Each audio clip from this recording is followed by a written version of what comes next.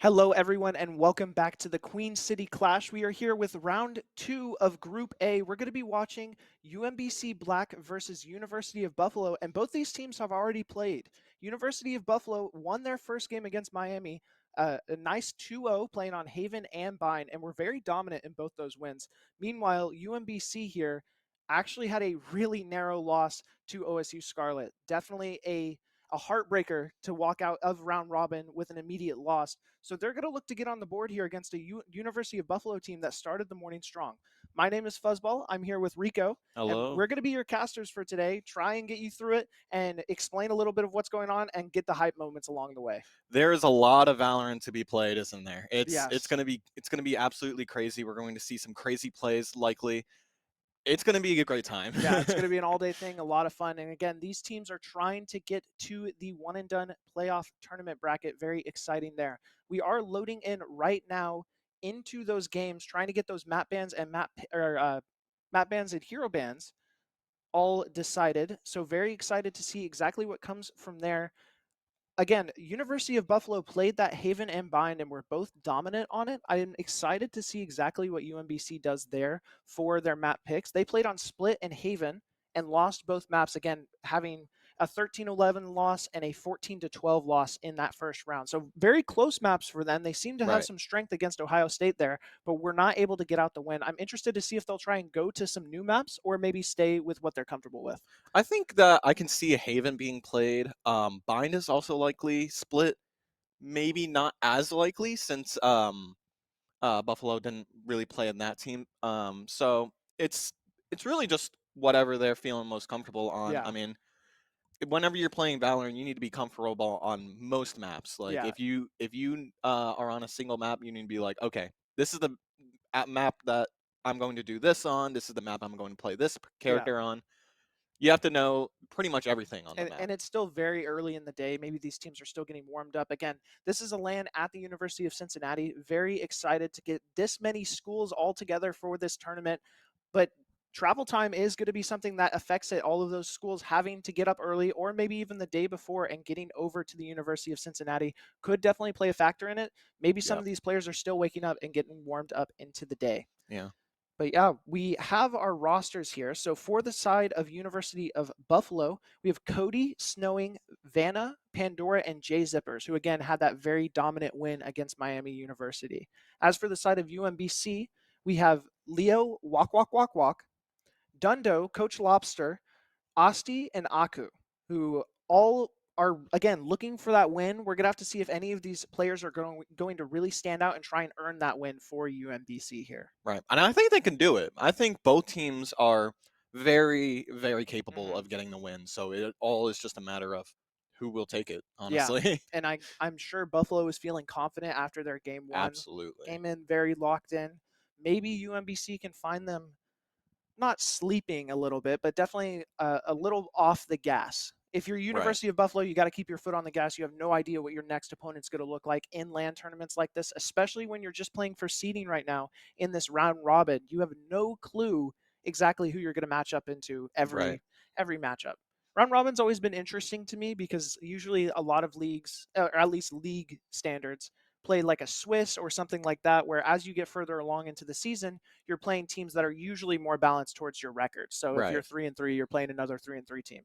Round robin's not the case. You play everyone on the table. You have no clue how good or how weak the team you're going to play is next. So you Right. really just have to be locked in every single game. It's very exciting to watch because these teams always have to bring 100%. University of Buffalo obviously brought 100% in that first game and was very excited to get that first win.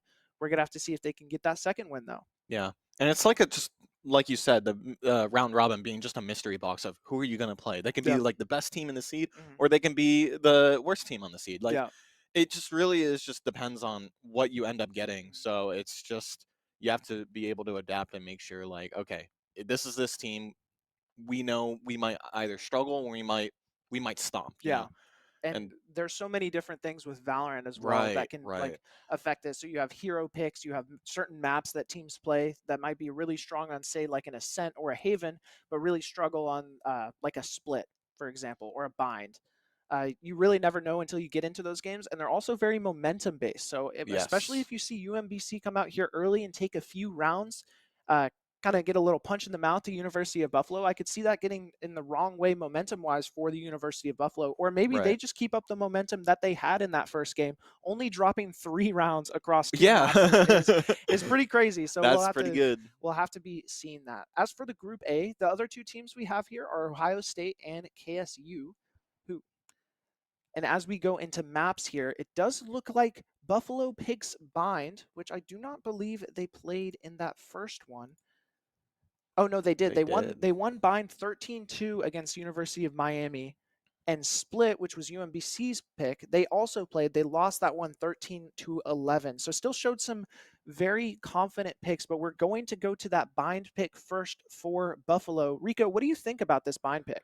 I really like Bind. I think honestly, out of all the maps in Valorant, I think Bind has by far got to be my favorite. And I would like to mention that the teams are playing exactly like how we saw. Like, Yeah, because I mean, they've banned Sunset, Abyss, Corrode, Pearl. They banned all the other maps, and so they're just wanting to stay on what they played previously, yeah. which I think is a great idea. Yeah, funnily enough, it looks like University of Buffalo played Bind in round one, and UMBC played Split, and they both played Haven. So these being the Yes. map picks make a lot of sense based off of what their round one is. They're very comfortable with these maps. It's something they felt confident in. I don't know if they got to see a lot of the other teams when they were playing that round one. So Right. it'll be interesting to see exactly how those pan out, if they have some changes that they want to do, especially for that Haven pick, that decider. If we get to a map 3, that can be really impactful for both teams because they've both already played it today with UMBC losing that 14-12. They pushed that to overtime, and then as well as University of Buffalo winning that one 13-1. Right. When we look for agent select here on that map, looks like on the side of UMBC, we're going to have the Raze Yoru combo for those duelists, as well as Dundo on that Viper, and Fade and Cypher there. Yeah. I like these agent picks. Yoru, obviously very strong, has Mhm. always been a strong duelist. Ray's also, again, a very strong duelist. We're seeing a Viper pick on On the both? side of. Oh, no. I'm Nope. sorry. Yep. On, Um, on the yeah. side of University of Buffalo. Yeah, so we're seeing. Oh, we're also going to be seeing some pressure. Yeah, very quick here. Coach Lobster gets the pick on that aggressive push on that defense, going to be able to pick off one. Jay Zippers here looking for something, just trying to look for space, slowing it up quick, probably not ready for that aggressive defense on the side of UMBC on this defense. As Vanna here slowly lurking up this long, does have the TP out, so is going to be able to try and make some noise, maybe some space, as still looks like University of Buffalo wants to walk up this A short. They are using the Viper wall to make some space here. Does get caught by that Cypher Cam and the nade. Comes back out to a lot of utility being pulled. Is it going to pull rotations as well? Coach Lobster, though, looking for something. Doesn't find anything. Is actually going to get spammed out by J-Zippers as they try to retreat through the smoke. Aussie gets snared. Dundo getting the trade, though, on Pandora. Having to pull out of it and is able to get out in the nick of time here. Plant was tapped but not committed. J-Zippers finds one. Walk Walk and Austin getting trades back, though. And now it's just Cody left for the side of Buffalo. Trying to make something happen in this pistol left. Is going to decide to rotate off 30 seconds, and all the players for UMBC on this side of A. The TP is there, though. Cody deciding to smoke it off, is going to have the audio cue for when that door opens. Is waiting for it, doesn't hear anything. Now watching CT, here's a second TP as well. Only 13 seconds here, is actually going to try and plant towards CC, knowing there's only one on this side. Leo's looking for it and is able to get it as the plant goes down. That is going to be a round win for the side of UMBC. Again, like I was saying, Rico, the beginning of this round, very important for UMBC to try and get some momentum. Yeah. And I think Buffalo getting that plant down, especially on a pistol, is honestly great for them. Like, they're not in a bad position, but honestly, it's decently even. Just, you know, they didn't win the round. Unfortunate. Not as much money gained in this one, but they still got the plant, so they were able to, like, kind of make up for that a little bit, you know? Yeah, and definitely, like, if Buffalo wants to play a little aggressive here, they got that plant, so they're going to be able to buy some sheriffs in this round too, in this eco. You know, it's very early into the series. I don't think you want to force buy round 2 of a series. That would be an interesting play, to say the least. But honestly, I think UMBC came out really strong in that first round, especially with the aggressive play down A main to try and catch Buffalo sleeping a little bit. And that's exactly what they did. Got that pick, got out, and then were able to just trade out from there. I think Buffalo being able to, if they can get a pick on someone with those sheriffs, it would be amazing for them. Yeah, playing really fast through showers now. They have their Viper lurking up A main as well. A lot of utility came out, though, and that Haunt caught so many. Very nice eye there from Buffalo to kind of slow down and give so much information.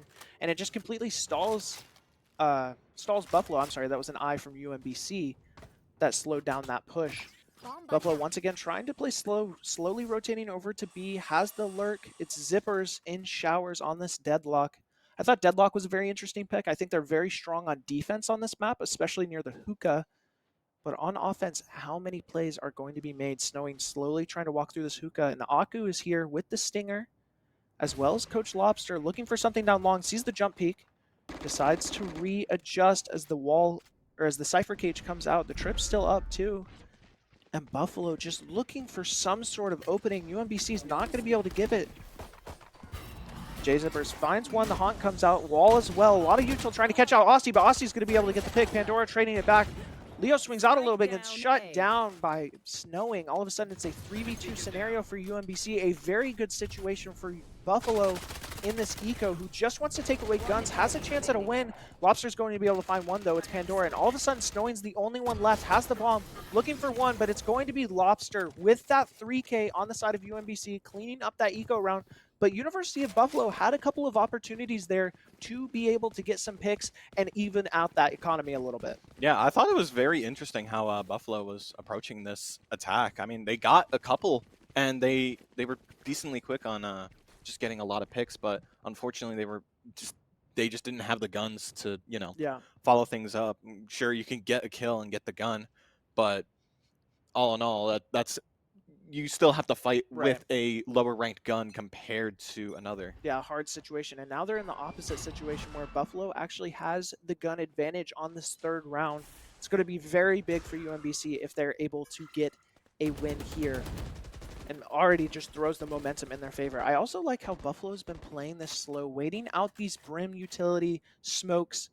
Dundo being very patient, only using one to slow up this bathroom push, and those Brim smokes last for such a long time. Lobster trying to watch this A main from the heaven. Now shifts over to bathroom. Very good communication from this UMBC team, who knows that there's a lot of players playing spread for Buffalo. Dundo able to get Snowing down from that A main. Again, that angle cycle was just really strong from the side of UMBC. The execute does come out from bathroom, both smokes and a flood onto site for the side of Buffalo. Dundo does get Deadlock walled off. Cody getting a trade, Leo trading it right back. A little bit of an advantage here for UMBC, still trying to get the plant down. But just so much utility. The flash comes out, Lobster able to shut one down. Zippers trades it back, and Dundo getting back Zippers, and all of a sudden it's only one. It's Vanna for Buffalo, who slowly walked up this bathroom, finds one. Looking for the second, knows one is heaven, not sure where the second one is. Not sure they knew that it was double stack bathroom, just looking for something, trying to force a 1v1 and trying to figure out where Leo is as well. There's that heaven is there, finds that as well. Aku gets shut down, and the reaction of the shot gets the bomb. Only 11 seconds left and 19 health. One bullet as well. Looking for the peek and triple, not going to be able to get it. Leo with the close swing, the crouch swing, is able to confirm that eco round for the side of UMBC and secure a 3-0 lead. That was an extremely close round right there. Being able to get them as low as they were, especially on like pretty much 1 HP with that Guardian, is a little rough. Also one bullet with the Guardian, that's also a bit rough. So now Buffalo is going to have to save so they can buy for next round. Yeah. And UMBC Black has full guns. Outlaw again on that Yoru. Yeah, I really like Lobster on this Yoru, has been putting in a lot of work on these angles, even though not a full buy gun like your Phantom, like your Vandal, still getting a lot of value there with that gun. Not one I see very often, to be completely honest. It's strong. Especially in the eco rounds, very, very strong. does look like UMBC is trying to take a lot of presence towards A short. We saw this in the first round and actually got them that pistol round. Not as much info towards that side. Leo is going to find out snowing here as they do pretty much the same play they did in pistol round and gets a pick and gets out exactly what you want to do if you're the side of UMBC. But the rest of Buffalo is shifted over. They're playing for this B side, and only Aku is the defender here for the side of Buffalo. Lobster walks up, did TP over. Nice shot onto Jay Zippers through the wall and gets that pick while getting out. Once again, UMBC able to escape with no trade needed. The plant is going to go down on the side of Cody. Lobster thinking about using the ultimate. Vanna is actually going to take out Aku here. The double Yoru. Making sure to say hi to one another. Aussie going to be able to trade out Cody though. Lobster now clearing out the side with that ulti, and only 2 left for the side of Buffalo. Pandora and Vanna finding 4. Oh my god! Out of nowhere.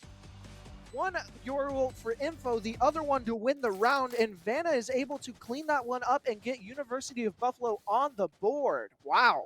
What an amazing thrifty right there from the side of Buffalo University, or Buffalo Varsity. Vanna going crazy with that 4K. I know, and out of nowhere, very good opportunity play there from Vanna, able to take down the rest of UMBC, who had flooded onto site thinking that it was completely safe after their own Yoru was able to push them on there. Vanna able to escape, disappear, and get an opportunity there to put Buffalo on the board. Exactly what they needed to, because the momentum was definitely shifting one way or the other. Cody Jimbo peeking this a little bit, takes some damage, sees 2 there in the side of Hookah. That's really good information for the University of Buffalo, who's probably going to want to start committing towards this A side. So we do have Leo on this judge, just watching bathroom. No one quite there yet. Vanna is a little deeper, maybe expecting that judge. Really nice read there. Actually able to get that pick. Aku able to pick up J-Zippers and Main. Aussie looking for another one. Not going to be able to find it. Snowing able to shut that down on that swing. Sometimes the Sheriff can do you dirty on those shots. Yeah. It's going to be a very easy plant for Buffalo, who now has a 4v3 advantage on this retake and 2 flankers as well. This is that downside of having a deadlock, especially when your Sentinel goes down that you can't watch anything on the flank. Lobster trying to wrap this A main. Looking for some info, flashes out, is going to catch out Vanna. Looks for the second one. Cody's able to trade it out though with that cage, just having a slight crack in the wall. Cody getting a second one. It's only Aku on this flank now in a 1v2 situation. Trying to get this retake, not really finding anything, and Snowing is going to be able to retake that angle in U-Haul and be able to get another round for Buffalo, who's starting to get some momentum back. Yeah. Buffalo, it came, at first wasn't looking like the greatest in the first 3 rounds, but now they're starting to snowball and do really well. However, it is a full buy for both teams. A little bit broken with those shields on the side of UMBC Black, but I think it's going to really come down to who can head tap the person faster, you know? Yeah, I think that is the name of Valorant, is who can click the Yeah. head better a little bit. There's really good ultimates on the side for UMBC as well, with that Razor and the Brim ultimate as well. Brim ultimate available on both sides, and I love that this play. deadlock ult is not too shabby either. Snowing get a really early pick on Leo. The first time we've actually seen that aggressive play be punished a little bit. Very good, and that was out in bathroom as well, or in showers. Lobster going to decide to give up long a little bit. Dundo's stuck in this side here, trying to look and just control info of this site. And it's actually UMBC who has a little bit of a sink towards this B side. They read the play very well, saw a lot of people towards long. And the Brim ultimate comes out. Dundo's not going to be able to get out, gets caught out in that corner. Very heads-up play for the side of Buffalo, who uses that ultimate for a guaranteed elimination and is able to push their advantage a little bit more. Still playing slow though. Only 45 seconds left on the clock. No real space taken onto site. Trying to pull out some of this utility so that they don't get caught out, and not 100% sure where Aku is set yet. Does look like the Fate ultimate is going to come out for the side of Buffalo. As the execute does come out, gets caught out by the clone. Vanna going to be able to pick it up. I love trading a life for utility. Always very good if you're the side of Buffalo with this take. And a great round for Buffalo so far. Already having a 5v2 situation, and it looks like UMBC, unless they're given something, are just going to want to save the rifles that they have and try and play for another round. Austie here just watching that angle in case anyone wants to push. It looks like Buffalo very patient here. Definitely okay just sitting back, waiting for nothing to happen and that bomb to go off. Yeah, and that save is definitely the right call on the side of UMBC Black, since they're already down a little bit on Econ, and Yeah. they had to full buy this round. So I think being able to have at least some guns and some economy would be very helpful for them in the long run. Yeah, it definitely gives them a fighting chance for the next round, where we saw a 3-0 start. We are now matched with a 3-3 split here on Bind. All of a sudden, the momentum feels like it's in the side of Buffalo, and it looks like it's so much in the side of Buffalo that UMBC is going to take a timeout here and kind of talk about exactly what's happening, what's causing some issues. I think UMBC came out with some really strong strategies. We saw the aggressive play up short a couple times. I think where the issue is right now for them, and the reason that Buffalo has been able to get back into this game, is one, we've had the one splash play. Vanna with that 4K in round 4, able Absolutely. to pick that one up and get a lot of opportunity there for Buffalo to claw back in it. And UMBC has kind of been doing the same plays multiple times. And I think Buffalo's starting to pick up on it and able to catch it out. We saw the Rays for UMBC actually push up once again on the side of A, but this time in showers, and gets caught out for it because Buffalo's just playing so slow. They're ready for this aggressiveness. Maybe we need to see UMBC try and take more of a timer play and try and drain the clock a little bit more, force Buffalo to make a play rather than waiting for UMBC to make a mistake. Yeah, and I think that's kind of how they're starting to play a little bit. They've definitely been starting to adapt to their play style, and I think this timeout is actually amazing for them because they can discuss, okay, this is our plan going into this round. Next round, then just go on, go forward, try and get that ball rolling for their own momentum. Yeah, I think they want to grab it right now by the way they bought economy. Did force buy up a little bit, has a little bit of a disadvantage. Leo trying to go super aggressive and get shot for the smoke too for snowing. They decided to double down on the aggression. The spray through the smoke on multiple sides immediately shuts down UMBC and what their play was going to be. All of a sudden, a 5v3 situation for the side of Buffalo as, oh my goodness, didn't shoot it because they thought it was a clone. And it was actually the real player, Aku here in bathroom, playing slow, looking for something, is going to get shut down by snowing though. And all of a sudden, another 5v2 scenario for Buffalo. And UMBC trying to give space again. Looks like they once again wants to save these rifles. And UMBC fell over so fast on both sides that there was no opportunity for a retake at this point. And I think Buffalo might end up trying to go gun hunting here is what it's looking like. Yeah, this is going to be very rough for UMBC to come back, especially after they force bought on that round. So, I mean, saving these guns, again, very, very important. They really need to keep some of these guns up because otherwise their economy is just going to go down in shambles. Yeah. And so UMBC or Buffalo is playing with house money on a 4-round winning streak here. So yeah, they're hunting them. Vanna here is looking and getting really close. Trying to look for something. Util actually gets committed here, which minus 250, I guess, or 150, whatever Brim's smoke is at. I don't know. In this economy, you never know when it's changing. So it looks like UMBC once again wants to force buy. Again, they did save 2 rifles in that round, so it does let them attempt once again. And it looks like coming out of that timeout, they decided to double down on their aggression. That's where they felt like they were having a lot of success. I don't hate the call. I felt like they did it even more than they did previously, which I think was good. It showed that they weren't complacent. I probably would have played a little bit slower if it was me personally. And as once again, aggression, Leo able to catch one out is Cody, the Brim player. Very important pick there for the side of UMBC. And there's bomb down. Oh, and that's the spike. Already disaster for Buffalo. Vanna does have the ultimate. They're going to look to try and pick up that bomb and get it back. Maybe be able to grab it and not, being able to get back. And the rotations for UMBC was actually disastrous because now they're all set up on the wrong site. And A side is completely free. Does catch out Dundo, who was through that spawn side, maybe looking for a little bit of a cheeky play. Speaking of cheeky plays, Osti in the attacker's spawn as the bomb does go down. Rest of the players for UMBC going through that normal CT side, but Aussie is going to look for a play here. Snowing is watching it from showers. I don't know if Aussie's going to commit up that way. Just trying to make a decision there as the CT is also looking to push out here soon, maybe develop a little bit of space on Heaven. It's Lobster who's going to look to do it. Pandora should be catching it out. Oh, does get the eye. So knows there's one up there. Leo, though, going to get the first pick. Finds two, actually, as they walk through this U-Haul. Austy's about to come through the flank as well, and Aku gets a trade as well.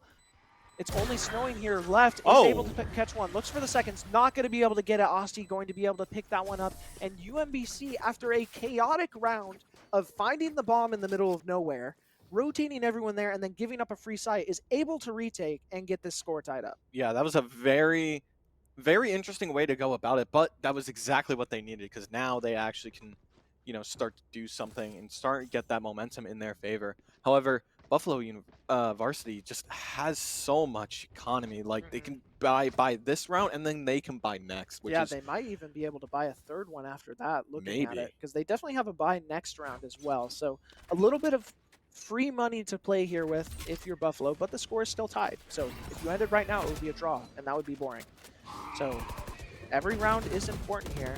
It does look like Buffalo Holy wants spray. to go a little faster through showers. They're sending a late lurk up through mid as well. Love the random shorty shots. If that would have gotten something, we would have checked their PC, even though they're out of land. Snowing, able to get a pick. Austy trading it right back out. And I think that's better for the side of UMBC, as Buffalo does lose their Viper player. So that smoke down, even though they still have the Brim. And Cody up here looking as well, once again by themselves with the spike. Such a scary, scary play. Playing slow, though, waiting for the rotations to come over, as it looks like UMBC, or I'm sorry, University of Buffalo does want to commit B-side here. They've struggled to get on B-side quite a bit.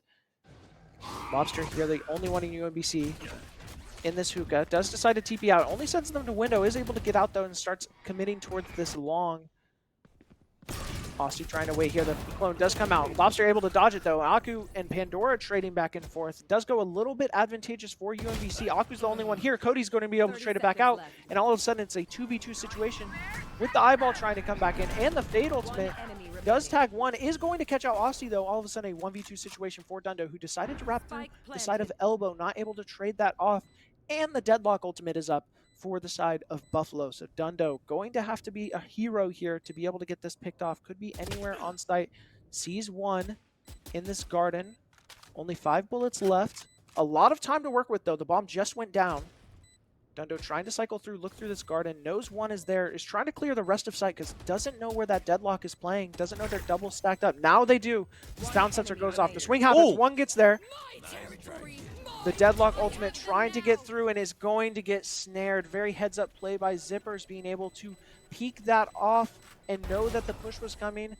Zippers able to get that pick, and that is going to be a round win for Buffalo, who's starting to get some momentum back after getting it tied up last round. Unfortunately loses that gun in the end, but they don't care. They have so much money that it doesn't matter. But that was a very well played play by Zippers right there. Just being able to play your ultimate as Deadlock, that Annihilation is just so strong. Just easily, obviously, Deadlock's best utility ever. Granted, ultimate. Yeah. But I like the post plant play and having it just really just pop off, and even with the sound sensor on the bomb, as soon as they tap, it's just they have to deal with the sound sensor and they're stunned.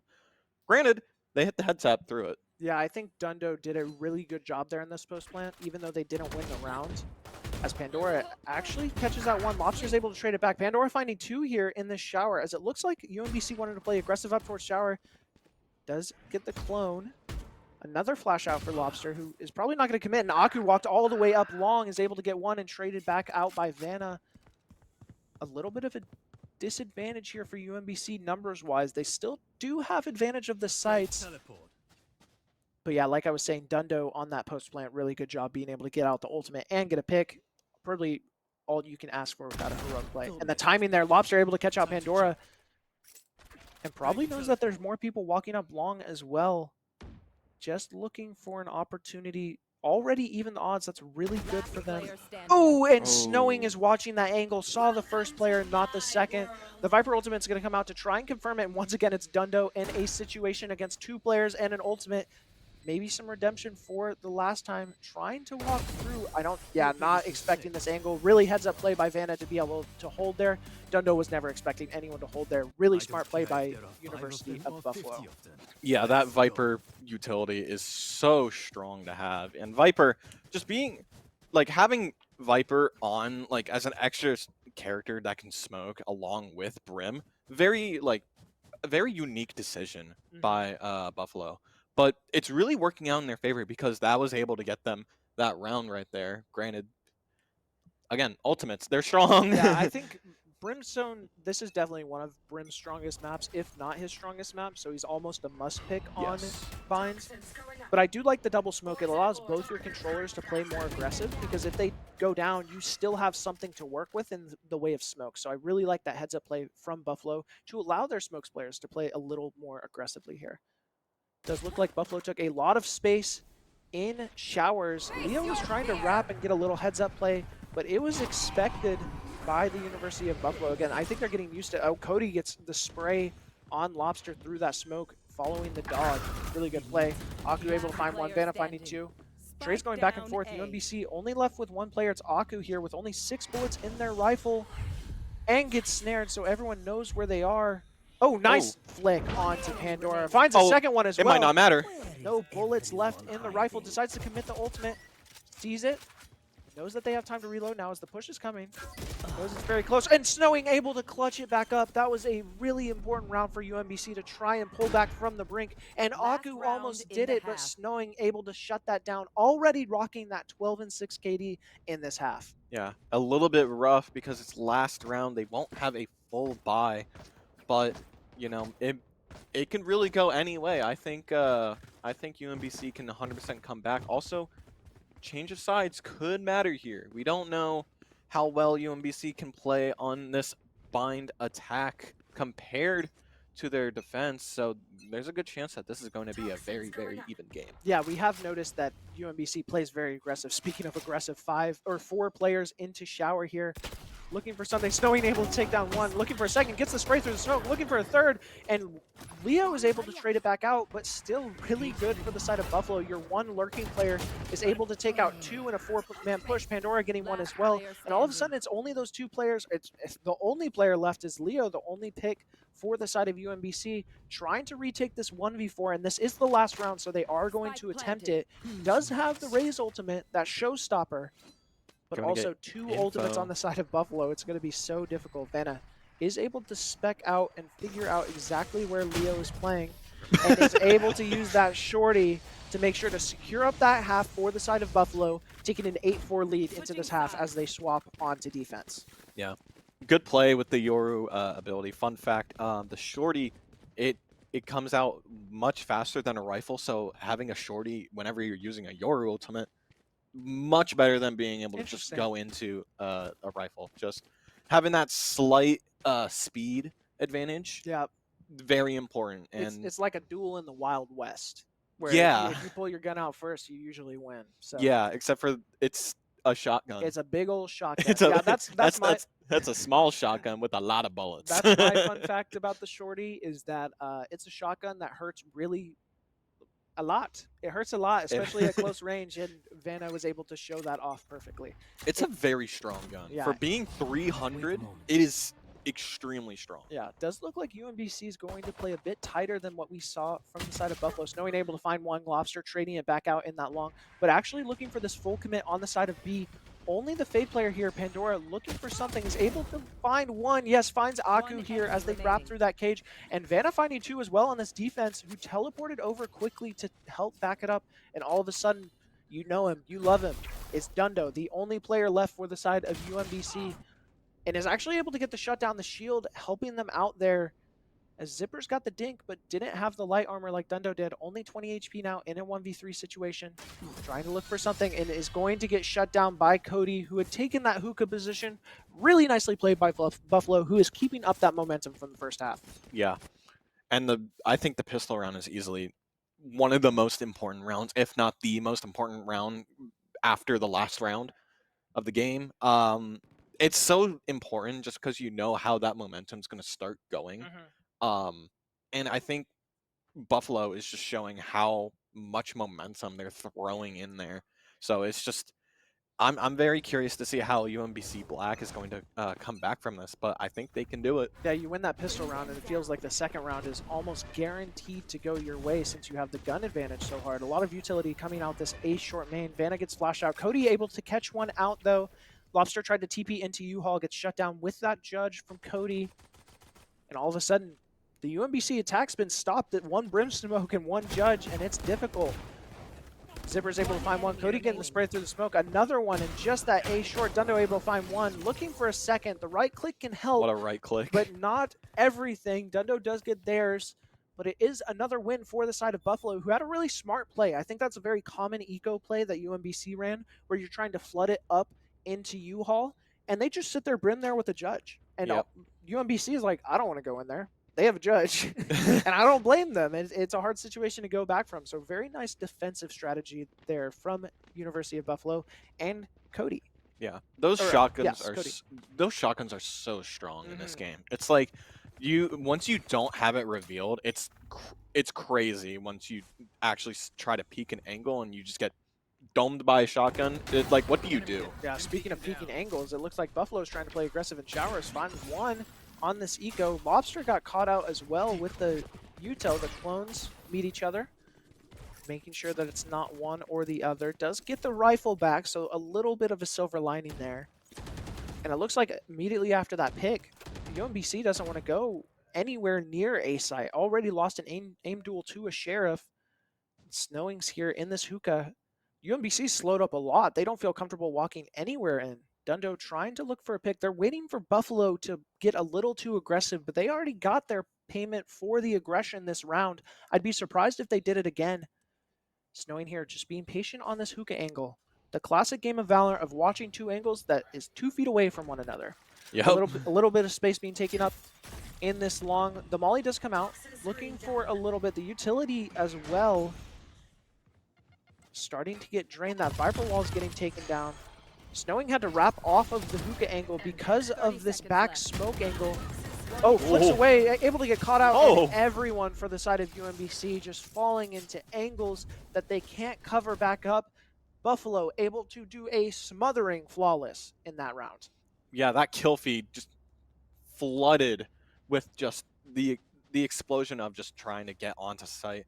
Very unfortunate for UMBC Black, trying to make something happen and trying to do something, but Buffalo was there. They were ready for them. Yeah, I like Buffalo's advantage and the way they're able to buy that advantage with that aggression early, something we have not seen them do a lot so far in this defense. Granted, we're only, 3 rounds into it? Yeah. But on that eco, trying to get a little bit of pace change, smart play by Buffalo, and then they didn't over-aggress. You see a lot of players that they can get that first pick, and it's great, but then they immediately trade it back. That was actually really funny what just happened. Osti able to get the pick. Yeah. Vanna able to get it back. Osti getting 2, actually, with that Sheriff, making it an even playing field. Osti's very hurt on the side of UMBC, though, and still no gun advantage. With where that deadlock wall was, they weren't able to pick up the rifles. Now, I think that's actually what Cody's coming over here to do, is guard these rifles and make sure you don't give more of an eco advantage. Snowing here in the shoulder, looking for the commit. Knows it's coming soon. Finds one. Gets shut down by Dundo, though. And that's enough information for Cody to know that everyone had wrapped through U-Haul. Yeah. Both players for UMBC in that U-Haul now. Cody here on triple. Pandora wrapping back from spawn, trying to make it an even 2v2 fight. Both players for UMBC just 1 HP, but they get the trade, and now they're pushing spawn, and Dundo actually able to find the third. Not expecting that rotation from UMBC. I thought that was a really heads-up play not to commit to the site they were on, and getting both picks. Dundo able to clean that one up and put UMBC back on the board. Big thrifty for the side of UMBC. That is exactly what they needed, especially on a big save right there. Granted, they're even in guns now, but they just made a great play that they can absolutely carry through until the end. Very curious to see how Buffalo is going to respond to that afterward, because that was a little rough on their side. Yeah, Buffalo is looking to close out this game. Just 2 rounds left for this map, but they have to be aware and be ready for these heads up. UMBC, good old Baltimore, is not going to go away that easily. The clone comes up this long. Pandora does shoot it, show some presence, nothing crazy. A little bit more spread for UMBC. They have their Cypher lurking on that A-Shore side. Looking for something. Already got that first round win of the half, which they really needed coming into this half. Oh, the spray through. No. Pandora getting a nice shot onto Leo. I feel like a lot of times when we spectated Leo this round, they've had a lot of those situations. Another one, Pandora finding a second one through the smoke, just trusting the timing and the angles. All of a sudden makes it 5v3 for Buffalo before even seeing a player. That's crazy. And still UMBC is on this long. They're committing to it. Maybe they're trying to cycle through this TP, wait for Aku to try and make a play. He's trying to walk up this left or this A side through the short. Pandora playing the shallow angle now, trying not to get caught out by the eye. Finds a third one and looking for the fourth. Saw the flash as well. Let them out though. Vanna's able to get the trade as well, and that's bomb as well. And now all of a sudden, it's just Aku here, looking for an impossible situation, and Snowing, who has taken so much space through Hookah, is able to catch out Aku there, and that's another flawless for Buffalo, only 1 point away from this first map. That was a crazy head tap through the smoke on the side of Buffalo Varsity. That's crazy. And not just one. There was two. That was wacky. Like, I guess just good like timing on that end, because like holy, that was great. And also following up with the third kill, being able to also get that spike down right in that position, just causing UMBC's black lurker try and rotate out, make something happen. And unfortunately it's going to just go down to the Viper and mid. What do you think needs to happen on UMBC Black's side? Well, the simple answer is they need to win rounds. That's true. I think UMBC has played some very standard plays, and I think Buffalo is picking up on those standard plays as we see them now taking a timeout, obviously. Try and do something that's a little inspirational, a little more creative, that Buffalo is not going to know exactly how to respond to immediately, and try and catch them off their guard. Because even if you do end up losing this map, I mean, you're down 5-12, it's going to be difficult to come back. I'm not saying it's impossible, just difficult. Throw some wrenches in their plan where University of Buffalo is going, okay, these guys are weirdos. They're absolute freaks. We don't know what they're going to do. And that way they don't play as standard and as confident as they are now. You have to try and hurt their confidence before you're going to actually get like really secure round wins. Lobster the deadlock wall trapped. does come out. A lot of commit here for the side of UMBC on A side. The Molly, though, is going to slow down, as well as the double brim or one brim smoke in Shower, and Buffalo is able to take complete control of Shower. Leo double committing into U-Haul with this judge. No one's holding it though.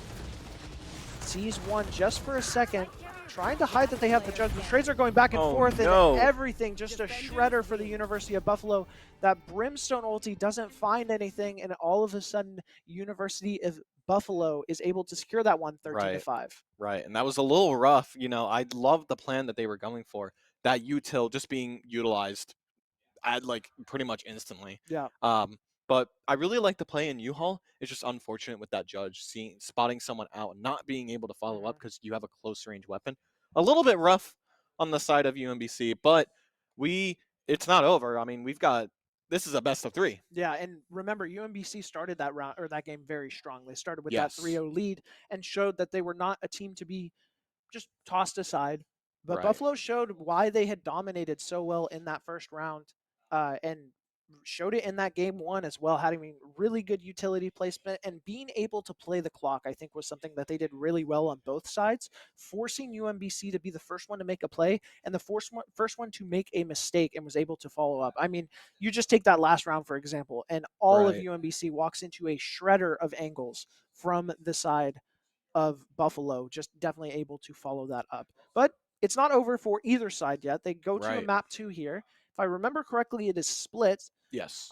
So that's going to be interesting as well. We're going to see if how many hero swaps there are, exactly what's going on there. And again, UMBC, I think, has a real shot at bringing this back. I just think they need to go a little bit more outside the box with some of their plays. I felt like their standard plays, especially at the beginning, were really strong. But then you go back to those multiple times, and Buffalo is not any slouch of a team. They're going to be able to sit there and go, hey, we've seen this before. We understand what you're trying to do. And we now know how to punish it because we probably know where most of your players are playing. Right. So, and you can tell that's really good coaching and practice on the side of Buffalo, where they've scrimmed enough. They've probably seen plays like that. And they understand, oh, this smoke is here. This is exactly what their play setup is. And they're able to get those sprays, those things like that. I meant to make a comment on that when we were talking about when that spray happened from snowing, just Right. tapping through the smoke, finding two. It is partially luck. You have to click at the right time Yes. without knowing, but you also have to think about all the crosshair placement, the practice, um, the timing, just understanding the timing of the game and being like, I think this person would wrap right now. And Right. if you click ahead, you can be like, I'm a wizard. Snowing was a wizard in those last couple rounds. Snowing made a lot of really good plays, especially just Yes. positioning wise throughout a lot of that University of Buffalo game. Just doing a really good job. Yeah. I think Snowing did a really good job on Hmm. like catching out just the lurker because we've seen UMBC kind of just hold a lurker trying to get information out on just literally anything, try and see what util is being used, who's where, you know, having information in a game like this, very, very important. Yeah. And Snowing was able to shut down that information, which I think also played a part of why Buffalo was playing very, very well. But it was very, very well played. It was great by Snowing, but also great by the rest of the team as well. Speaking of information, we have been given new information Hmm. that both teams have asked for a 5 to 10 minute break. Yep. So they're going to need a little bit of a breather. Definitely makes sense. There was a lot going on in that last game. Yes. Um, so that means we're going to take a little bit of a break as well, and we're going to be right back. Yep. Hello, everyone, and welcome back to the Queen City Clash. I am here with Rico. I am Fuzzball, and we are about to go into Game 2 of UMBC versus University of Buffalo. We just watched University of Buffalo win a very solid game of bind 13-5 against UMBC. UMBC actually started that game on a 3-0 lead, and then Buffalo was able to lock in. Definitely doing a great job there. As we said, Buffalo winning that first map 13-5, and we're about to go to Split. Split's an awesome map, very linear map. A lot of high angles, a lot of low angles as well. So I'm very curious to see how we're gonna go from Bind, that has not a lot of like up and downs, Mhm. but compared to Split, it's pretty. Yeah, there's a lot of verticality in Yeah, Split. that's exactly the word I was thinking Yeah, of. with both heavens Verticality. on either site, and then even mid, just walking up it is a natural ramp with two different lanes. It's going to be interesting to see. And again, this is a map that we've only seen UMBC play today. University of Buffalo has not played this map. So UMBC lost this map against Ohio State 13-11 in this morning's round one. This is their round two, obviously. They have not played it since, and they're still scratching for their first map win. Buffalo's been very dominant in all three maps that they've played. And that Right. 13-5 is actually the closest game they've had all day. So Buffalo's going to look to keep up this dominance as they are doing hero bans right now, or hero picks. Wait, it's agent picks in this game. Sorry. You're Uh, thinking too much of Overwatch, there's man. a lot of different games that do that sort of thing. But That's true. and again, this is the pick for UMBC. So Buffalo wanted to go to bind, and it was kind of UMBC didn't mind playing bind. I think if they could go back in time, maybe they would mind playing bind a little bit more. Right. But it does. This split is going to be their map pick to try and force a map three. Again, they've both played Haven as well, which is their map three decider. So once they get there, I think it'll be a little bit more level footing. But UMBC needs to come out with a win here. Otherwise, they're going to Yes. walk into 0-2 in round robin, which is not where you want to be. Absolutely. And I mean, what do you think is the ideal side to be on Split? Because we see Mm, I think Buffalo is on defense. yes, I believe so. Since it was, yeah, I think that was right. Yes. Um, the ideal side to be on. I don't know if I would even have a preference on side on split, but I just want to have whatever my personal team is confident in. I would say, and I think that depends on like what your strongest roles are. So I feel like if you have a strong initiator or maybe a strong duelist that you really like playing, you want to go on offense first and kind of figure out where you need to be on defense. And similar if you're playing a sentinel or a controller as your strength. So we look here at the rosters. University of Buffalo rocking not really even any close to what they played on Bind. They have the Viper, snowing on that Viper again. They have Vanna on the Rays, who was on the Yoru originally. Then they have their Brim moving over to Omen from Cody. Pandora on Sky rather than the Fade, so a little bit more flashing for their side, as well as J Zippers on that Chamber. For the side of UMBC, we have Lobster once again on that Yoru, Aku on the Cypher once again, Osti on Fade, Leo on Rays, and they're really their only change is Dundo on that Omen. Yeah. I really like the Omen pick over Brim because this map, like you said, has so much verticality that Omen being able to put more precise smokes like that is way better than I'd say a Brim, at least in Yeah. my opinion. As But well as having the physical verticality of the teleporter there. yes. Does look like UMBC is on offense first, so we were right here. Snowing trying to slow it down. Pandora going to get a pick on that defense. Snowing getting another spray through the smoke here. Already starting on that pistol with 2 picks. Aku is going to be able to get one back, though. Making it a little bit more doable for UMBC. Vanna's in an interesting spot here. Snowing finding 2, looking for the 4th. Gets that 3rd before I can even say anything. Aku trading it back out, and Cody getting the final pick as University of Buffalo changing up what they did in the first round of not losing and actually taking that first pistol on this defense. Yeah. Snowing also getting another shot from the smoke, might I Yeah. add. Yeah. Amazing. Very well played by Snowing with that position there, just outside of heaven. Very well played, being able to just confuse them a little bit. It looked like UMBC wanted to go to maybe try and hit B site instead, but you know. Now they're playing way more spread. UMBC here is Yeah. just looking for maybe some information, trying to find something. They actually watched TP Lobster up really, really close. Snowing's able to shut it down very quickly. Snowing has been playing fantastic this series so far. Yes. And like I was saying very early on, is you kind of want to be on the side that your strong players, their characters really show. And I think controllers show really strong on defense. Look at the space right Yeah, here from Austin able to Austin. walk up so far is probably going to be able to catch something out here, as I have no clue how they got that deep without anyone knowing. Finds one. It's Pandora looking for a second one. Zipper's trying to catch it out and is not going to be able to. And all of a sudden, UMBC's opened it back up with a numbers advantage and some guns to their name as well. Dundo getting that bomb down. And it is secretly a 2v2 situation right now with the way the rotations are going. Snowing does wrap up and clear this heaven. Still has this Bulldog here. He's just trying to look for something. Vanna is going to be able to catch one out and even it back up for Buffalo. Looking for the second one. Snowing's actually able to trade it out first. It's Dundo, that smokes player, and the only one left. It didn't get cleared at all, but Snowing is able to see it there, and Austin is going to be able to, Austin is going to go down to Snowing, who is already rocking, I think, a 6-0 stat line into 2 rounds here, doing a fantastic job on that Viper.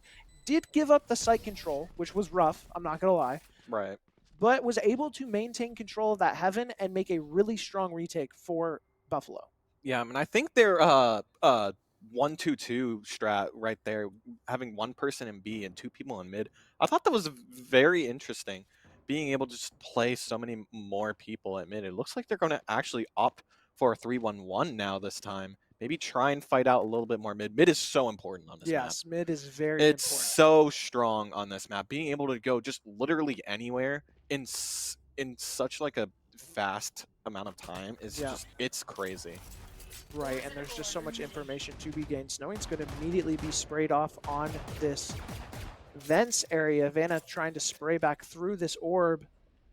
And just a little bit of stall here.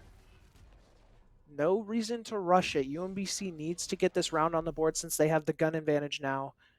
But they're not going to force anything that doesn't feel comfortable. They're just trying to keep this space as much as possible. Maybe send a boom bot just to get a little bit of information. A little bit of sprays coming out, though. Look at this angle right here from Pandora. They have the rotate on if they want to go A, but it looks like they're going to actually lean more towards B, going for that B main. Not only is that angle good for if there's a rotate there, it's just so much information for the side of Buffalo. They pretty much already know the commit is coming out on this side. Yep. The eyeball comes out. Zipper's going to go and TP out, but Vanna's getting 2 on the trade as they force so much util onto Zippers. Dundo is able to trade it back, though. Zippers looking for something, sees a lot of damage. Aussie's able to shut it down, though. Snowy only 10 HP here. All 3 players for the side of UMBC on the site. Cody with the judge finds one, looks for the second, and can't get the third. 2-1. Oh my goodness, so much stuff happening. The collapse for University of Buffalo there, very strong, just taking so much space of the map, making it where UMBC can only be in the spots that they currently are in without being caught out. Really good job by Buffalo on that retake. Yeah, Buffalo, again, is holding strong. They held that middle as well as possible, making them basically forced to flood out B main. very well played, and also that explosion from um, uh, UMBC was very interesting. I liked how it was going, but at the moment, what do you think that's happening so far? Well, one thing I noticed on the scoreboard is Snowing is currently 7-1, the That's Viper player true. for Buffalo. Not only are they doing a great job at being able to delay the site pushes as well as the mid push, we saw that with the Viper Orb, they're taking duels that are advantageous to themselves to where even if they lose the aim duel, they're usually getting out with their life. Right. So we actually saw them retake that last site with 10 HP because of something that had happened in mid because of the sprays. So very important detail to note there. Yes. Something else that I noticed is on the side of UMBC, both of their duelists have failed to secure an elimination yet. They're That's 3 rounds in, true. and that can partially be on them. It can partially be on UMBC. I think it's just really showing how Buffalo is not playing in super traditional spots, which are usually where these Yoru and Razes like to commit to with their mobility cooldown. So, like when you double satchel in, you're looking to land on a certain spot because you feel like someone's going to play in that spot or an angle that's advantageous to you in that spot. Right. Same with Yorus, you're trying to land a TP somewhere where you can get in safely, and then be able to have an advantageous angle as your team pushes, things like that. They're 0-3, so that's not happening so far. I Yeah. think that's really important to note, especially we've seen the Yoru TP in twice now and actually get punished for it. I believe it's Coach Lobster, if I'm correct. Yeah, Coach Lobster there on the Yoru has TP'd on 2 spots that I thought were pretty strong, but Buffalo was ready for those teleports and being Yeah. able to shut them down very early. There is a tech pause right now, which is why you're seeing us instead of gameplay. I'm Yeah. sorry that we're not Valorant. Um, so they're trying to figure that out right now. But yeah, currently Buffalo Valley is starting really strong, that 3-0 lead. Maybe this is the tech pause that UMBC needs to kind of right the ship a little bit because again, Maybe. if they lose this map, they'll lose this round and fall to 0-2. So very important for them to try and get this win over a very good Buffalo Valley team. Yeah. And I'm really liking the space, like the amount of space that both teams are getting. Cause like we saw that angle on A, just having that much information, having that much space. Very, very well played. A right now, it just seems like a playground for just taking space on both sides of the team. Mm-hmm. We saw one Asti, I person, yeah, believe. Austin, Yeah, yes, correct. Um taking just so much space, basically taking whole of site, making saying like, hey, okay, this site is clear. I'm gonna go ahead and get lurk up, get heaven, maybe get a pick or two. Exactly what they did. found two too. I Yeah, thought I honestly thought that Buffalo was going to lose that round after that opportunity play because you don't see that very often at this high level. Someone able to get that far in without being detected of some sort. yeah, So that A main as a whole, it's always been like just the way Split is designed. That like first little open area is always very contested and it's difficult to get any space in on either side. It's been the exact opposite script here, where there's not a whole lot of pressure looking at that A main pit. It's more of looking at either the heaven lane or sometimes the main lane, but really nothing there either. That's why Asti was able to walk up there. So it's going to be interesting to see if those teams adjust to kind of how those first couple rounds with, because I'm yeah, sure UMBC is like, hey, we got someone all the way through A main and was able to get 2 with a classic on an eco round. Like if that's right, a buy round, that's a win for UMBC. They just had a kind of a gun diff at that point. yeah, And then, of course, University of Buffalo is like, hey, we walked on our eco round. We walked our sky all the way up A main through sewer without seeing anyone.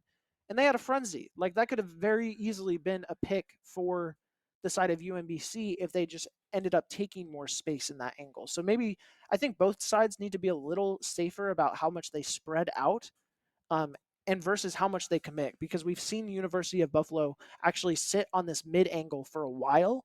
Obviously, you have Snowing who's sitting there in the vents, and then a couple of other players have cycled through that B Heaven side. right. And they've actually even had like 2 people on that B Heaven side. So we do jump back in here. Don't Like you worry, said, Valorant is back. like you said earlier, snowing in the vents right there, kind of just holding mid. We are Mm-hmm. going to see a 2-on-2 defense here from Buffalo, which I think can be interesting. Maybe have that Raze help fight out mid if there's anyone. We're also going to see maybe a Cypher lurk onto B. May just be an explosion onto A, though. As I say that, Oh, all the Cody. spray. Just trying to push so fast, UMBC trying to walk through that smoke and get sprayed down from Cody in the heaven. And I was just talking about how there had not been a lot of sync in that A main. I think maybe UMBC was trying to catch that out, but Buffalo able to adjust very quickly, still defending that heaven. and being able to get a quick 3K there for Cody. Vanna here in that middle does find a little bit of information, sees Aku peek, does decide to commit the grenade, and UMBC stuck in this middle now. Cody's walked up the sewer. Maybe this is something they're going to adjust to as well. As Cody does. Oh, a little bit of a rough timing, getting ready to swing that corner. Dundo able to shut that down. Makes it a little bit more doable for Buffalo here, who still has 50 seconds on the clock. Or sorry, UMBC has 50 seconds on the clock. Finds another one. All of a sudden, a 3v2 scenario. UMBC doing a great job at getting these 1v1s and making it a little easier for themselves. And this is a round they need really badly. We've seen UMBC on bind. They've been in this situation, and they've decided to just save. But now all of a sudden that they're on this this attack, they're playing a little more aggressive, even committing the Cypher ultimate, getting so much information on where these players are. Knowing that it's a 2v2 scenario on site as well, with both players playing Heaven. The spray comes through. Aku's able to find another one, wrapping up this Heaven, looking for another. Zipper's able to shut it down, but Dundo is able to get the pick off and wrap into CT. Trying to look for Snowing, who is late on this rotation because of wrapping so far into sewer here. And now Dundo is just looking for a chance to get UMBC back in. Both players for Buffalo wrapping through the Heaven, dropped double. I don't think Dundo was close enough to hear it, though. Probably doesn't realize that they're on site yet. Slowly clearing all of sight. The tap comes out. Looking for CT, finds one.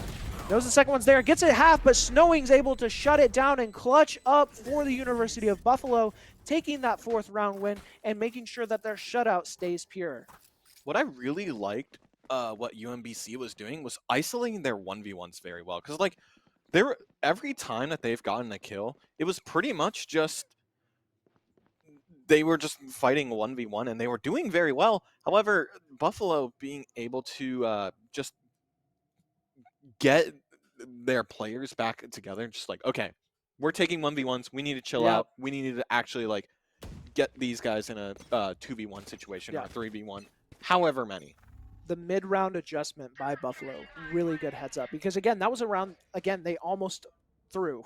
The second time that this has happened, UMBC's been getting close on this round, but they can't close out. Really nice shot from Zippers, being able to take out Leo there on the chamber. You have the Sentinel player in the chamber that really gets to play as a duelist. The Fade Eye does come out, does haunt. Dog as well. A lot of util on Zippers, who's just trying to stay alive. Aussie finds one, though. It's Vanna. Oh, nice reaction to Lobster, who swung. Cody gets one as well. It's traded out by Dundo, though. I don't know if they're going to be expecting the Sentis. Aku coming in late through the garage, able to even it back up. And now it's just Snowing and the Sky who's coming from CT. Aku there, as well as Dundo, both stuck on site. It's Pandora on that Sky. Decides to use the Scout to kind of clear out CT a little bit. The Hawk comes out, and now there's not too many places left where these UMBC players can be playing. And this happened similar a couple rounds ago where they got stuck in that CT, but they're playing this top-bottom here. It's going to be difficult for anyone to swing it evenly. Is there going to be a Sky Flash that comes out? No Sky Flash available. Looks for the swing. The top-bottom's there. One swings out. Dundo doesn't, though. And Dundo's able to clean it back up. Almost disaster for the side of UMBC. Another clutch from Snowing, but Dundo actually with their own 3K on that controller and being able to clutch that one up. Yeah, UMBC Black is now on the board, able to unfortunately lost a lot of guns for that, which is a little bit rough, but they're able to actually get some of their economy back just because they won that round, so it's pretty good.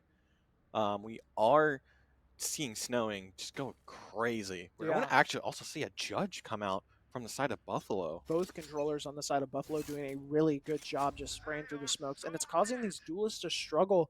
But Buffalo doesn't have a lot of economy to their name as well. I think they decided to save this round, or maybe a half buy, it looks like. Yeah, a couple of rifles here and there for their better economy players. Yeah. We also have the Chamber ultimate out, so that's just a free op. A very deadly op as well. Yeah, that gun's kind of good.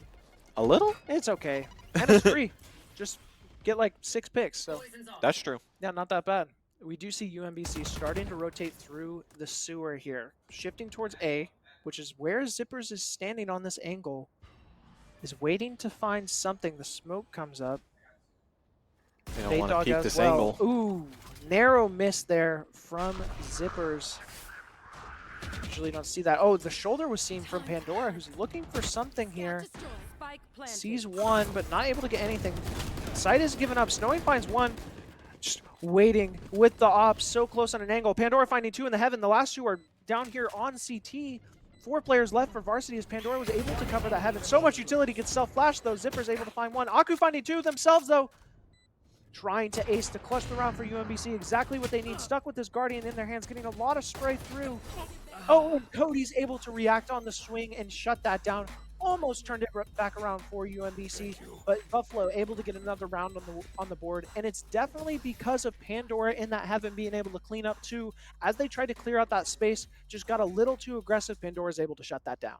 Yeah, and I love how they're playing. Like, both teams are playing very, very well. See Aku just go kind of crazy on just sitting in that screens area, just try and get as much as possible, but wasn't able to close it out. Unfortunately, Dundo going to finish off, and however, actually, sorry, other side, Cody finish off, and we're going to see a save from UMBC Black. Yeah, I don't blame them. You streak a lot of round losses together. They had the one win in there, which helped them stretch it a little longer. Leo's looking to play aggressive here. Might get caught out by the Boombot, and does! Oh my, raised diff. Vanna able to get that Boombot pick onto Leo with that utility. Just so much damage through the spray. Aussie able to find one though, and that's a rifle there as well that they're going to try and buy with the smoke. Going to be able to pick that up, and that gives UMBC an opening. Aussie finds the second one and vents. Buffalo giving 1v1s once again and giving rifles back to the poor. UMBC needed exactly this to happen, and Buffalo is able to give it. Does slow up a little bit. UMBC's taking control of mid. They're just waiting to try and get some pull. Maybe find another Buffalo mistake here. Cody looking for this player. Vanna was trying to commit onto this mid, knew that it was coming. Finds one, finds a second through the flash as well. Is able to even it back up. And the late lurk from Aku through that garage leaves just Zippers here with this 1v2 scenario and the Cypher ultimate coming out. Just trying to commit exactly where they're going to be. And both of them decide to play garage for the side of UMBC. The trip is here, so it's going to be shown where they are. And Zippers has to clear so much space to try and figure out where these players are. They could be anywhere on the map. I would never expect a double stack garage. It's another high-low, and Lobster able to get that pick onto Zippers, cleaning up that round for UMBC. And that is the first opportunity I've seen UMBC be given that they were able to close out. Buffalo now 3 different rounds almost through by giving up guns to an eco. And that third time's the charm, UMBC able to take that one back. Yeah, a great thrifty on the side of UMBC. That's exactly what they needed. Because now, look at that. Buffalo's down on economy. Yeah, which at a 5-2 lead is crazy. It shows how close these rounds have been. UMBC's been getting a lot of picks and able to flip the economy that quickly could be the momentum shift that they needed. Coach Lobster does go in with the Yoru, looking to try and get some free space. The blind, the paranoia comes out. That Ray's ultimate, though, on the attack is going to take out Zipper. Snowing able to trade out with Aussie, though. The Bucky shot from Pandora, finding one in this elbow. And the eco guns are actually doing pretty good for the side of Buffalo, who gets 2 picks back. UMBC now only stuff with Aku, who did not even get onto site. They were playing very slow, like they had been for a couple of rounds now. It had been working. But when your entire offense goes flat, it puts you in a really tough situation. I don't think they're expecting this Omen, who's just going to wrap the corner. No, actually, Dundo here going to be able to slow up. Oh, gets shot in the back a little bit. A lot of damage there. Trying to look for the 1v1. It's Cody, I'm sorry, this Omen on the flank. Looking for one. Finds Cody, not expecting the second one, and is not going to expect the third either, as Pandora and Leo decide to wrap, or I'm sorry, not Leo,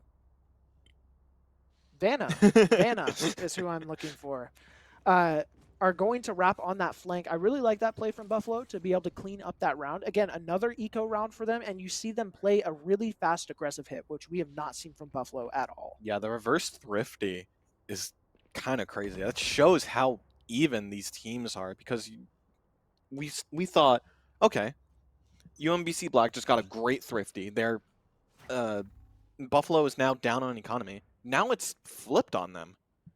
You know what this is telling me, Rico? What's up? This is telling me that the rifles in Valorant are actually terrible. And Yeah? you should never buy a Vandal or a Phantom, and only buy Only Stingers and buy a Spectres. Bucky, Or a actually. Bucky, yep, exactly. I and, love the Bucky. And that'll be perfect. Make sure if you're going against me in my ranked games that you do that. I think it would go very well for you. Yeah. It does look like UMBC is playing it extremely slow after the last time. Pandora able to shut down one, finds Leo there. Gets a flash as well, so has information that there's more presence here, and it looks like UMBC is actually wanting to commit towards this A side.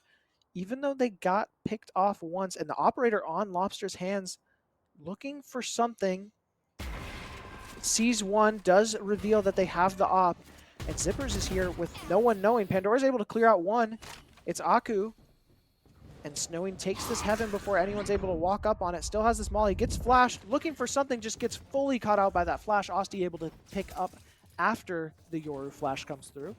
Pandora trading one back out, already with 3 eliminations, and knows where the rest are playing. And once again, UMBC is taking so much space. I wouldn't be surprised if they push spawn here. They could go to B here from this. Look at that, how open their spawn is. Yeah, but it looks like they want to commit A. I mean, there's no time left on the clock. They kind of have to. Pandora's here looking for one. Finds the fourth, looking for the fifth, and is able to get the ace. Pandora locking it down for the University of Buffalo as they push their lead to 7-2 in this map 2. Wow. What an ace from Pandora. Also getting that operator on to Jay Zippers, the op player, playing chamber, you know. But that is a rough round for UMBC to lose right there. Yeah, I mean, Buffalo was able to turn back around. That double stack from the A main was really important for them, for Pandora and Snowing both being able to hold that. And now they have Zippers here with that operator trying to look for something. Does have to use a shorty shot. Gets flashed out. A lot of util as the rush up heaven happens. They're no longer being stopped. Pandora finding one, continuing it. Aku trading it back out, though. What a nice shot from Pandora there on the flying raise. Zipper still has control of heaven. They weren't able to fully take that space, but the plant does go down. Snowing gets a spray through the wall. Is actually able to catch out Lobster there because of it. Now all of a sudden, 3v4 situation for UMBC, stuck completely on site. As Buffalo is slowly clearing the angles they need to clear. Sees 2 in the CT. The molly comes out as well. Really nice molly, but it doesn't matter. Aku's able to click the head of Snowing. Aku finding another one, trying to ace themselves. Zippers is going to shut that down, though, with the op. 2v2 scenario here now. Osti being able to get a pick onto Cody, and all of a sudden, it's just Zippers left. Dundo is going to get the pick on Zippers, though, and get a 3rd round for UMBC in this round 2. Very nice way to turn it around for UMBC, who I thought they were in a terrible situation, all of them being stuck on site there, and all of a sudden, being able to get those picks exactly when they needed to. Osti getting a lot of value on, or I'm sorry, Aku able to get a lot of value on that Cypher, being able to get those picks and even the odds a little bit. Yeah, and they've just been trading this operator, which it's been kind of crazy, just how often they've been swapping this op on both sides, which is proving to be kind of a game changer here. Like I just said, Coach Lobster is going to get a nice pick on the Cody.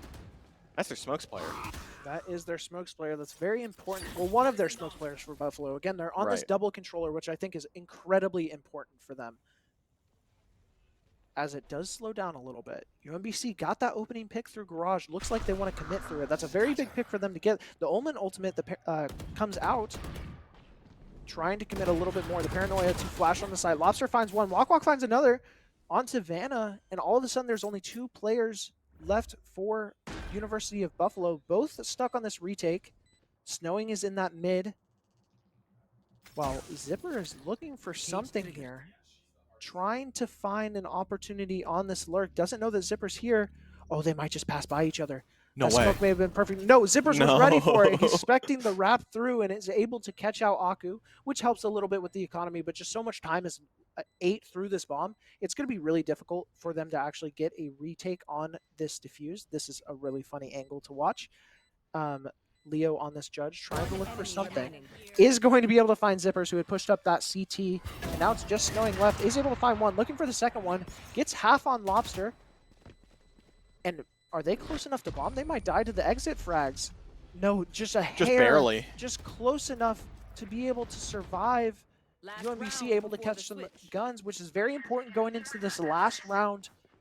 2 ultimates on the side of Buffalo with that Sky ultimate and the Viper's Pit, both for the side of Buffalo. Meanwhile, only that Cypher ultimate for the side of UMBC. Pretty even half all in all. Buffalo was starting to run away with it a little bit, but UMBC's gotten those last 2 rounds and been able to even up the score a little bit more. Yeah, you know what was happening in that that A side with the chamber and the Cypher? You know what I thought was going to happen? I thought it was going to be like that, like CS:GO meme where they just literally are like right next to each other. They're right there. They just don't see each other, like just somehow. No, but Zipper was ready for it, so that's true. definitely able to get that. Jay Zipper's very heads up play. I 100% would have let that guard cross. I thought it would have been really funny. It was very interesting. But no, this is serious Valorant. We only do serious things here. It is time to lock in. Buffalo going caught out by the Cypher cam. Oh, but Aku's not expecting that. I think he didn't actually. He wasn't able to see that angle from Snowing, and Snowing is able to catch out Aku, who tried to take a little extra space on this last round. Snowing finding another one, finding a third already, maybe ending the half with an ace, looking for a fourth. Dundo's able to shut it down. 2v4 situation for UMBC. Snowing getting some great picks on that controller. Has been having a dominant half, a dominant series already on the Viper. Cody here ends up using the ultimate.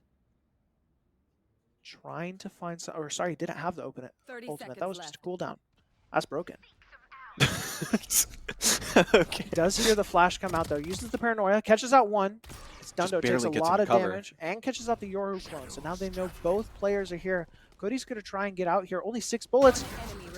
Is going to be able to find out Dundo as they wrap in. Finds a nice tempo play from Cody, who looked like they were going to use the smoke to get out of the nook and cranny, but decides to push in a little bit more aggressively with that Spectre and catch both players for UMBC. That was a good play by Cody right there. Mm-hmm. That was a gamer move. That was a gamer move. Because just being able to like sneak into the smoke, especially at the angle that that they were looking at, they just weren't able to see like if they were going to come out at all. And also the 6 bullets, getting that just barely. Also following up with the classic on to Coach Lobster. Very well played by Cody right there. Yeah, very nice heads-up play. I like that play a lot from Cody. Both controllers for the side of Buffalo doing a great job, Snowing being the other one. Now a little bit of a defensive shift here. We'll have to see if UMBC can do a little bit stronger on this defense if they expect to be able to take this map. Again, this was their map pick, and them being down this hard on their map pick can be a little scary. Zipper's here trying to hold this garage as both duelists are looking to take it. And oh my goodness, Zipper's missing that shot, trying to readjust, but Leo's able to get that pick, and all of a sudden so much space has been taken up. Snowing trying to find one, does get Aku, but is traded out by Osti. Still a little bit of an advantage here for UMBC in a 4v3. The middle has been opened up though. Buffalo able to walk all the way up this heaven. I'm not sure if Leo's going to be expecting it. Oh, and Walk is able to find both that were walking up the mid. Cody's the only one left. And they already know that Cody is towards this bottom, and it's a 4v1 situation, just a lowly classic. Can Cody make a miracle happen as they try and wrap into the CT? Oh my goodness! Finds one! Able to find oh, and Jundo's able to clean it up. Oh my goodness! Caught with their pants down, not able to get back up in time. UMBC able to win that round. That opening round on defense, definitely what they needed to try and pull back into this map. So at first I was scared with what UMBC was doing because they had so much space in B and they also had a lot of space on A. They just gave it up. So I thought this was going to get very rough for them, especially to get that space back, because it's so much harder to take space than it is to, you know, secure space. Yeah. But they ended up making it work. Also, Dundo, sorry, Cody, yes, Cody, thank you. That situation was just a little unfortunate. Yeah. Bad timing. Yep, Lobster back with this Outlaw. We saw it on Bind a little bit as they were able to get a lot of value here. Nice shot by Dundo, shutting down Vanna, who was trying to walk up into that middle. Really bad situation. Nice shot from Snowing, though. I wasn't expecting that angle to be a shutdown. Snowing is looking to try and take some extra space before securing the gun. We're seeing a lot of nice shots here today. Yeah, these are some aimers. Good And one-taps. they're here for the LAN. Again, playing on not your own system can really be difficult sometimes, but these players are showing that it is no issue at all. Oh, look at this space. Oh, nice Look shot. at this space. Snowing's getting those one-taps like we said earlier. Once again, why should you buy a rifle when you can do this with the Sheriff? If you think about it, rifles are technically free. You just got to kill someone first. Exactly. Yeah, you just got to go quick. Does catch out the trip. Leo's able to swing off it and get the elimination. Pandora goes down. 2v3 scenario for Buffalo. Snowing's feeling good with this deagle. Sees the shoulder. Gets a lot of damage on both players. Cody's able to trade one out as well. And both these players are pretty lit for the side of UMBC, who could be giving this up. But Cody's got to make a miracle happen. Only 14 seconds, no bomb, no plant, and no chance as Dundo is able to swing out and get the pick as Cody is dropping. Really nice timing play there from Cody on UMBC, or sorry, Dundo on UMBC, to be able to get another round. That's 2 in a row for UMBC, who's trying to get it back in clawing distance. This is going to be a big round for them, though. If you can somehow steal away Buffalo's gun round, you've pretty much evened up the map at this point. Right. And they're going to have to go back into another economy. You're probably going to have a decent amount of rifles, and it's going to make it a great situation if you're UMBC. But that's a tall task to ask for, because you're going against this gun disadvantage, against a team that has shown they are really strong in aiming as a whole. But you need this. Yeah. You need this bad. Snowing, trying to lurk up this A side, uses the wall to show some presence, and now there's so much information missing that they don't know where Snowing could be on this angle. The rest of University of Buffalo has committed towards this mid to A side, or mid to B side, pardon me, and it showed so much pull off of B Heaven. There's 3 players for UMBC just all stacked on B Heaven, trying to look for something. Oh, and they're not ready for them to be that far up. Leo goes so far into the spawn, but they've already walked all the way into vents. The trades do go Buffalo's way. Really Buffalo's way. Vanna's able to get another pick in a 4v2 now. Not sure where all the players are. Bomb is down. Aku here in the heaven. So many players just on the other side of that smoke. Aku's thinking about swinging it. Wants to try and look for an opportunity, but it's going to make all the Vents players be able to get through. Osti able to take down Snowing, who had a rifle as well.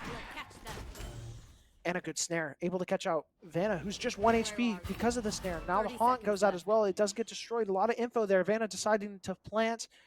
Still a disadvantage for UMBC, but they have a good situation here. It's misses the spray, and all of a sudden it's even with no damage as well. Cody's able to get the jiggle peek, though. 1v2 situation. Osti, who has had a couple of really good clips in this map, looking to clutch one up for the side of UMBC. Has the rifle, has the opportunity, just needs to make the play. Starts wrapping out of CT here. The smoke does fade. That's in heaven. Both players for the side of U Buffalo are in heaven here. Oh, and the jump up as Vanna for Osti swinging out. Vanna able to clean that one up. Back up for University of Buffalo. Such a close round, but Buffalo able to clinch up their gun round and be able to get some momentum back. That middle play shows how important it is to take space, because there was so much space that they had, that Buffalo varsity had, that UMBC just wasn't expecting. They were trying to roll out with that Raze ultimate, try and get a couple picks, but they just weren't expecting them to be behind them, which I think was a very, very important play from Buffalo, which I think that was great. Yeah, I agree. But mid is just so strong on this map, and we see a lot of contesting very quickly. Buffalo already rushing up the mid side. They're going to be able to get into vents again. Vanna already, and this is where they got their 2 or 3K last round, just being able to hold this space, and all of a sudden, mid is off limits for UMBC. They can no longer try and contest it without getting some problems. Yeah, but as we see, also A is locked down for the side of UMBC. Buffalo needs to push into this double angle here with that Fade Gnome and just holding that. Oh, Pandora being able to shut down Coach Lobster there, and it looks like University of Buffalo has actually shuffled through the shower. Snowing does get shut down on that lurk. The trip does catch out one. Aku, oh, nice shots from Zippers, knowing exactly where Aku was from the bullet tracing. Vanna finding one in heaven as well. Buffalo having a great execution onto B after losing their lurker on the A side. And now it's only 2 players for UMBC, both stacked on the CT, trying to walk heaven because they saw the space from Vanna up here. They need to clear it out, and that's just going to eat more time as this bomb starts ticking. This Going is slow. very unfortunate head tap from that. Oh my goodness. Zippers with a great play, and Vanna's wrapped back up to heaven. They're walking through the stairs. They're on the behind. Cody's able to get out one, and Vanna's looking for the second. Got flashed out by their own teammate, but is able to help as the flash comes through, blinding both the enemy and the ally. Buffalo is victorious in that round, and what a fantastic read from Zippers, who has kind of been struggling this round on the chamber, but being able to follow that bullet tracing, get the opening that really just almost won the round for Buffalo there. A nice head tap through the smoke. And we've been seeing Buffalo be able to do that a lot, being able to read those smokes and understand where those players are going to be playing. And UMBC is getting punished for it a lot. Now looking at a 10-6 deficit, as well as in an eco. Yeah, we're actually going to see them opt to push up to B, get more space. Looks like a 1-1-3, actually, on the side of UMBC. Looks like they're actually just going to immediately explode, though. Aku's going to get a pick with that stinger. Yeah, great timing from Aku there. A lot of util from both sides. The Raise Nade does come out trying to pressure things down and swings hard. Aku trying to punish one, but Vanna's going to be able to shut it down. Ooh. And what a nice shot from Lobster, shutting down the showstopper. Trades going back and forth. Buffalo in a little bit of a disadvantage here. Snowing not quite on site, and Lobster, I think it is. No, it's Cody. Cody getting shut down by Dundo as well. All of a sudden, a 3v1 scenario. It's Snowing, the only one left, and so much sprays going. Losing half their health to not even an opponent they can see. This could be rough. So many angles to worry, and the cross. I don't know how you get out of this one if you're Snowing. Dundo's looking for something, gets the jump peek off though. 30 seconds left. Snowing has 30 seconds. Not really enough time to wrap. They're all going to sit on this cross. Just looking for something. Joe's present. Oh, what a nice shot from Snowing, but gets traded out by Osti on the other side. What a nice job by UMBC, and what a fantastic shot on that showstopper, being able to shut down Vanna, who was trying to get that solid entry. An amazing shot from Lobster, who, again, has also been struggling this series, but makes the plays when it matters most for UMBC. You know what I would say to that? That show was stopped. Yeah, that show got stopped. That show never opened. I don't think they got the wind up off. That was a nasty. They were shot. actually about to shoot it, but unfortunately they just got. They got domed. They did. They really just got hit with that Marshall there. Very unfortunate. Big round for UMBC there. Great round for UMBC, because that was, again, another economy for them. So it's very important for them to be able to win those ecos and try and get back into this game. Buffalo once again takes a lot of mid space. UMBC has decided to stop contesting it and maybe giving a little bit more space. So the camera does come down. That was a funny interaction. I love zip lines. Thank you, Valorant. Cody here close. Oh, and 2 shutdowns for the side of Buffalo. Leo and Dundo swinging the heaven, and both get picked off, and all of a sudden the heaven control is all of Buffalo Valley's. Lobster's the only one here and has to TP off just to play their life. Does get a pick out of it, though. Catches out Vanna. And now Cody, might have a really good timing here, looking for the wrap. But Aku's able to shut it down through that middle.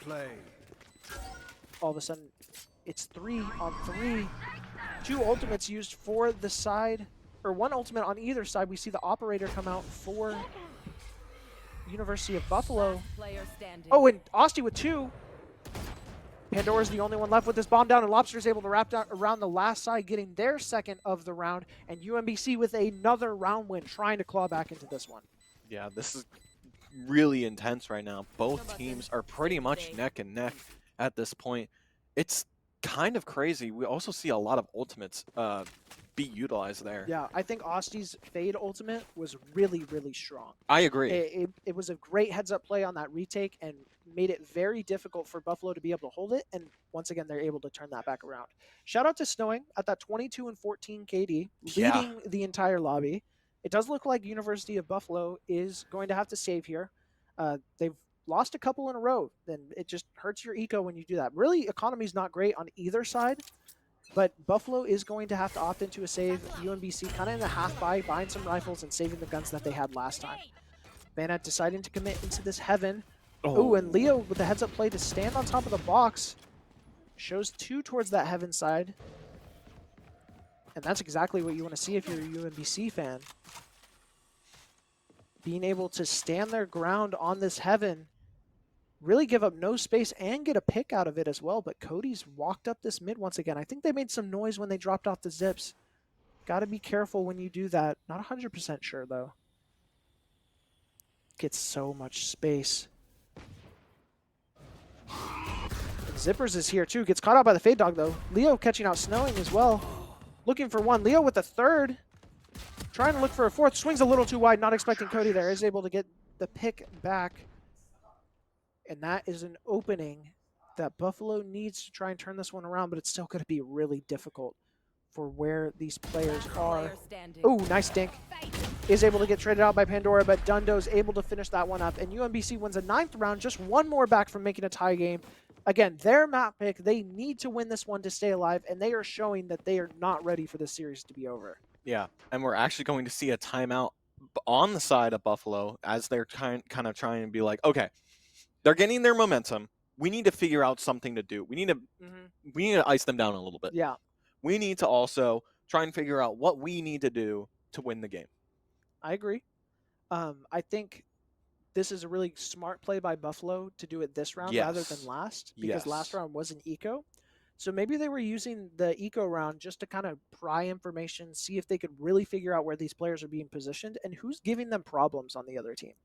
Me personally, the Rays for UMBC has been doing really, really good. Leo, walk, walk, walk, walk. Sorry, I haven't been saying that all day. It's kind of a long name. It is a long name. So Leo has been what it's been short tuned, though. But in that last round, having a very good job holding that vents. I think Buffalo's having the most success when they take control of the vents and don't commit to it. Yeah. So they kind of control that mid, and then they either go down A main or B heaven. And then they just still say, hey, even though we're not using vents, we control it, and you can't retake it very easily. So I think that's, if I was a Buffalo fan, that's what I would probably be looking towards. On the side of UMBC, you have the momentum. Do not let anything stupid up. Don't do anything silly like reloading your gun as you swing into a wide angle, which is what we saw last round. Yeah. Just play your game, play smart, use your noggin, and you'll be able to wrap up more rounds. That's true. I do also love how Buffalo is constantly, holy pressure, holy space. Look at how much space has been taken. Oh, that's a big. And they do get slowed down in the heaven with the util commit. Gets a lot of damage on that spray, though. Chips Leo down, who's still trying to contest this heaven a little bit. Does have the showstopper, though. Could be monstrous if they're able to get this off in time. And do they get it off? Buffalo does this thing where they hit the gas really fast and then all of a sudden hit the brakes once they have enough space. And I think it's really smart. It makes the positioning for UMBC feel really awkward. Like both of these players on the A site are just not really doing anything because they're worried about what could be there. And it's a great play by University of Buffalo. Yeah. I think one thing that's very difficult in Valorant is not what is there, but what could be there. Oh, no. And Walk is able to get another one. Pandora's able to trade it back out in that heaven. Snowing wrapping through the mid. The blind comes through from Pandora and just trying to stay alive. Cody, oh, the TP comes out, looking to save it and not going to be able to. Dundo gets out. Austin getting a pick as well, looking for one, finds one, and Dundo's able to clean that back up, and we're in a tie game. With 10-10 on the board, UMBC was down 8-4 at the half, but has been able to bring it back on this defense. We're also going to see an operator actually get committed here. This could be dangerous. The op, it could trade back and forth like it did last half, so this could be very interesting. This could be what wins UMBC the game or what causes them to lose the game. Yeah, and I'm a little scared if they walk on that op angle. If Lobster misses one shot, this rush from the pistols could be really, really dangerous. Once again, looking for the big commit. And there's a lot of sync here. The miss from the op is there. We haven't seen UMBC do this a lot. Walk swings out. Does get traded out by Snowing. Just a little crack in the smoke is able to get the trade. Aku's still here, though, guarding with the trip. Great play by Aku as this flash comes through. Full flashes on G Aku. Lobster still looking for a pick with this off. Van is able to catch out Aku as well. Buffalo is flooded into this mid. Able to commit a lot onto the site. Dundo's trying to hold something, and oh my gosh, Zippers walked all the way up Garage without knowing, but still is not able to get that pick on Dundo. Aussie's able to get a pick on Pandora as well. Snowing stuck on this site here. Aussie in the Heaven control, though, with bomb down, I think, on Heaven. Really bad angles. What looked like a great situation for Buffalo immediately turns the table. It looks like they want a Viper's Pit to try and commit here. It's going to be difficult to get enough space off. It's just so difficult with how little space they're providing. I think Snowing's going to leave. 30 seconds Maybe left. wrap around Heaven, try and make a little bit of a hero play here. Or just run all the way to A. I don't hate this play either. Just They're using gonna catch the him out, Viper's though. Pit as bait. I think they make it in time. Able to get the smoke up. One's shown off in Heaven. Vanna with this off. Oh, nice shot onto wow. Asti, who tries to jump up onto the box. Oh, and saw the second one. So now Snowing knows that this is close as well. 2v2 situation. A lot of damage on the side of Buffalo. Either one could fall at a moment's notice. Snowing, knowing one's on the side. It's Lobster, who tapped. They did see that they got off, though. Last player Now looking for standing. the push. Oh, the timing! Oh, no! On the wrap, Dundo is able to swing out, and UMBC is going to get another round win. That's, what, 4, maybe 5 in a row from the side of UMBC, able to claw back into this game, and now has their first lead since the first half. This is insane. This is incredibly close right now. We have 5 wins in a row Yeah. on the side of UMBC. This is already going kind of crazy. We are going to see another timeout actually get utilized. Honestly, very fair. I don't blame them. Losing 5 in a row can be a mental breaker. And yes. I was wrong. This is not their first lead of the half. It's their first lead of the game at 10-11. That's true. Which is crazy to think that even though they've been losing this entire time, they're able to claw it back and pull it all the way back to a 10-11. UMBC trying to knock off Buffalo, who has gone undefeated in these games so far. Now, granted, there's only been 3, but trying to show we deserve to be here. They've had a lot of close losses. They lost twice to Ohio State, both being 2 rounds away from the win. And now UMBC is 2 rounds away from their first win here against University of Buffalo in this map. Now, Buffalo's not all in out. They've been playing fantastic, been really good. Right. And they have a third map to fall back on if they do end up dropping this one. But there's still plenty of split to be played. Who knows? Maybe we'll go to like a 17-15. That's my score call. I'm not saying That's who your wins. score call? It's going to be 17-15. Okay. What is that? Quadruple overtime? Something like that? Yeah, I think you're right. Quintuple overtime? Yeah. It'd be pretty cool. We'll have to Be see. pretty neat. I accept PayPal when I'm right, by the way. Okay. As it looks like Buffalo once again trying to commit up this mid. It feels like it's working for them, but it's not equating to round wins. I would, like, at this point, even though you're getting a lot of success with it, I would maybe try and cycle somewhere else. Maybe do a little bit of a bait up this middle as they're trying to force through vents once again. Good angle to be Yeah, putting your Viper player there. yeah, just so much space on this vents wrap. Asti is ready for it. Oh, but there's so much space to be watching. Osti's not sure exactly where to look. Has too many angles to watch. As it looks like Buffalo's once again slow cycling towards B. Going so slow up this garage and actually completely gave off the mid control. Their only mid player now is Snowing, who's in that vents.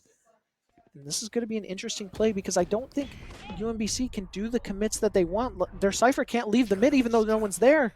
Dundo trying to commit onto the garage. Does put a smoke there. Snowing shows a We see the molly mid in fight. B side and shows that there's still presence in the mid, or on the A side, I'm sorry. And all of a sudden, Buffalo's actually rotated back towards the mid. 20 seconds left and haven't even seen a sight. Aku's able to find one, finds 2, looks for the third. Zippers is able to shut it down though. 2 players in the heaven for Buffalo. And the UMBC Fatality is able to come out as well. Snowing trying to watch this angle, is able to shut down 1. Dundo gets the trade back and Zippers with 1 as well. Now a 2v2 situation. Snowing catches 1 on the lurk though. Oh, and there's Oh, the no planter's time. gone. Oh my goodness, a perfect opportunity play. Aussie is able to catch out the planter and gets that round win for UMBC. I didn't even realize that they had walked onto site and stopped the plant, and just no time. Buffalo has been playing the clock so well in these two games. Yeah. So well. And now the clock comes back and punishes them by not giving them enough time to plant because they played it to the last second. Right. Really good play. Yeah. And getting that pick on the person that was planting, so important. That was exactly what they needed right there. That's a backbreaker for the side of Yeah. University of Buffalo, who now is against Matchpoint Vanna, trying to walk on with the showstopper, look for something. A lot of people leaving for UMBC. They're looking just to do a 5-man retake. No ultimates on either side either. The bomb does go down. The clone comes out, tries to get some space. Does reveal the op though. Oh, and it's just how much space, how much time can University of Buffalo buy? We've seen them on Bind being able to hold out sometimes. Leo actually walking on the site right now. All 3 players for the side of UMBC. Akko finding 2. Aussie finding a 3rd. Pandora the only one able to trade back. Snowing and Cody are the only 2 left. And Cody with the Bulldog. And oh my gosh, Snowing has to make the play of their life. Finds 1. Looks for 2. Gets it down to a 1v1. And is not able to get it. Coach Lobster able to clutch up and get the pick. And that's going to be a defuse for the side of UMBC. I think, yes, with a second and a half left, UMBC wins that round and is able to push it to a map 3. This is intense. That was crazy. Yep. that was crazy what I just watched. That was so exciting to watch. UMBC able to win a 13-10 thriller comeback win against University of Buffalo. And now all of a sudden, they're going to be going to map 3 on Haven, where it's win or lose another game in the round robin. Just definitely not what you want to do.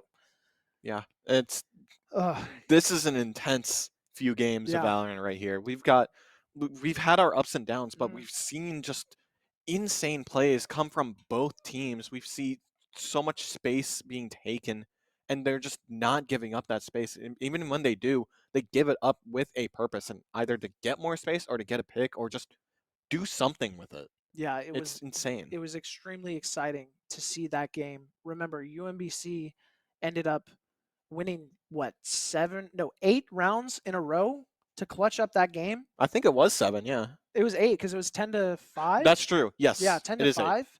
Oh my goodness. No, it was 10-6. Yeah, so it was 7 rounds in a row. Oh. I can't count. I can't either. That was too thrilling for me to remember what numbers are. Yeah. It's crazy. They do tie the series though, and it's going to be exciting. But both these teams are drained. They just played 2 maps in a row. They're definitely going to want to take a break, and we're going to want to take a break too. So we're going to go to one right here.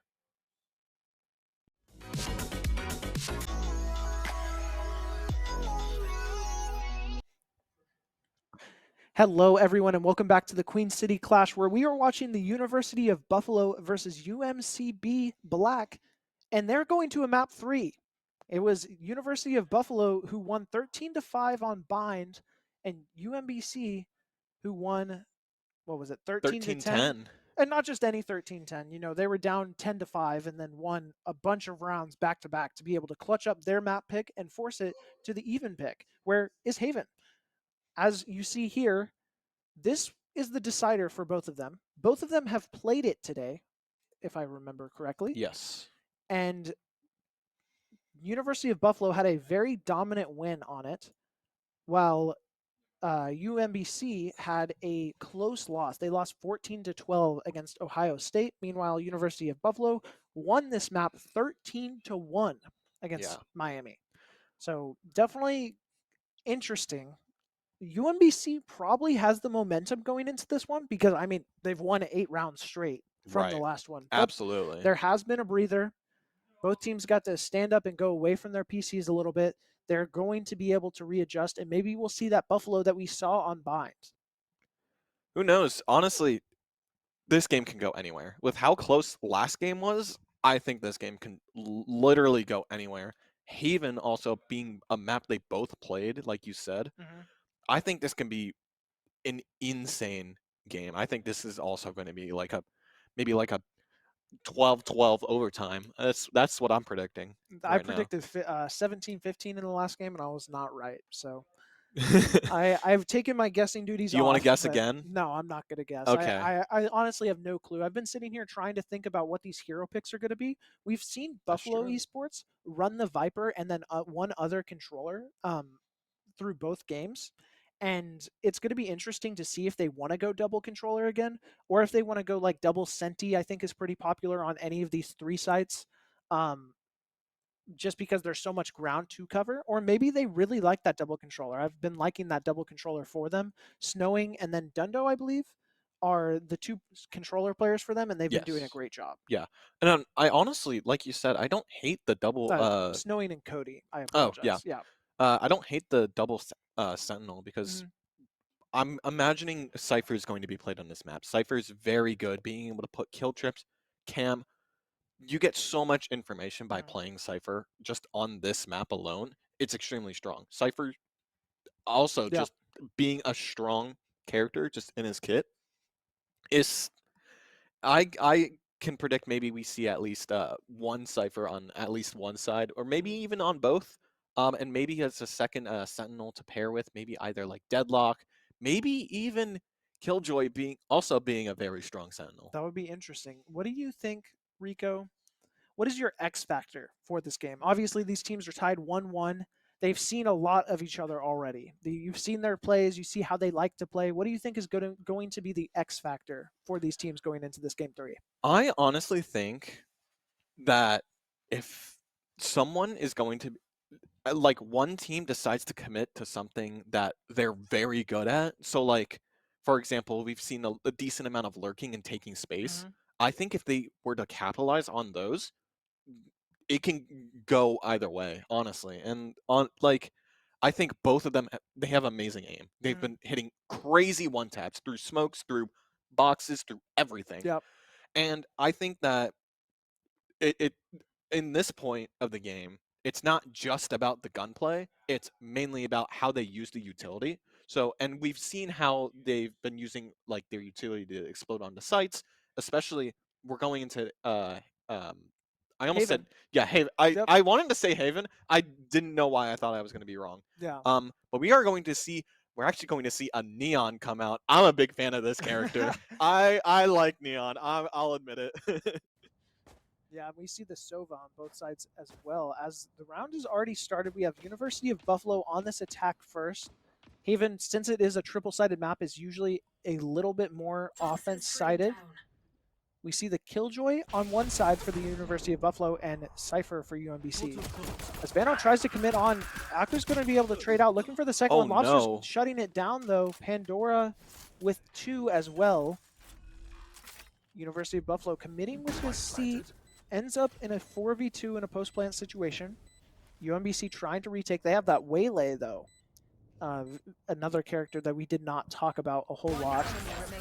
Oh, Oh, Snowings with the nice, quick Snowing. wrap. I actually didn't even realize Snowings was wrapping through the garages and able to get a really good timing and clean up the rest of that round for Buffalo. So that actually, even though it's a 1-0, that's the first round Buffalo has won in about 10 rounds. That's true. So they're showing that whatever happened at the end of Split, some may call it a collapse. Whatever that was at the end of Split that they end up giving that map, it's not affecting them going into this next game, and I think that's really important for them. Yeah. And I want to talk a little bit more about the Asian pick since we weren't really able to talk too much about it. I love the Neon pick, obviously. Being able to put so much pressure and grab so much space like that. Like, there's already a good amount of space that Vana just took right there. And Waylay, I think, is a unique pick because you can just get a pick, get out, just while you're giving a little bit of space, you're also getting a pick, which I think is even more important. Like I said earlier, with the Sentinel picks, we do only see one Sentinel on both sides, being Cypher and Killjoy. So this is going to be very interesting as we see also a Sova on both sides. Sova, such a strong character.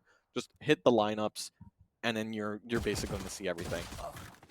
Oh, and Snowing able to catch out Osti there in that A short. Dundo trading it back, though, and then getting out themselves. So not a terrible situation for either team. Does look like Buffalo is going to be able to get that plant down. Vanna here holding the CT with the Guardian, trying to look to get a little extra here, but could be disastrous if they give up this rifle so close into the enemy spawn. Looks for one, is able to find one, is trying to get out. A lot of trades for the side of Buffalo, and they're able to clean up on that retake. Again, they did have a little bit of gun advantage, so not too shocking, but Buffalo getting that solid 2-0, only losing one player in the process who didn't even have a rifle. Great job for the side of Buffalo.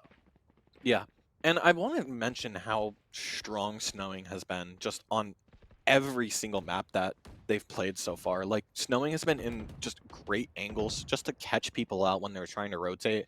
Really showing to be the lurker of their team, while Jay Zippers is also going ahead and just grabbing as many picks as they can as well. Having two lurks, or having one lurk in itself is very deadly, but having two is even deadlier. Oh, nice dart there from Pandora, I believe. As Leo's trying to walk up here for UMBC. Look for something. Nice jump peek there from Vanna, getting the information of how much space this Waylay has taken. And is actually just going to give it back up. They did this last round as well, where they pushed forward, and once met with utility, they completely walked back, but it was just on the B side. Snowing's taken so much space in the short. He's able to catch out one, finds Leo. Not expecting Osti to be there, so does get traded out, but still a good job getting that pull there. And Gento's here in the wrap. Vanna's going to be able to catch it out. Aku trades it back. Vanna with the second one, and Lobster's the only one left with no Outlaw. Is actually going to get picked off, though. And Zippers with the Guardian, no bomb, and didn't hear the TP out, so still thinks that the Yoru is back there on the back left of C, just looking for something. A lot of time on the clock, still 40 seconds. And they're playing it very, very slow on the side of UMBC as well. Just looking not to give a 1. That's what the last thing you want to do, is make it a 1v1 situation. Recalling my bot. Gonna recall the bot, maybe try and give some false information, maybe see if they go A. They're really just holding these angles right here. They're gonna opt to plant C. Yeah, they hear the plant, so they immediately start moving on to try and make something happen. They need to wait for each other, so they're just gonna sit there, wait. We're gonna see a TP be thrown, maybe a clone as well, just a collapse right there, and Coach Lobster is going to get that pick with that Outlaw. Very good buy round for UMBC Black, but also Buffalo is in a good position. Getting 3 picks on their buy, that's pretty good. Yeah, that is pretty solid for the side of Buffalo. I think UMBC really cleaned up. I like the freeze tactic of not trying to over-rotate in that situation. Let Buffalo try and figure it out themselves. Let Zippers try and make that clutch themselves, and then they have so much util to be able to use at the end there that it's a really hard situation for Zippers to be able to swing out into. So really smart play by UMBC. I think the utility overall was probably the best utility I've seen from them in a lot of this series. So very strong there. Yeah. You're going to see a complete full buy from both teams. So this is going to be a very close matchup right here.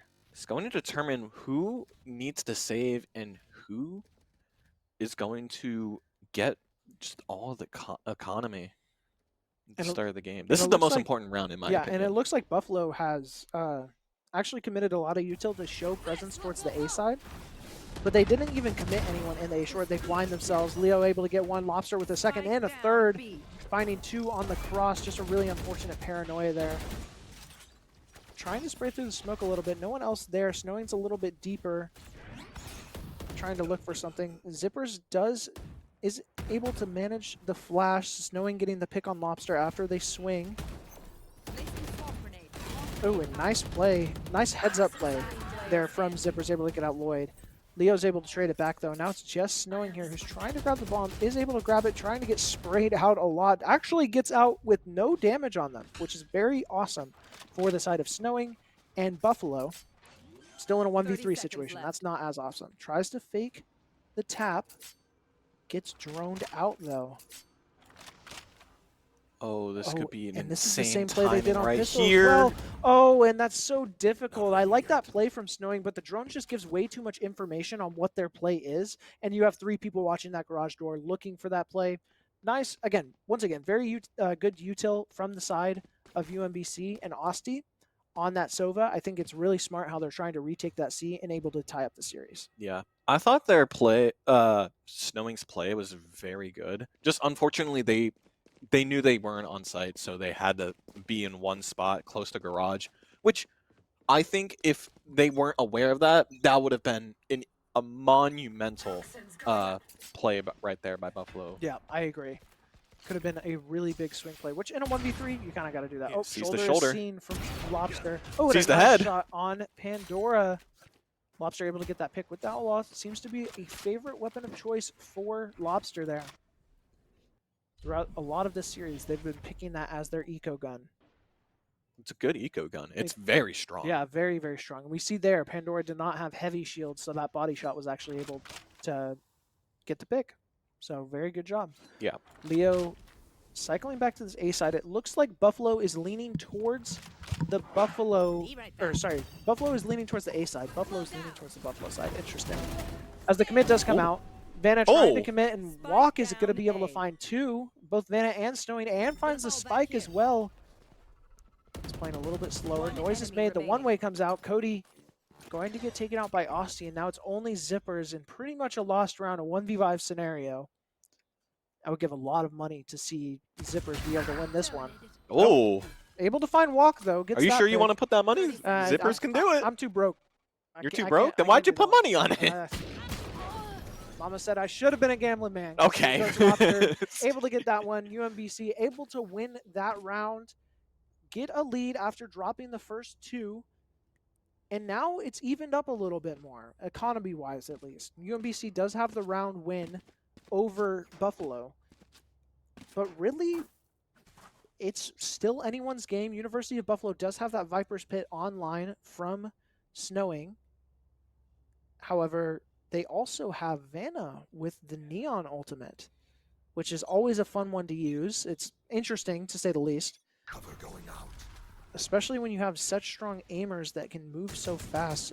It looks like they want to take a lot of presence garage here very early. Coach Lobster's walked up long. Cody's trying to contest and actually let them by with such a bad timing on the jiggle. Coach Lobster able to cycle through that doorway and get a very early pick onto a very important player for the side of Buffalo. Great play from Coach Lobster and gets out with their life because of the teleport. Something that's really strong about Yoru is just the ability to escape any situation. Easily one of the strongest duelists out there. Like, I think in terms of like how strong duelists are used in pro play, I think Jet and Raze obviously both up there, but Yoru honestly trailing right behind them. Yoru's strong. Yeah, I think the entry of Raze and Jet can be really, really strong depending on the map, but the escapability of Yoru is hard to match with that teleport being able to be up for so long on any part of the site. Yeah.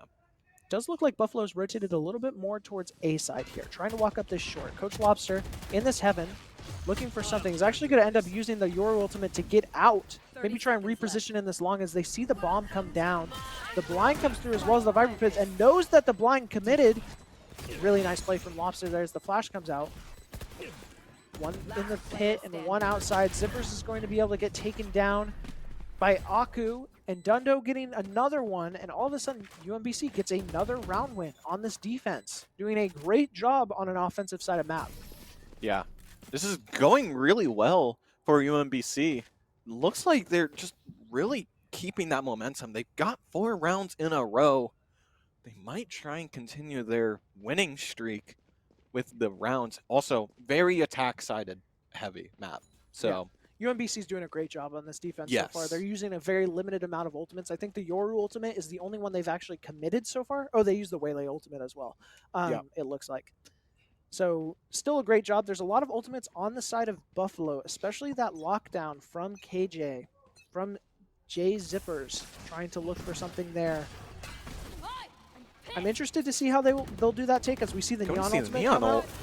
Trying to walk down A long, is actually able to get in quite a bit, looking for something, able to get shut down by Aussie though. Pandora trading back, and just a little bit more of an advantage for UMBC. Cody though, able to even it back out. The Sova ultimate is online for the side of Buffalo, so once they get this plant, they're going to be able to play post plant really well. Fakes the TP up to heaven, really heads up play there You should by run. Cody. The KJ ultimate does come back out, trying to buy some time in this short. Oh, and Cody with a nice shot. Last Aku able to trade it back out. Pandora getting the trades, and Zippers being able to clean it back up. The Sova ultimate not even needed. The Killjoy ultimate being able to finish up that round, and really good trades and just really solid trades all around from Buffalo. Yeah. That first opening pick by Cody when they were flashed is just a great finish. That's one that you don't expect your players to get when they get caught out like that. Being able to get that head tap and start the trading in the advantage for Buffalo, very important. Yeah. And we're seeing Buffalo maybe try and get the momentum back into their favor, you know. Again, it's an attack-sided map, so I think Buffalo could absolutely do it. Maybe trying to set this to an 8-4, but you know, you never know. UMBC is playing absolutely insane. A lot of damage from Cody onto Aku, but Aku's actually able to trade it back out. That Omen ulti committed, and it gets traded back out with a Cypher ulti. 5v3 scenario for UMBC. A lot of damage, though, on the Cypher. Walk able to catch out Snowing as they're rotating. Rough timing there for the side of Buffalo, and this might be a situation where you just want to save if you're Buffalo. A couple of the skirmishes didn't go your way. Now you're in a 5v2 scenario. Just very difficult to get something happening. Vanna, though, got a lot of space up this long without being detected. Look at how much space there could be. And they just cross in before Pandora is able to see them. Or not Pandora, Asti, I apologize. Asti, who's in this A main. And I don't think Pandora's going to be expecting this at all. And that's Bomb as well. That's really important for the side of Buffalo. Vanna is in this short, is probably going to get the wrap through, unless there was a crazy timing that Aussie's aware of. But I don't think so. As they trade back 20 seconds now, has to retake the site. Going to be an impossible situation, especially with Dundo here, who's going to be able to shut down that pick and make another win for UMBC. So I actually thought that that crossing was going to be disastrous for the side of Buffalo. It ends up being disastrous for the side of UMBC because they just weren't expecting anyone to be up short. Right. And I think Buffalo is getting them in like good spots. They have so much like potential for space. It's just they're getting caught out in certain situations. Like the Sova was not with the Neon, which very unfortunate because that entire round, I'd dare argue was lost because Sova just wasn't with the Neon and we weren't able to do like any 2v1s or anything like that, which is very unfortunate. Yeah, the Sova ultimate comes out early off the recon dart, trying to find something. Lobster's going to be caught in that first one. Has to TP out over to the A side. And a lot of damage coming through. Aku's able to take down Vanna, actually, on this defense. Dundo's here as well. Snowing able to take out Lobster, though. In this lurk through Garage. Dundo finding one on Zippers. Finding a second on the Cody. Looking for a third. Has to reload their gun as the trades come out. Pandora taking down Aku. An operator. Oh, and was able to get the TP over and find a third. Dundo able to clean that one up for UMBC. So even though the defense bent on the seaside, it did not break and able to hold it without even a plant for the side of Buffalo. UMBC is in a great position right now. Oh, they're gaming. They are gaming right now. Dundo has so much money as well, just able to buy Coach Lobster, that outlaw, fan favorite weapon on the side of for Coach Lobster. Well, you remember what I said about rifles. They're Yeah. not good. So That's true. the outlaw is good, apparently. I mean, Coach Lobster is doing great at 10-6 already in 9 rounds. Honestly, in Doing a very save, good job. I love the outlaw pick because it's basically just a baby operator. Yeah. Because Speaking of operator, what were you saying? I said nothing. Speaking of the Stinger, that's a gun you should buy, is the Stinger. Snowing getting a great timing on to Leo there. And that's an important pick for Buffalo. Getting a free op, too. I like free ops. That's pretty good. I love free operators. Oh, I love the operator. I don't love the operator. The operator is so corny.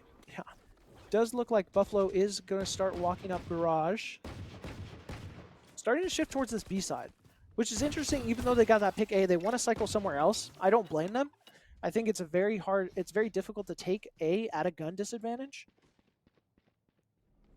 Today, Also playing the clock really, really well. I just learned that gun smiles at you. That's awesome. That is an awesome gun. Coach Lobster getting committed on, has a really good flop flash out and is able to find 2. Snowing's able to trade it back with that op we were just talking about. Now a 3v3 scenario. That's what you want from your solo duelist on side. If you're able to get 2 and die, that you did more than enough of your job. And a great pop flash from Lobster there. Yeah. The dart does come through. Going to Gets a spot good out scan. Pandora. There's a drone out too. And the blind comes out, but Aku completely blind, able to still shut it down, and gets shut down by Snowing, who's on that long with the op still. That op is so Dundo dangerous finds right one. there. Yeah, it's very difficult. This defuse is going to be extremely hard. We Especially have the with the post Molly plant there. util. Yeah, but with the way Viper's Mollies are, a fourth one for Snowing. They're only half on it now. And the smoke is there. You just got to guess at this point. Not quite close enough, and a little to the right. Is able to get that ace for Snowing, but still a loss for UMBC. An absolute backbreaker there when they're not able to get that round win that they so desperately needed. Yeah. I would like to mention that they did decide to drop the op, which I think not a terrible idea, but we all actually are going to see another op buy, which sure, they're decently rich in this state. Oh, it's on the opposite side. My apologies. Yeah. I can't read. No, you're good. UMBC did lose that op in the first round. They're trying to get it back, though. Pretty important. I mean, you can hold a lot of good angles on this map, and the op is probably the best angle hold gun. Losing it last round was kind of devastating, but now we see the trade back with Leo able to get Snowing on that side. Just a little bit more ready for it this time. Lobster's able to find one. And I don't think they TP'd out Dundo with another, and all of a sudden Buffalo is in a chance of losing another round. UMBC has had so much momentum since the second half of Split. Oh, and the gun gets caught out. Vanna is able to find that. Dundo looking for another, and Zipper's able to bring it back. 2v3 scenario, very winnable for Buffalo. This round is very close right now. Both of them they're just trying to wait for another move. Both teams are playing it very patient right now. I think this is something that UMBC's adjusted a lot, is they're playing a lot more patient. Especially on Split, we saw them play very aggressive and quick, and they've slowed it down a lot. Lobster comes out, does use the rule, gets some information on exactly where the players are, which is important. Is very, very important, and is able to reposition to the opposite side, and now Buffalo has to worry about two angles here. As the clone comes out, they weren't expecting Vanna to walk up there. As the drop comes down, Aku's actually able to get one, and the short walk from Lobster. And like I said, that reposition from Lobster, such a great heads-up play for UMBC to make there just be too many angles for those two players to worry about. A fantastic ultimate from Lobster there. And they have an operator, so now that's a big gun to be in the hands of UMBC. We might see. Oh, this is interesting because again, attack-sided map. We have 4 wins in a row twice. They're 8-3. It's looking great for UMBC right now. Yeah, for sure. UMBC feels fantastic going into this final round. Even if you end up dropping it, you don't feel that bad. I mean, you'd love to walk out 9-3, but 8-4 is still just as good. Well, it's actually around slightly worse, but who's counting, right? Not the scoreboard. I would also like to mention that Buffalo does have a more defender-sided comp with those double smokes and only 1 duelist. Compared to UMBC, who does have 2 duelists and only 1 smoke. So I think that could be an important factor on both teams. We're going to actually fight this garage here. Oh, and swings out. Lobster feeling it a lot. Vanna's able to get that trade, though. The Neon ultimate does come out. The shutdown. Doesn't matter. Leo, who's walked all the way up this long trying to hold the angle, is able to trade it back. And all of a sudden, they know there's a sniper back in C long. Dundo trying to take back Garage. Oh, the jump comes up and Snowing's able to catch it out through the wall. Nice headshot there. And a great readjustment, too. Like, getting caught in the air like that, that's hard to win. Yeah. Leo is also in an awkward spot. Aku finds one. Oh, and misses the shot. Pandora is able to get it. And now it's just Aku. The Viper Spit comes out as well. Again, it's the last round, so all these ultimates being ripped here. Aku starts to walk out Garage. Osti trying to look for something to help. Ooh, and gets caught out by Pandora. It does get traded, though. Bomb's still not down either. They're very nervous about where Aku could rotate to, so they're trying to make sure that they have a right position. Aku does have this camera, though, that can go in. Oh, and They just, know. yeah, very good read from Snowing on where they were going to walk in at. Snowing's been doing a great job from Buffalo, being able to manipulate these smokes and understand where the players want to walk in and entry on these smokes, and pretty much has it pre-aimed most of the time. And that's something that's keeping Buffalo in it, as they do get that last win. They pick up one before the half. But before that, other than the first 2 pistol rounds, they had won 1. in like real rounds, like gun rounds. Right. So Buffalo's going to have to change something up if they don't want to throw this away. Again, they won the first map 13-5, and they were leading the second one 10-5, Right. and ended up losing that second one. It would be terrible if Buffalo ended up slipping away in this one as well. And great for UMBC, who again lost their first round. So they are already leaning towards a really bad seeding in the playoff bracket. Winning this here could be day changing for them. Yeah, and I also like to mention, just completely off topic on what you were saying, Viper Pit, honestly, way stronger now. Now that Nearsight is a little bit farther, you can see so much more in that Viper Pit. We saw Snowing being able to hit the last person just very easily. Speaking of Snowing, taking an ego peek on the C long as the commit starts to come out. Leo looking to commit on here, is going to get shut down by Snowing though. Snowing have to rotate back off, finds a second one. Oh, does get shut down by Dundo though. Zipper's able to trade it back out. Dundo the only one left on site for the So many right right click clicks. again. Looking for a third one. Oh, and right gets click timing on demon. the swung. Spike down. C. Aku's the only one left in a 1v3, not on site. Does find the first one though, finds Vanna. Probably gonna get double swung here. Maybe. Just looking to clear the angles, and both are wrapping the left side, and oh, Cody able to take that one down. Buffalo gets another pistol round. This is what they needed going into this half to be able to try and claw back in this series. Buffalo's pistol rounds are very, very strong. That is what I've been noticing. They've been able to get just so many good picks on their pistol, which really shows how well they play. And I think it's very interesting how Snowing was in that situation, was able to come out with 2 and then eventually go down. But like, you've done your job. You got your 2. For sure. Yeah, now we're in this eco. Unless something crazy happens, should be another win for Buffalo. I mean, you feel never very know. good, but you never know. These teams have traded Thrifties a lot in this series. Buffalo just needs to play smart. They've given up a couple of silly rounds here and there. And UMBC, being the solid team they are, is able to capitalize on it. Very quick execute. Oh, and actually gets caught out by the clone. Lobster able to find 2. Pandora finding 3 on the way back, getting sprayed out. Down B. And all of a sudden, it's a 2v1.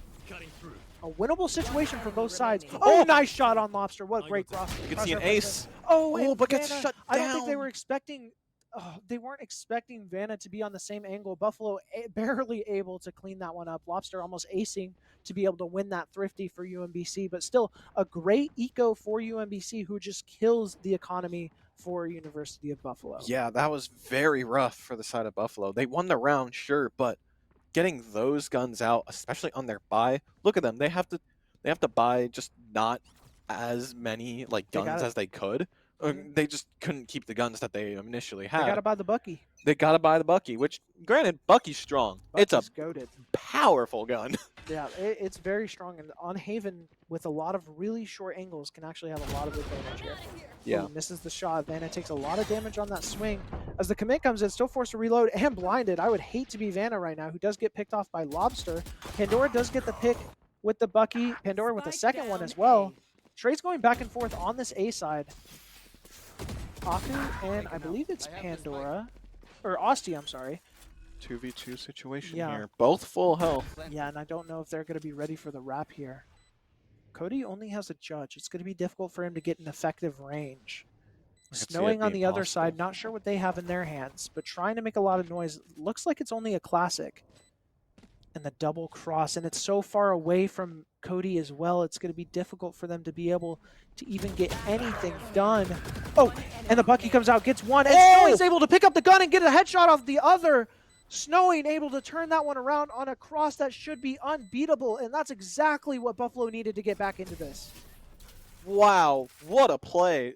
To the Bucky, immediately dropping the gun to grab the Vandal and taking out Pandora, or not Pandora, sorry, Asti, was a very well played play That was by crazy. Snowing. That was crazy. Also, just the fact, like, neither of them had been peaked, so, and it was because of how much space Buffalo had taken, they could kind of read the angles that were left in the game, and we're like, okay, they're probably playing this cross. Like, it's not like a standard cross, but it's a cross.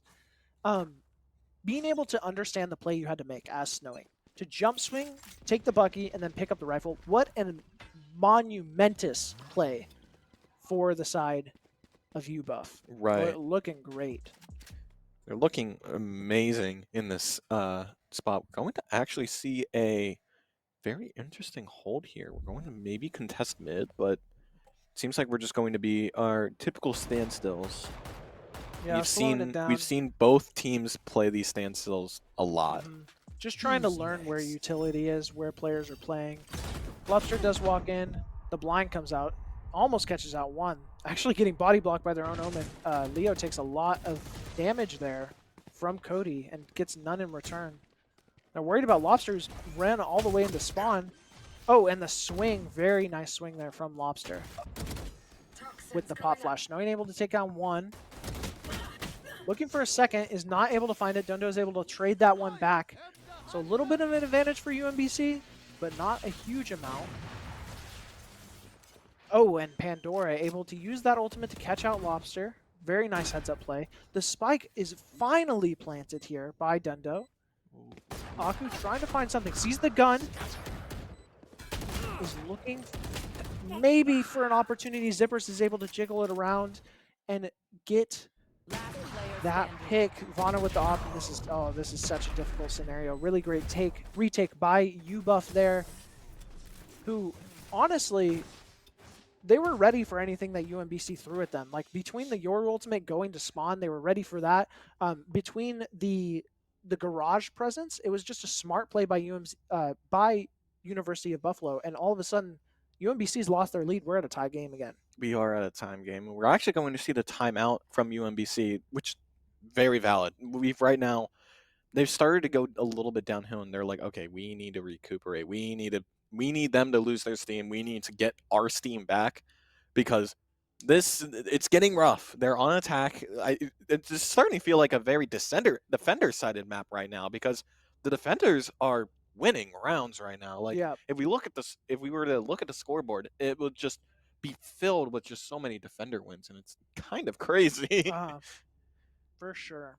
Yeah, it looks really fantastic whenever you're Buffalo and you're able to come out of the half and claw back what you had given up. And now it might be a tie game, but Buffalo definitely has their foot on the gas. They're showing that dominance that they showed in that bind game, looking to close this one out, and both teams struggling on this attack.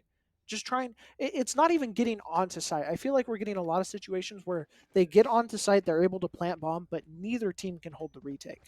You know, I think it's because they're utilizing most of their utility, if not all of their utility, just onto getting site. And so they're just forced to just hold angles and or just dry swing, which not the greatest, but you know, it's what they can do. What do you mean dry swinging is not good? I do that in my ranked games all the time. Yeah, and how many times do you get one tapped? Like every game. That's what I thought. Snowing dry swung right there, and it worked perfectly, able to catch out Austin. Looking for the second one. That's a clone, by the way. For anyone that was wondering, it scared the crap out of me. Vanna able to get on the opposite side of the map as well. Dundo trading it out, though. Pandora getting that info that there was a decent amount going through that side. And it still looks like UMBC wants to commit to it. They don't have the rifles to contest. They buy the Phantom, and Pandora's able to buy it right back. Dundo getting shut down by Pandora as well, and only one more. It's Leo. Stuck here in this long, trying to get Pandora, who ego swung twice now, and walked away with 3 eliminations. Doing a great job. But still, 45 seconds, still doesn't have bomb control. Looking for something. Anything. The double swing comes out. Looking for one. Is able to get Pandora, but traded out by Cody. Nice coordinated swing by Buffalo, who now takes their lead of the game. Doing a great job. Still has the momentum even after the timeout. And now there's no economy for the side of UMBC. Yeah, this is going to be... It's like, look at these wins that I'm seeing right here. So many just like streaking wins. Look at this insane momentum that these teams have been holding. And right now, Buffalo just has the momentum, which is going to be crazy. We're actually going to see a save on the side of UMBC Black. Yeah, so we always talk about the momentum of Valorant. It's very important. So Snowing able to get a pick really, really early on to Leo. Trying to entry a little bit. Not going to succeed there. Just trying to walk out into garage. And it looks like the rest of UMBC is sitting on the C long, looking to walk up slow. They're doing it well. That TP's going to maybe be seeing the smoke comes out and the flash. A lot of util on the Zippers, who's just going to get spammed out. Lobster's able to finish that one up. And it's going to be a very quick take for the side of UMBC, who absolutely rushes site. And Snowing is here, ready for it. Is able to find one, finds the spray transfer onto 3, looking for the 4th, and is able to get the ace. Snowing wiping the floor with UMBC Black, absolutely obliterating that defense on the retake with a nasty spray transfer. No, 2 nasty spray transfers to win that round for Buffalo. That was a crazy play and a crazy ace on the side of Snowing. Oh my goodness gracious, that was insane. Yeah, that was pretty cool. Okay. That was all right. Okay, bro. I can do that. No, absolutely insane. And now Snowing at that 25-12 KD for the game. Absolutely maxed out on eco, just balling out and willing their team to a victory. I thought UMBC had a great take there, especially for an eco round. Being able to get that many players on the site, trading 1 for 1, you're getting a gun, great situation. And we saw that exact same thing happen with Snowing on Bind, if you remember. That was when Snowing dry swung a smoke and was able to catch out 3 players just on that timing. The cage does come out, catches out 1 with the dart. Zippers is able to get the ultimate online, that lockdown. We're going to just be holding this spot, though. And now I think Snowing's feeling it a little bit. I mean, always you get hyped up whenever you get an ace, but now has all of this space through C. C's completely locked down. And the rotate might be coming through. There was a little bit of util on A, and it looks like it scared UMBC from committing there. They've started to audible towards. Let's see if they can find anything here. The drone comes out so early. It's going to be able to catch that Snowing is this far up. Ends up giving up 1 angle. Is getting run down by a lot of players. Finds 1. Is not able to get the second, though. Osti is able to trade it back out.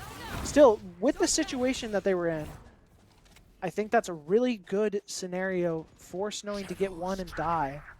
Because, I mean, you have 5 people running down knowing that you're there. That's just impossible, I feel like. Dundo uses a lot of utility on this A short. Does get caught out by the KJ drone. And all of a sudden, even though the audible was to C, it immediately gets taken back. And now U Buffalo has to use this lockdown for the retake. The Sova ultimate here, though, is going to be able to do some damage to it. And with all 3 shots, pick it off and stop that lockdown from happening. This lets the Waylay keep her position where it is. Neon ultimate comes out, but gets swung out and short. Looking for 2. Zippers is going to be able to find it. And the only one left is Dundo on Spike. I don't know if they know he's here. They don't. He's able to TP back the long and get a little bit of reposition. Finds another one. Oh, and he thought the round was over. There's one more player. It doesn't matter. Right in the way. Back, and you see the entire team freaking out, able to clutch up, not realizing that there's 3 players. Already thought they had it, but able to turn that one back around. So big for UMBC Black. Just able to get that clutch up exactly what they needed. What a heads-up play from Dundo, and what a clutch play from Dundo right when they needed it. I honestly, as soon as they pulled the knife out, I knew, like, we both knew that they thought the round was over. As soon as they did that, I thought they were dead. But no, they weren't. They got that 4th kill last second. Oh my and you goodness. See those players jumping for joy. If they would have lost on that scenario, I don't know how you get your mental fix in such few rounds to turn it back around. What a big play for UMBC right when they needed it. This is the most exciting round 3 I think I've seen so far. Yeah, it's been thrilling. These 2 teams coming out and being on land too, you know they can see each other just across the room. I'm sure that Buffalo watched the team jump for joy as that happened, just knowing exactly what they just gave up. UMBC's playing slow again. Again, just looking for learning of each round, trying to figure out and pull out this util exactly where it's coming from. You see the Omen smokes being committed on the C long. And you see all of these players for UMBC start to group towards the mid, maybe a little more A side. And I think they're kind of reading what Snowing did last time. As the Yoru ultimate comes out, swings out on Vanna. Vanna's actually thinking about repeaking this, even though they have the eyes, it doesn't matter. Oh, Elo no. stick comes out, Lobster's able to trade it out. Leo getting a pick 30 as well, and seconds UMBC left. is going to be able to I commit know with a little bit of a exactly numbers where. advantage here. The last time they ended on this side, it didn't end up with a win, or it did end up with a win for them from the Dundo clutch play. And that Cypher ultimate comes out for the side of UMBC as they go into this retake scenario, looking for something. Aku's able to find one. The slow comes through, and the one way from Snowing is actually able to find out one. And now it's just Cody left in a 1v3. Not where you want to. What? Nice shot, nice guess on where it was. And now looking for Smoke to isolate the 1v1. Oh, smokes themselves off just a little too short. Oh no, it was actually no. Yeah, it was his own Smoke isolating himself off. And Buffalo is, or UMBC is able to get another win there and be able to get a second win in a row to tie it back up. Again, this is the second map we've had a 10-10 tie. This is insane. Dude, this has to be one of the most wild round 3s so far. This is crazy. We've got both of them are playing phenomenally, and it's just it's going like both teams It's going pretty good. It's got yeah. Yeah, it's going pretty good. It's all right. I really like these teams and how they can adjust mid-rounds. Yes, and that goes I for, love that. For both teams. We see them audible very quickly. You can tell they're taking past rounds into account on what these teams did. You see a lot of util coming out. Zipper's probably just going to give up. Oh, Snowing actually able to swing out and catch one. And Leo able to wrap around the left side. Trey's going back and forth. UMBC, though, has a little bit of an advantage here. Doesn't quite have bomb down yet. Looks like Buffalo's waiting for the retake on this drone, and they didn't clear the box in garage. They don't know that it's going to be there. The double drone. Yeah, they have no clue that Aku's where he is. They still might check it, though. They might, but I don't think so. No, they don't. Pandora able to catch that out. Vanna is able to find one, still has a rifle. Knows that there's a couple in garage, though. Finds one. Good positioning. Sees the second. Oh, Lobster able to spray across that travel. UMBC Black able to get that pick and finish it up, taking the lead back. Now 3 in a row for them, and you just see the streaks of this win-loss. Yeah. Now we're in a 3-round winning streak for UMBC, and it means that there's no econ for Buffalo. Yeah. Buffalo needs to save to make sure that they can buy for the next round in case something goes wrong, because if they get that to 12-10 and they don't have the guns for that, it's not looking good for them. But right now we do see a little bit of a hero rifle on the side of Jana right now. I kind of like the hero rifle. I think it's a gamer move. But the biggest thing is you want to have someone here to back up the hero rifle, because you don't want to like trade 1-1 and then lose both rifles. You want to be able to try and get a chance for the hero rifle to go into someone else's hands for those who come after, you know? That's a reference you wouldn't get because you haven't played the game I'm referring to. Dude, I will play it. Okay. I trust. UMBC once again playing very slow. About 30 seconds off the clock now. There's been a lot of space taken by Buffalo on this A-long. So a lot of information of where those players are playing, and it looks like they might walk right into it. Still playing as slow as possible. The drone for Austin looks like it's going to come out. Maybe not. Still just trying to see if they can pull any util off in different spots. Just a very slow play from just everyone right now. And No one's deciding to use util. And this is awesome. That was such a heads-up play by Pandora to catch it out and bait for Vanna, who's able to get the pick on the rifle. What a smart play from Buffalo, expecting that drone, being able to swing out and pull away the drone's attention. Never give up your rifle. Aku catching one. A giant paranoia for the side of Buffalo as this defense, or as the C does get committed. But Buffalo comes out of it with one more rifle to their name, which is exactly what you want. Yeah, very even situation. Dundo tries to TP over. The double TP. Yeah.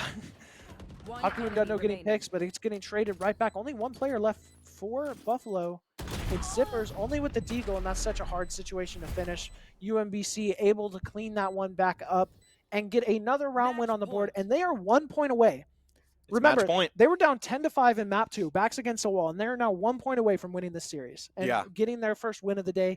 A huge, huge win if they're able to pull it out. Yeah, and we're actually going to see the timeout from Buffalo, which that makes sense. Yeah, that makes sense. I don't blame them. Their back is now against the wall. This is probably, these last 2 rounds are probably the first time this entire series they've been like, oh crap, we might lose. Like, this is not good. Yeah. And now you really have to think about it. You have to talk about what's going on. Now, granted, the eco was the last one, and they made it close, but close doesn't matter anymore. You need wins, period.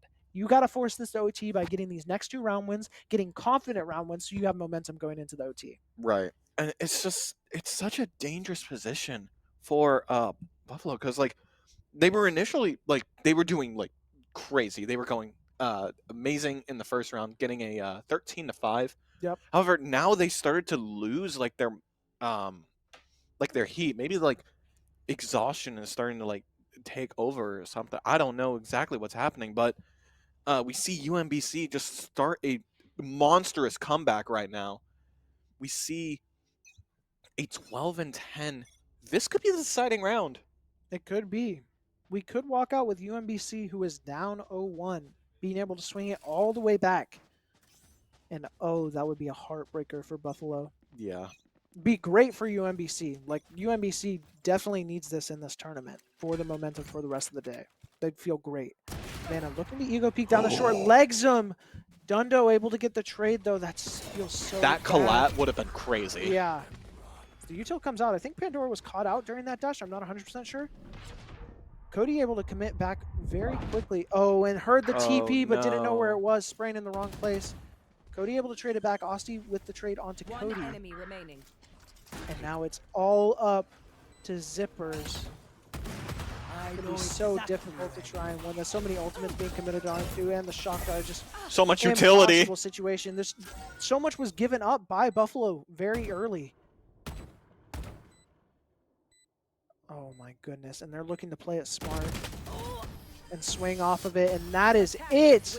UMBC wins a thriller in 3 against Buffalo Valley, being able to come back after losing the first round 13-5, and it was a dominant 13-5. Yes. Like, yes. I hate to say it, but Buffalo Valley was having their way with UMBC, able to turn it around in that game 2 of Split and clinch it in that game 3 of Haven, which was a toss-up map between both of them. What an amazing game to start the stream today. Yeah. But we're not done. Oh, we no, have we're not. we have plenty of more. That was only round 2 of Group A. We still have round 3 of Group A that's going to be happening here very shortly, as well as all of Group B to go through, and then they have a tournament. So Yeah. very exciting for those players. It's not over for any of them, but if you're a UMBC fan, what you watched, that was awesome. Yeah, that was cinema. That both of the round 2 and round 3 games, even round 1, like all just watching that, it was incredibly exciting to watch, because there was just, you didn't know what was going to happen, because like I wasn't expecting UMBC Black to just come back, and I also didn't expect Buffalo to just go crazy. I'm just like, there were so many just question marks that were happening throughout that game that it's just, I was just on the edge of my seat. Yeah, like unironically. Yeah, that was a very, very fire series. But that will be what we watch in round 2. In round 3, we're going to be staying with the University of Buffalo, who just took that heartbreaking loss in that map 3. And they're going to go on to play Ohio State, who UMBC actually lost to in their first round. So a lot of those ties starting to come together, as this is the wrap-up of that round robin for Group A. So it's going to be interesting to see where these teams falls before playoffs. Yeah. And we will see you guys very soon with that game.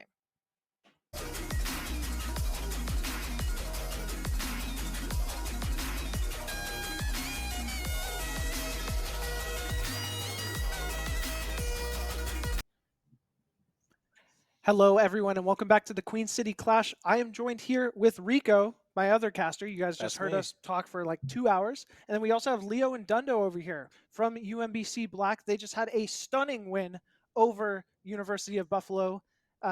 Guys, how are you guys feeling? Obviously, that was a 3-game thriller. It was, even as you were just saying earlier, it was hard. it looked very difficult. Feeling phenomenal. That was great. It's a big win. We needed that. Definitely, we had like a slow start in the beginning, so getting those 2 maps back to back like that felt amazing. Yeah, and I know in round 1 you guys slightly lost to Ohio State, I believe it was. Definitely going into that round 2, what were some of the things that were going through your guys' mind going into that round 2, knowing that Buffalo had such a dominant round 1? They won both games, only dropping 3 rounds. Was there any of that kind of in your guys' brains when you went in? I mean, I feel like we came into it like we were not playing our game so well in OSU. I feel like we were just coming in, like, let's just play our game, no matter if we win or lose. Like, at least we played our game like the right way and how we wanted to. Yeah, I agree. I think definitely Uh, we focused a lot on trying to just keep our mentals up. We didn't worry too much about the first map. It's just a lot of trying to like reason and figure out what we did wrong fundamentally and just, push through it going into map 2. And that's awesome. I could actively see the adjustments that you guys were making throughout, especially map 2, where you guys went on that 8-round winning streak to finish out Split, to be able to come back in that map. When did you guys feel like that momentum really swung in your favor? Like, when did that start? I mean, like I don't think the momentum like shifted. Like I feel like we came into the round like the half pretty confident already, and I feel like if we just played our game, like the rounds would come or it's like themselves. And I feel like just Mhm. there was not like a single moment that made it like spark, but I feel like just the confidence coming in really like made it so we can string like several rounds in a row. Yeah, I agree. I think For once we sure. kind of started breaking even on our score, that's when we started to really see that, hey, we can win this. Especially being down Yeah. so much in the beginning, it's like wow, this game's winnable. We got this. And then we just kept talking to each other. We started getting hyped. We started yelling after every win. It felt good. Yeah, definitely having that energy is important. And Dundo, you obviously had that 1v3 clutch on Haven Oh that was God. absolutely insane towards the end. Be honest, okay? Did you know that the KJ was still alive, or did you think the round No, was over? no, I thought Yeah. I looked at because I only saw the Sova and the Omen, and I got a timing with my TP, so I thought those were the last two alive. I killed the Sova and I played to kill the Omen. I didn't realize the KJ was still alive. So then I celebrated and stood up, and I was like, "Wait, it didn't say I won." And I literally reached back, put my Yeah. hand on my mouse. I didn't even get my hand on my keyboard yet, so I wasn't able to move. And then I just clicked his head.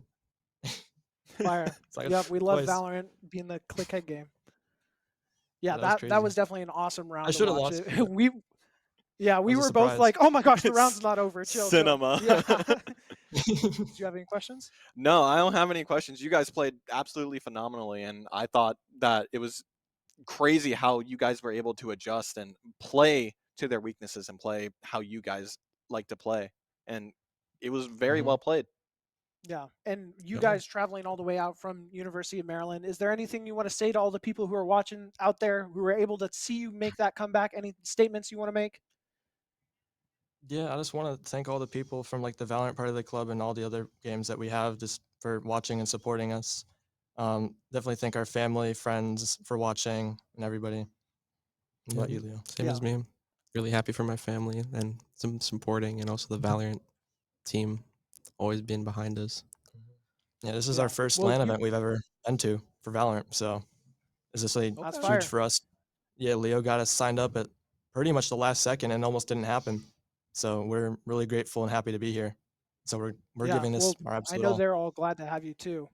It's it's very amazing what you guys just put on. And for your first LAN event especially, I used to play at LANs a lot, and it is nerve-wracking, especially like seeing the Mhm. players across from you. It's definitely a different experience. So again, guys, just congrats on your win.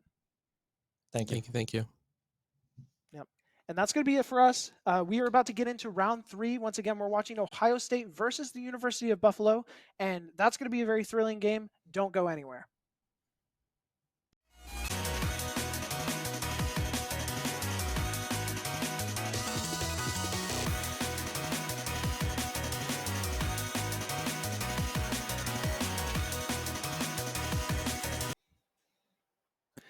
Hello, everyone, and welcome back to the Queen City Clash. We just finished up a round 2 thriller where we watched University of Buffalo and UMBC battle it out in a best of 3, with UMBC taking that one 2-1 in maps.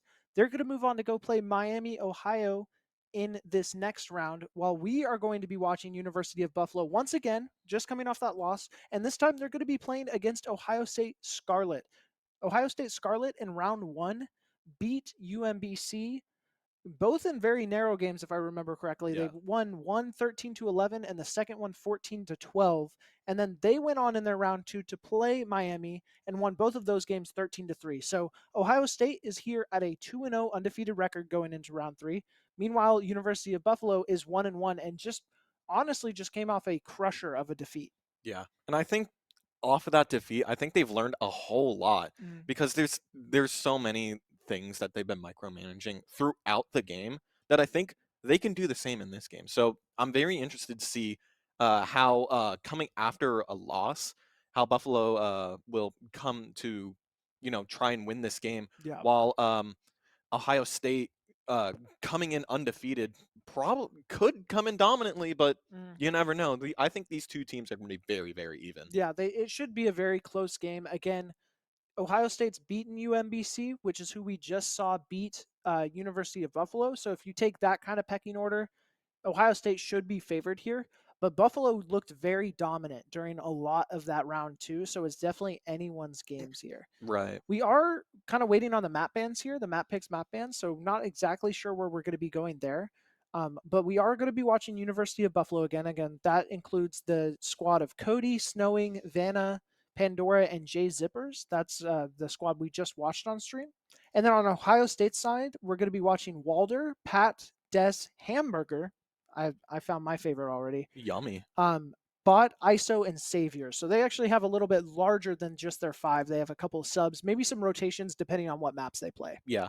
And speaking of maps, what maps do you think they've been going crazy on? Because I know we've got some history of their maps, but what do Yeah. you think they're good on So so far? on the first round when they played against UMBC, they played the Split Haven matchup, which we just watched. We watched University of Buffalo actually just lose both of those maps. So that'll be interesting to see. And then they actually played Bind and Corrode in their map 2 or in their round 2 selection. Okay. Again, they won both 13-3. I'm not sure which one was their pick, but they won both of those, and we saw University of Buffalo actually win their Bind map. So Gotcha. Yeah. and it looks like we actually have those maps ready. So let's go ahead and go to those so we can actually not just talk about the hypothesis, but exactly what's going on. So Ohio State actually ends up choosing Bind. Buffalo chooses Corrode, and then the toss-up is Haven again. So pretty similar to what we saw in round 2 between UMBC and University of Buffalo, but instead of Split this time, it's Corrode. So a little bit of a change there. Yeah, and Corrode is, like you said, a big change from Split, because Split, the verticality on that, Corrode, it's got some verticality, I'll admit, but Corrode is also just a very unique map in the way is just literally everything is wall bangable. Like everything has such low like bullet resistance that it's just you can get a lot of picks just through walls. It's also it's kind of like a maze, at least in my eyes. Corrode it's got a lot of twists and turns. And I also see Corrode pretty similar to Split, where you have this Yeah. middle lane of the just the whole mid is into a mid lane that splits into either side, and Split's mid is designed like almost the exact same way. So Yeah. same format, different problem for the side of Buffalo, where Right. they struggled on Split because of that mid, and they tried to abuse that mid as much as possible, but it was not working out for them. It's going to be interesting to see. Of course, Buffalo does pick Bind once again. Again, they looked very dominant on that map in our first series that we watched them in. It's going to be interesting to see how they adjust to both Corrode and maybe Haven if we get there. And it's just going to be interesting to see Ohio State and how exactly they want to play overall in all of these maps. Because again, we haven't seen them at all, or you and I haven't seen them at all. Right. So they know what they're going to be playing like, and I'm also interested to see if their subs come into a factor at any point. Yeah. Like Corrode is just gonna be, like you said, just it's gonna be primarily mid focused. Middle is basically 80% of the map. That it's absolutely massive. And it's a very long ranged It's middle. long. Yeah. It is long. But Bind also something that I've noticed is just Buffalo doesn't like to play mid a whole lot. So and Bind doesn't necessarily have a mid, or the mid is mainly altered toward B. So it's kind of, I think it's kind of interesting to see how they'll play around that, because we've noticed that their mid, it could be stronger, but I've seen them contest it a couple of times, but I've never seen them like outright go and try and take too much space. Well, I felt like Buffalo, we saw a lot where they would claim mid very quickly and then not really know where to go from there. And that's where they really struggled. Yes. Again, haven't seen anything of Ohio State. And maybe Ohio State, if their games, it looks like they definitely ended before the UMBC and University of Buffalo game did. since they only had 2 games. There's a good chance that they actually ended up watching some of that last game against Buffalo, knowing that they were about to Yeah, play against them. So there's good a very point. good chance that Ohio State maybe has some documentation on exactly what Buffalo likes to do, what their tendencies are, and are going to be able to pick up on that. That's going to be something we're going to have to keep an eye out for. Yeah, and it's going to be very interesting to see how that goes because these are 2 strong teams. Mhm. I'm excited just to see just what the agent picks. Speaking of agent picks, what do you think would be ideal here? Let's see. We're going to bind first. So Brimstone once again. I feel Yep, like with Buffalo, we're probably going to see pretty close to what they played the first time. I agree. So if I remember correctly, that was like Brimstone, It was Viper, Brim, Viper. um, I think Yoru was there. Yoru. They played Cypher, Yes. and their initiator was Fade, I believe. Yeah. So something like that, probably very likely. I think the Brim Viper is a lock. They really seem to like that double controller, and I thought it was doing very good for them. It was. Snowing on that Viper, and then it was Cody on the other smokes, either the Omen or the Brim. Seemed to be doing a very, very strong job, and I believe it was Pandora, who was their initiator player, also doing a great job. Yeah. Just able to really tie all of that together. Now, sometimes I feel like Vanna and Jay Zippers, which are their duelist and sentinel player, Hmm. struggled to be synced up with the team. I feel like a decent amount of the time I saw Vanna maybe going in a little quicker than everyone else, which I mean, as a duelist, you're supposed to do. Right. And then a decent amount of the time seeing Jay Zippers almost play like a solo queue type of mode. So that's something I think they could lace up a little bit and get a little better about like trading with one another with. And I'm Right. not saying it's those players' faults. I think it's just a complete decompression of the team where they just need to tighten it up a little bit more. And I think they'll have a lot more success than we saw in those last couple rounds of against UMBC. Yeah, and they've proved that they can do it. I Mhm. mean, I think that both of these teams are absolutely strong, and I'm just excited to see just how it's going to go because you know it's it's big. These are 2 teams that have shown to be pretty dominant, and I'm just excited to see just how it's going to go. Yeah, and Rico, we talk about all the momentum that can happen in Valorant. Oh, the momentum. I am worried about how University of Buffalo is going to come out here after losing that last one on stream and was map 2 was pretty much a collapse. Map 3 was close the entire way, but map 2 I don't think they should have walked away with a loss, and they ended up doing that. Hmm. Um, it's going to be interesting to see if their mental is still down after that game, and if Ohio State's going to be able to come in here, who they have not dropped a map. They had some close maps against UMBC, but have not dropped a map. If they're going to be able to come in here and show why they're 2-0, or if University of Buffalo is going to have a mentality of the underdog mentality and the let's get back on track mindset, That's what I'm thinking. which is what I would love to see out of Buffalo. I think they can definitely do that. We saw some really big plays from a couple of their players throughout that series. That was a very close fought series, and it feels great. We interviewed some of the UMBC players, and you could tell that they were on a high. They were Yeah. so excited after that win. But there's also the flip side of that, where University of Buffalo is sitting there going, man, how did we let that one get away from us? So Right. it's going to be interesting to see exactly what's going on there and what is happening as we are looking for all of that. And yeah, it's really just trying to figure out exactly what is going to happen in these games. Once again, the bind pick is for University of Buffalo. So this could be their Mhm. get right game, basically. Right. It's their pick. It's what they're comfortable on. We saw them be dominant in it in round 2. So it could be very important for them to get on a fast start here. I feel like if they Right. get on a slow start, they start dropping some rounds, it could be a big issue. Right. And I think these guys have like a new like fire under them. They're like, yeah, we may have lost this, but we're going to come out and we're going to come to this next game and we're going to try and dominate this cuz they didn't it's not like they didn't play poorly. They played amazing. Like they got the first round and they were very close to getting the second and third round. They just really weren't able to like drive in certain like aspects of the game. So like the momentum really killing them.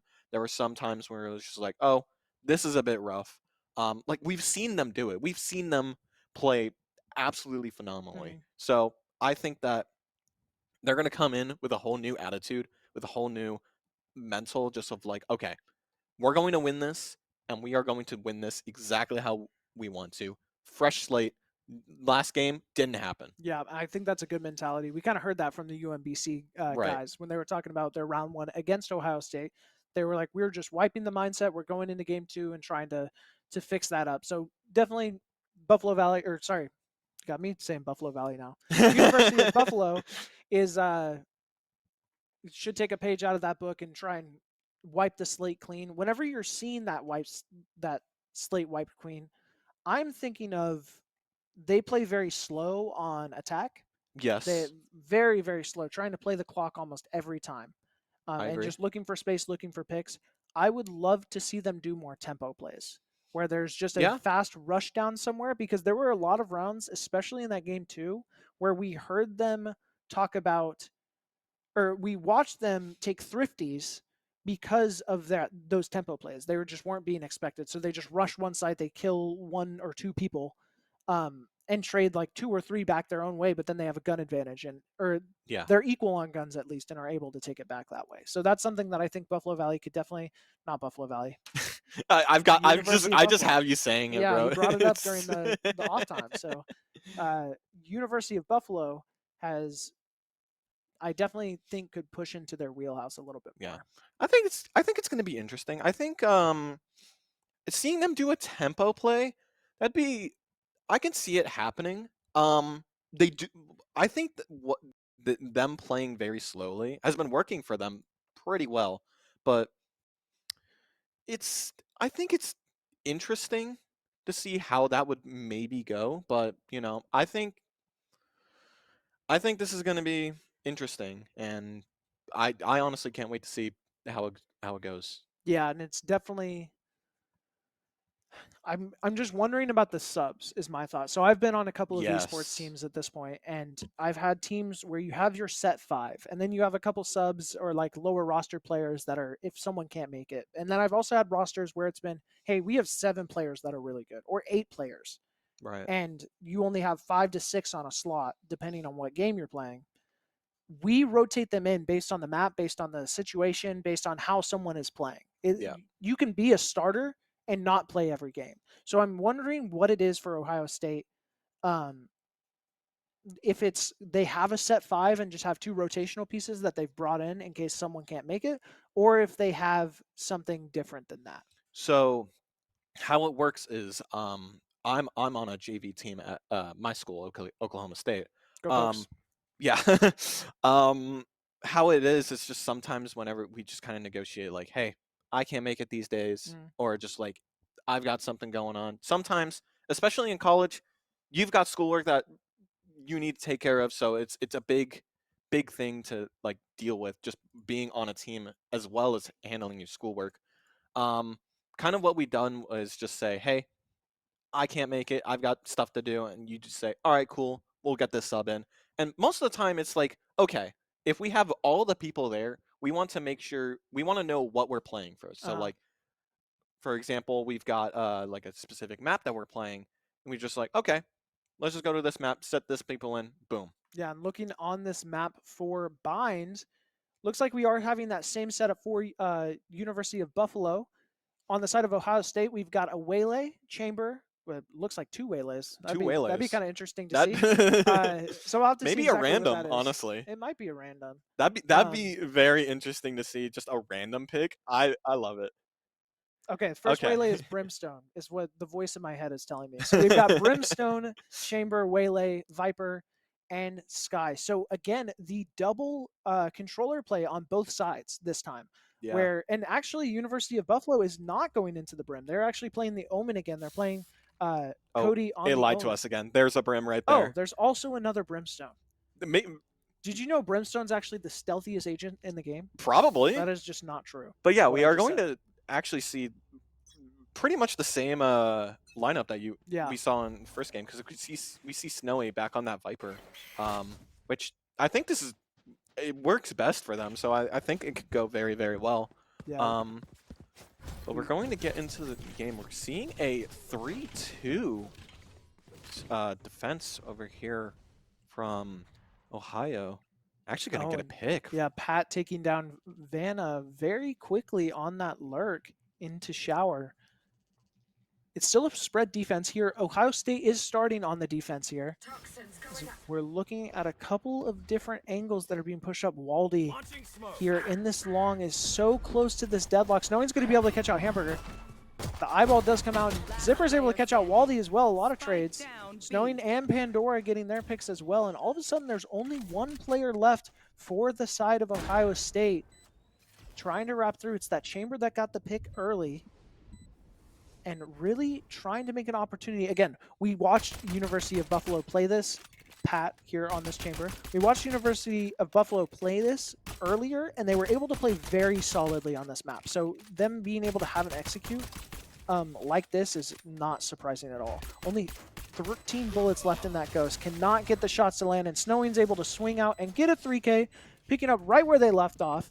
Absolutely swagging out in the last series. Snowing starting with that 3K, and it's going to be a first round win for Buffalo. Yeah, Buffalo, like I said earlier, has a new vengeance after this one. They want to come back after that loss, and they want to come back hard. And so far, Snowing also just constantly getting those lurks is really proving to be a great play from them, in my opinion. Yeah, for sure. Now, this is an eco round. Again, I don't know how much Ohio State knows of University of Buffalo, so it's going to be interesting to see exactly how much they want to get away with as Bot looks for the aggressive play on Snowing. Read the lurk from last time, is actually able to get that opening pick, even though having the gun disadvantage. Vanna is able to catch out Dez. Looks like this Ohio State team's a very aggressive team. They like walking forward quite a bit. Pandora able to catch out Hamburger and Cody as well. Waldy's wrapped all the way around to the flank, is able to pick up the Ghost. Don't know if they want to. There's a player right behind them. It's Vanna. Just so unlucky grabbing that gun. And Pat's the only one left once again. While the opening pick went towards Ohio State, the gun disadvantage seemed a little too strong, and their aggression has been the downfall of them. Forced to drop out takes a lot of damage. It makes a hard situation even worse.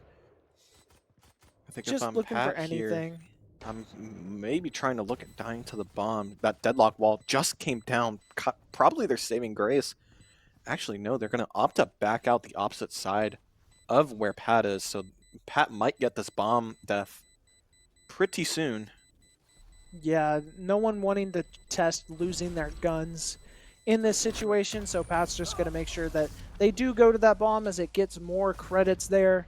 Totally good play there from Pat, smart play from Ohio State. And now they're kind of back in the game. They have some economy, they're able to build it back up. But Buffalo only lost one gun in that entire eco round. They're definitely going to have a good situation here where they're going to be able to contest some of these shots.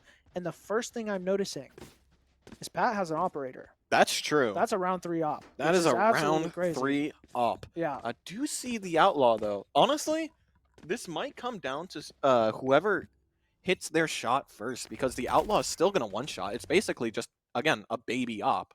So it's just who sees each other first and who clicks the button first. Yeah, I like clicking the button before my opponents normally. Pandora doesn't commit the snare there. Gets a little bit of noise. J-Zipper's getting caught out by that scout as well. Dez getting a pick over there on the side of B long, it looks like, and immediately leaving, like trying to auto-rotate out. Once again, we're seeing this Buffalo push be very slow. Hamburger on this long, looking for something. Finds two, the walk into it. Vanna just walks into the bullet, and all of a sudden gets more picks for Scarlet. J-Zipper's going to be able to trade it back. Hamburger takes up all of the side of long, finds a third. Looking for a fourth and is able to clean it up in that eco. Hamburger with a great play there to get Ohio State on the board. Being able to walk up that long, gets a little lucky with the continued spray, I won't lie. But luck, sometimes you need it in Valorant, and Ohio State gets just that. Yeah, and now they've got shields, so it's going to be this is the most important round now, so it's time to see which team will end up with higher econ than the other, because both, look at that money, not the greatest. Some but brokies. Yeah, I mean, I will say Ohio has a little bit more money. Yeah. Actually, oh my. Once again, the exact same thing happens as the slow comes through. Hamburger able to get another one, and another one. This funnel down is so difficult to push through, and all of a sudden Snowing's the only one left, gets caught by the dog as well, and a flawless on that gun round. Very big for Ohio State, who's going to get some momentum going in here. No economy for the side of University of Buffalo. Yeah. So it's going to look like Buffalo's going to need to save, maybe get those sheriffs. It's looking rough, especially with that operator. Operator still, I don't think, has been revealed yet. Yeah, I don't think the gun's been shot for 2 rounds. It's just been a vanity item at this point, which is going to be a terrible, heartbreaking moment for the University of Buffalo whenever they realize it, because no one wants to ever go against that thing. No. Ohio State playing super aggressive as a team. They love taking space. You can tell that already. I actually think, even though I was saying that I think University of Buffalo should be a little more aggressive on their pushes, playing slow and waiting for players to walk out is going to be very good, as Dez is able to escape there. Waldy just spraying through the smoke looking for something. Now uses the molly to get back. Dez giving so much space, and Zippers is actually able to take out Wally's and clear out Bathroom. The op is shot, but a miss. Now there's 2 players trying to flood out Pat, continuing to take space. The shoulder gets seen. Oh, and they double swing, almost a collat. Pat just not able to quite land exactly what they want. Dez is finding 2, though, on the opposite side. And the Waylay ultimate's committed as the double dash comes in. Only 8 shots, doesn't matter, gets 1. Looking for the second, is not going to be able to get it. Cody there. Oh, and they blocked the lineup. I'm not sure if it's going to be enough to stop the defuse. It is. And Snowing swings and gets the shot. Nice tempo play from Snowing there in Bathroom. And even though the lineup was deflected by the forehead, great heads up play, by the way. Literally. Yeah, really. Being able to immediately adjust and knowing where that bomb's going to be diffused at means Snowing is able to win that round for University of Buffalo, a round that they should not have won at all.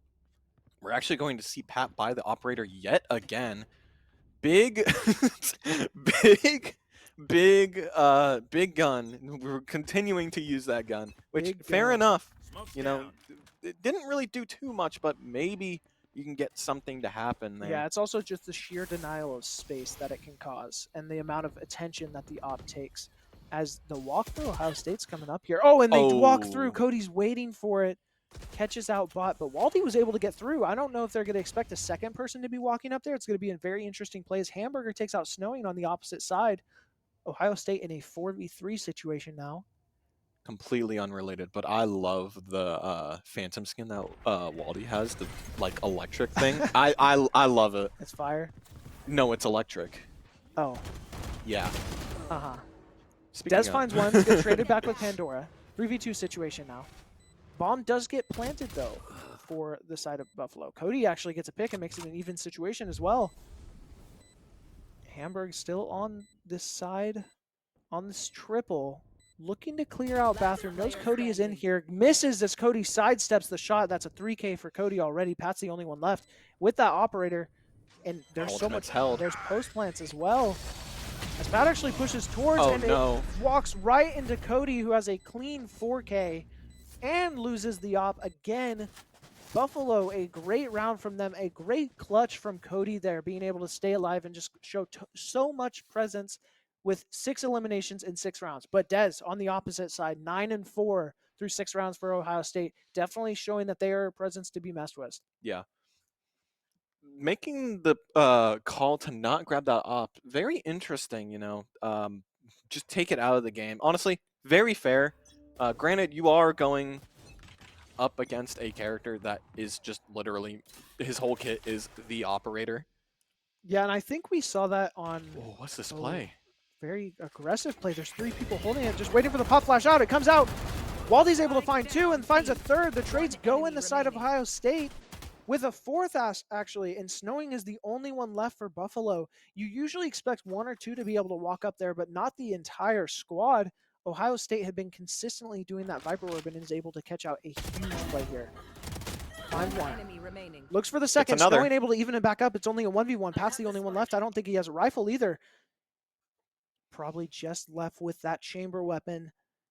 And it would be such a disaster if Ohio State gets such a great play out and is not able to take the round. The 10 bullets in the gun and not ready for Pat to be there. Pat is able to sit it back down, securing the round for Ohio State, and that was going to be a big, big problem if they did not clutch up that one. really like the play structure from Ohio State. We've seen them throw that orb down long 3 or 4 times in a row, and then they finally commit to the aggressive peak off of it. I think that's a really strong coordinated play. You can tell this team's played together for a long time. Yeah, this is a lot to unpack here. There's so many plays that these guys are making, and it's very even right now. It's 3 and 4. Both economies have been just shifting here and there. We're actually going to see the Yoru ultimate get utilized there. Get some info, figure out where people are. Yep, there we go. Interesting play by Vanna there, trying to look for the info, really just trying to give an opportunity for someone else. I don't think they meant to lose their life there. It does get traded back though, 4v4 now. Pandora's able to catch one out. With that Fade ult, he just got so much space, and it's Pat who gets shut down there. The TP comes through though. Just knowing he's gotten so far up into spawn, I don't know. They're expecting it though. Dez is able to take it down, loses most of their HP for it, and now we're in a true even situation as bomb gets planted onto the B side. TP rotation came through. Bot is able to wrap through the flank very easily. Is going to end up using the Seekers on this flank as well. And that is such a good advantage for the side of Ohio State. As the scout comes through, trying to clear out U-Haul, but a gun clears it out first. Pandora the only one left in shower. And with both players knowing where they are, it does get the first pick, makes it an even situation. Here's the tap and is able to clean it back up. Pandora with that 4K, being able to confirm the round for Buffalo, where it was like a very bad situation, able to turn it into a win. That's what you need your big players to do. A very good clutch by Pandora, doubling their KD. Very well played, honestly. Like that showers is such a powerful spot to be in on this map. And that's one reason I don't love Waylay as a whole, is because Dez was trying to swing to basically be a flashbang for the other player and was not able to actually get the follow-up trade. It gave them long enough to kind of recuperate their shot. As we see the slow come down and the commit, got the spike. Dez trying to catch one out cheeky really quickly, but ends up not finding anything. Cody with the heads up play to be able to back up and lose all of that util. As Dez now walks up slowly, a lot of space given for B, which means a lot of information for the side of Ohio State that there is no one playing towards that side of the site. Yeah, we're seeing just a 2 and 3 defense here. Going to be interesting. Maybe try and get a pick. Ooh, we're a little too far in, so you just can't get out. Unfortunate. Yeah, trying Good to play pick that off angle and look for Buffalo. something. Hamburger here, though. Trying to look for something. The TP commit comes over, too. It's going to make it even harder. Oh, and Pandora is able to catch that one out, expecting the walk-up. And Bot was shut down by the snare. Really good utility from Buffalo so far. Just being able to constantly be aware of where Ohio State is staying. And now Buffalo's slowly walked up this long. Left. Oh, Waldy on the good wrap, kill. though, is going to be able to catch out one. Looking for another one. And they're on the same team. I've been watching Valorant today. I just got so terrified by that play. Oh, my goodness. Bomb goes down for the University of Buffalo. Still in a 4v3 advantage. Pat here on the CT, the other two on the wrap. The smoke clears. Zippers is able to catch out Waldy. Pat looking for one. Sees the crouch. Probably not ready for the second one. And the double swing. Sees the shoulder, Bot the only one left, and Vanna is able to take that one down as well, making it a 6-3 lead for Buffalo. Once again, it's their map pick. Those two players were on the same team, as Replay found out. And I actually genuinely can't believe I did that. I like had such a heart attack when he swung out like that. I was like, what are we doing? But yeah, it looks like with that momentum, Ohio State's decided to take a timeout. And again, I don't blame them. They started pretty strong. They were at a 3-3. And you want to take these timeouts before the game is not comebackable. Right now, you can still make a move back. You're only down 3 rounds. Just get one here and start your foothold there. Start climbing. Yeah. And I think Ohio is really just trying to we've been seeing so many ultimates be used. Like they're not being generous with holding their ultimates. So it's kind of just like really just depends on how many ultimates are being utilized each round. So I think getting a lot of ultimates out at one time is working really well for Buffalo.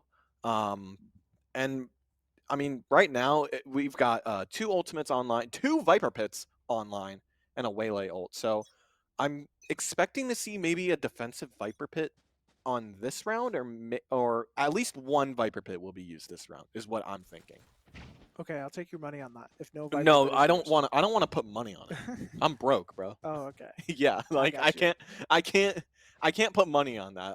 I'm just saying this might happen. This is probably the most important round left in the half for Ohio State. If they lose this one, they're not going to have the economy to really keep up. I'll take your money. Should have put money on it. I'll take your money. Hamburger. No, I deciding to commit- said that I was gonna Nah, take your money. nah, What do you check the mean, bro? recording. Dude, like what? Pat carrying the showers and Des getting information. I That really is like that trippy. play. Yeah, it is really weird going halfway across the map. As Pat does have this op carrying showers, looking for information. Here's the ult orb go off as well. Just watching this angle with the op, it's going to be really difficult for anyone to take this A side on the side of Buffalo.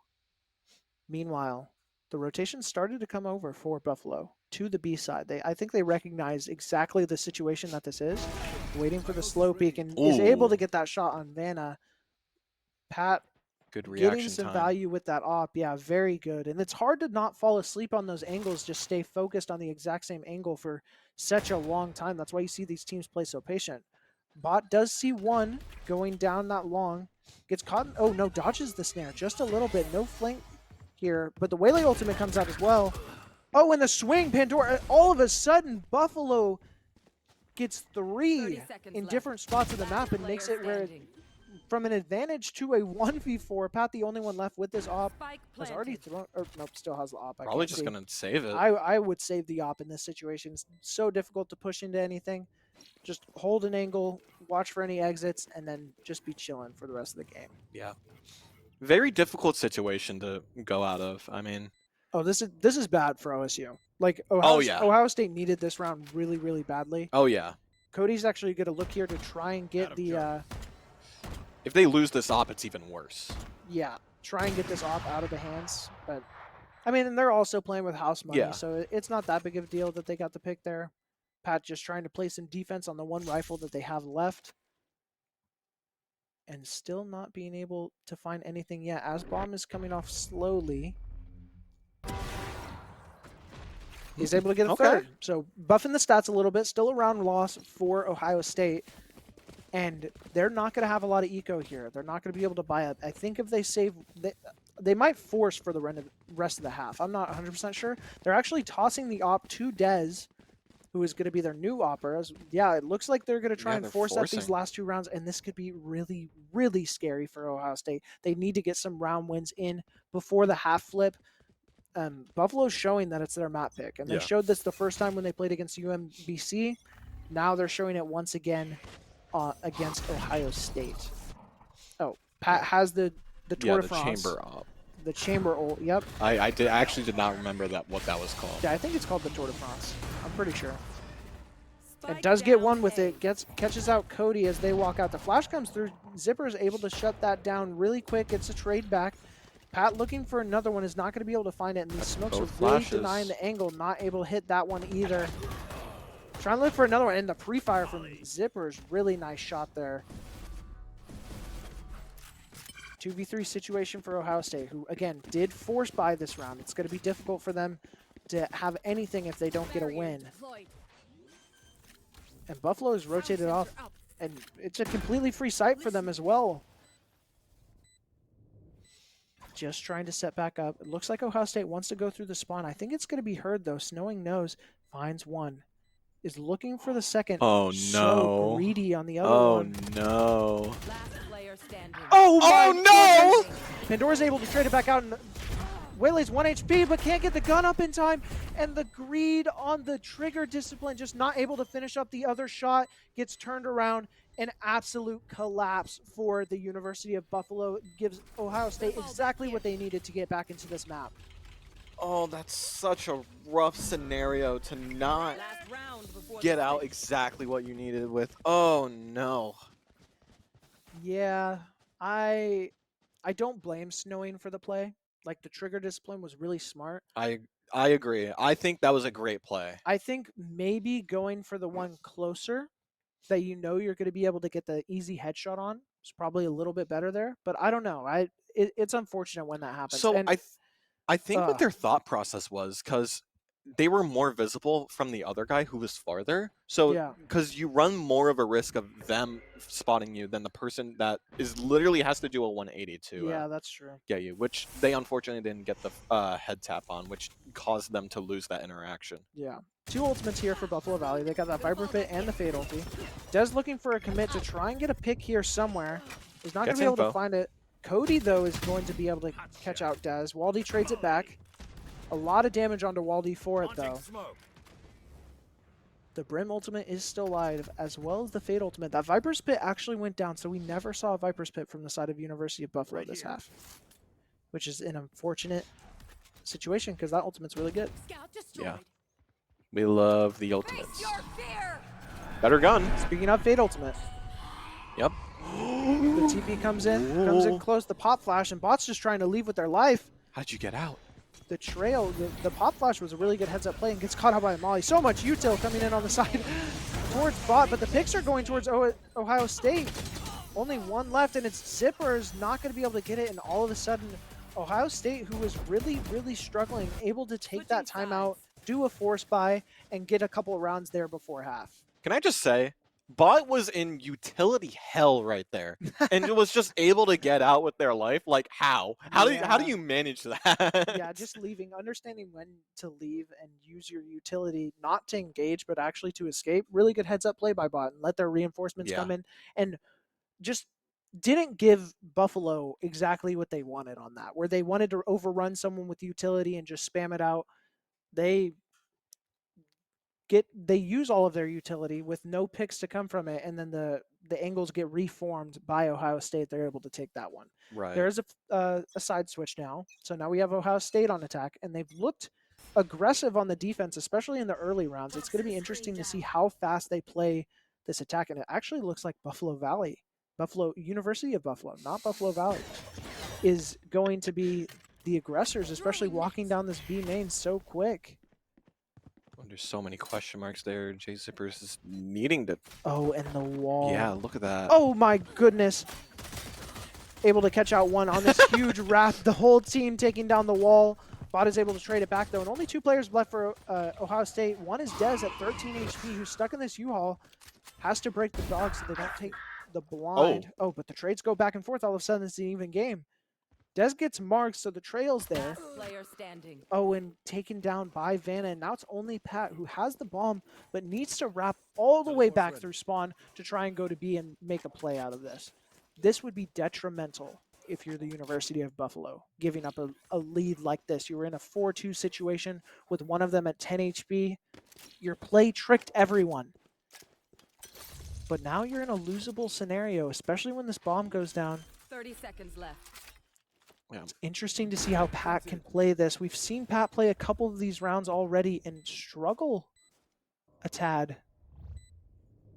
Trying to opt to stay in there. Yeah, trying to get this early Trademark. peek to make it a 1v1 and then teleport back. I think it's a standard play. It's very, very smart play.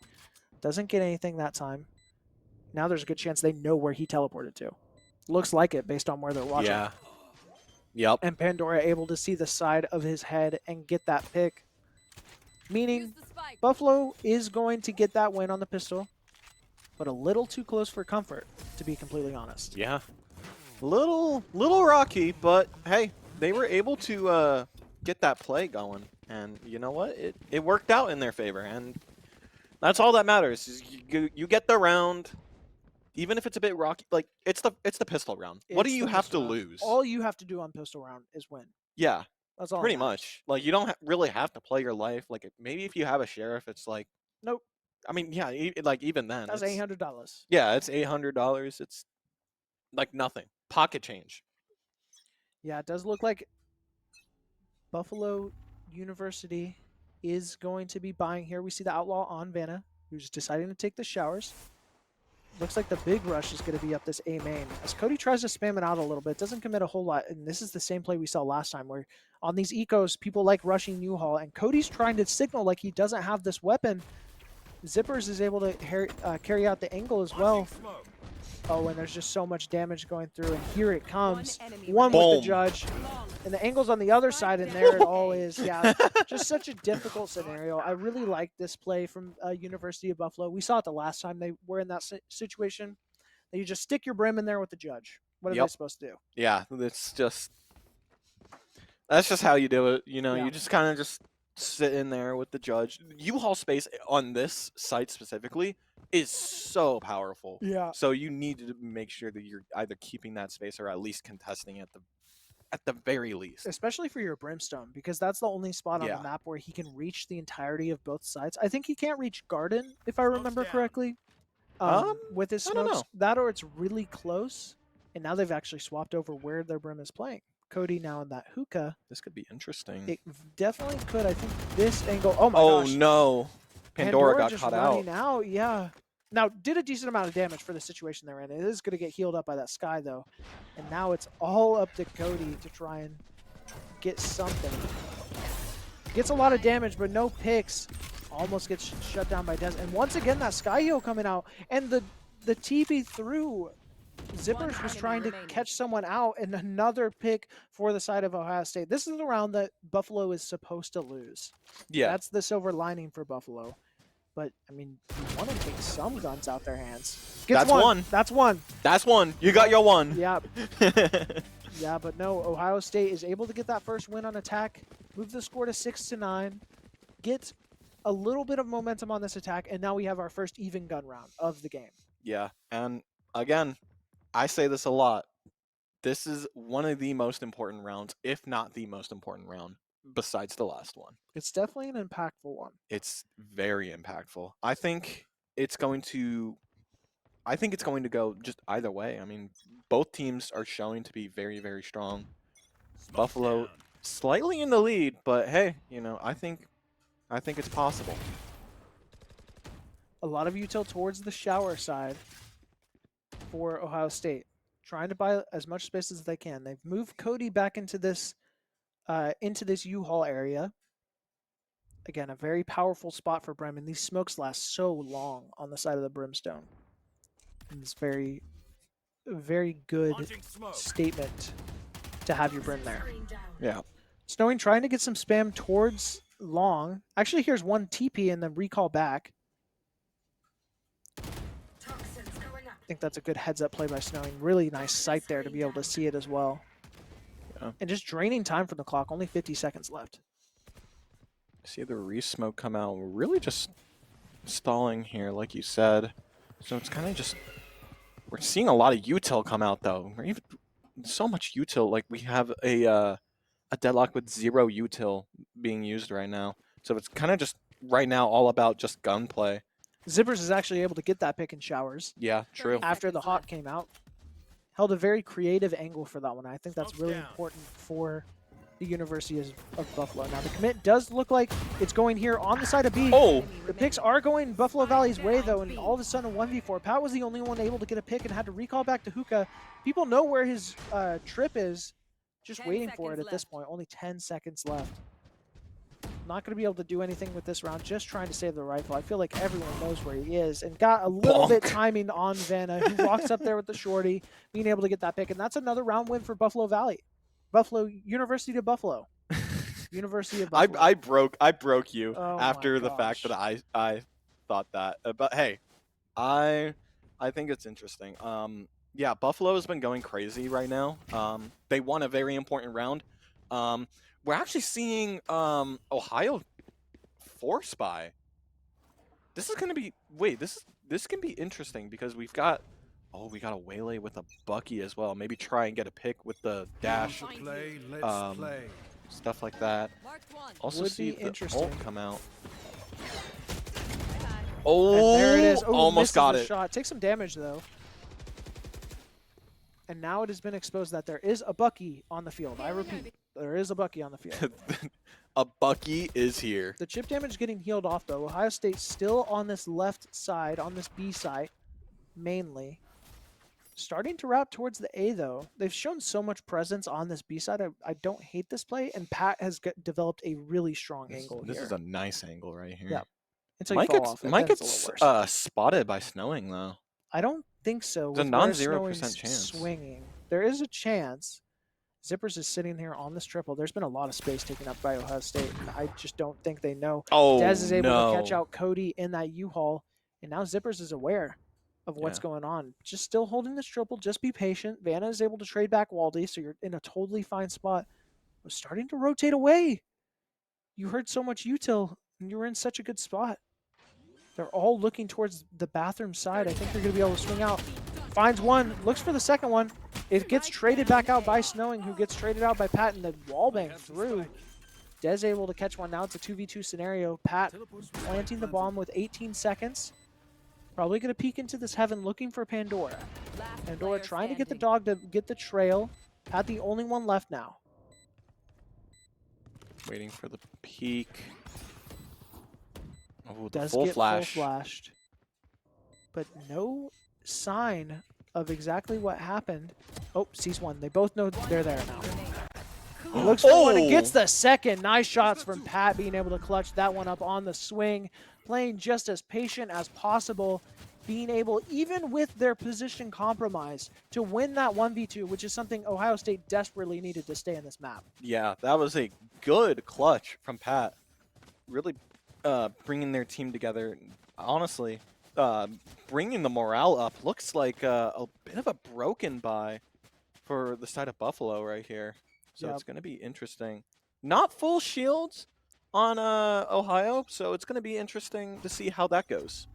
Yeah, Buffalo definitely needs to figure out this one and quick, especially when they're trying to force so much eco here for the side of Buffalo. They really, it's kind of a gamble, especially when you have this lead. I probably would have just taken the eco, as there's a lot of presence towards Showers with that slow. Isn't going to catch out Zippers. Dez recognizes it and backs off very quickly. Just trying to look for some space, and the A commit is here for Ohio State, but not quite finding exactly what is going on. Vanna here close with the Sheriff. There's Just a lot playing here. slow, looking for anything. And really this, again, this tempo play is to try and pull out a decent amount of these Brim Smokes as well as other utility. Since those Brim Smokes don't recharge and never come back, it is a serious cooldown to use every time. Yeah. The Waylay ultimate coming out, Many ultimates coming out. but it looks like it's all going the Buffalo Valley way. Vanna finding two and Cody finding a third with that judge. Dez trades it back, but now it's only this 1v1. Waldy Ooh. 30 seconds left. finds one, looking for another one, gets utiled out a lot, and is going to be shut down by Snowing. Just the molly plus the eyeball, that's a difficult scenario to get back from. Buffalo Valley able to get back on the board though, and is now only 2 rounds away from winning this map. Yeah, Buffalo's going crazy right now. The broken buy seeming to do them wonders, as now Ohio needs to save. So it's getting pretty close here to the finish. I think Buffalo can take it home. You know, they're right now. It's a matter of, can they win this round and can they win the next round? And Yeah, I think they and can win this round. This, weirdly enough, is actually the worst map we've seen of Buffalo on this map.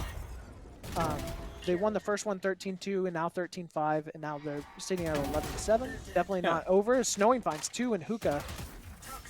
Really like the aggressive angles that Snowing takes at times. I feel like it messes with the tempo of exactly what Ohio State's expecting. I think it's a very strong play there from Snowing. And no one has the bomb on the side of Ohio State. They're kind of defaulting at this point, looking for something. The Viper player, yeah, Hamburger and the Brim player here have gotten all the way up into U-Haul. Waldy trading some shots there. Looking for something else. Snowing with a third. The last 2 players are on this side, so I don't know if an ace is possible. Last player standing. Probably not But opting still- to get the ace. yeah. Zippers is going to just get the pick on the Hamburger, and then eventually, oh, Waldy getting a nice pick on Vanna, but Zippers is just going to end up taking out. Match And point. that's a match point for the side of Buffalo. Yep, trying to close out this map 1. They have the economy, not a great buy for the side of Ohio State, but they do have enough to get mostly rifles as well as a Spectre and a Bucky here. So not out if you're Ohio State, but definitely a tough situation to come from. They do have the Brim ultimate at their disposal, but on the other side, Buffalo University has 3 ultimates. It's in their name, as well as pretty close to the Cody ultimate as well, that Brimstone ultimate. Yeah. Ooh. The scout does come out from bot, trying to buy some space into shower. There's a lot of contest here. The flash comes out as well. With Good Waldy swinging support. into it. Yeah, very nice swing into it. And with that heal as well, Dez getting another one. The two Eco Guns doing their job. Zippers is able to trade it out, though, as they try and feast for the gun. The Seekers come out from bathroom. Oh, and just the timing. Pat's able to swing out and take out Zippers. Only 2 players left for the side of Buffalo. Dez is able to get a rifle as well. Almost over-aggresses into spawn. But they know about the shower. Hamburger is able to take that one out, and now it's just one left. It's Pandora coming from the CT side. He's able to find That's one, one. but cannot find the second onto Hamburger. And Ohio State stays alive for a round. They still have to do it 4 more times just to force overtime. Yeah. This is the match point is such a like it's such a how do I oh my god, I cannot find the words anymore. it's such a like edge of your seat type of experience, cuz like sometimes it can just be like, okay, the people who are in match point, they're going to go crazy. They're going to just want to close this out and we go straight to next game or finish the game.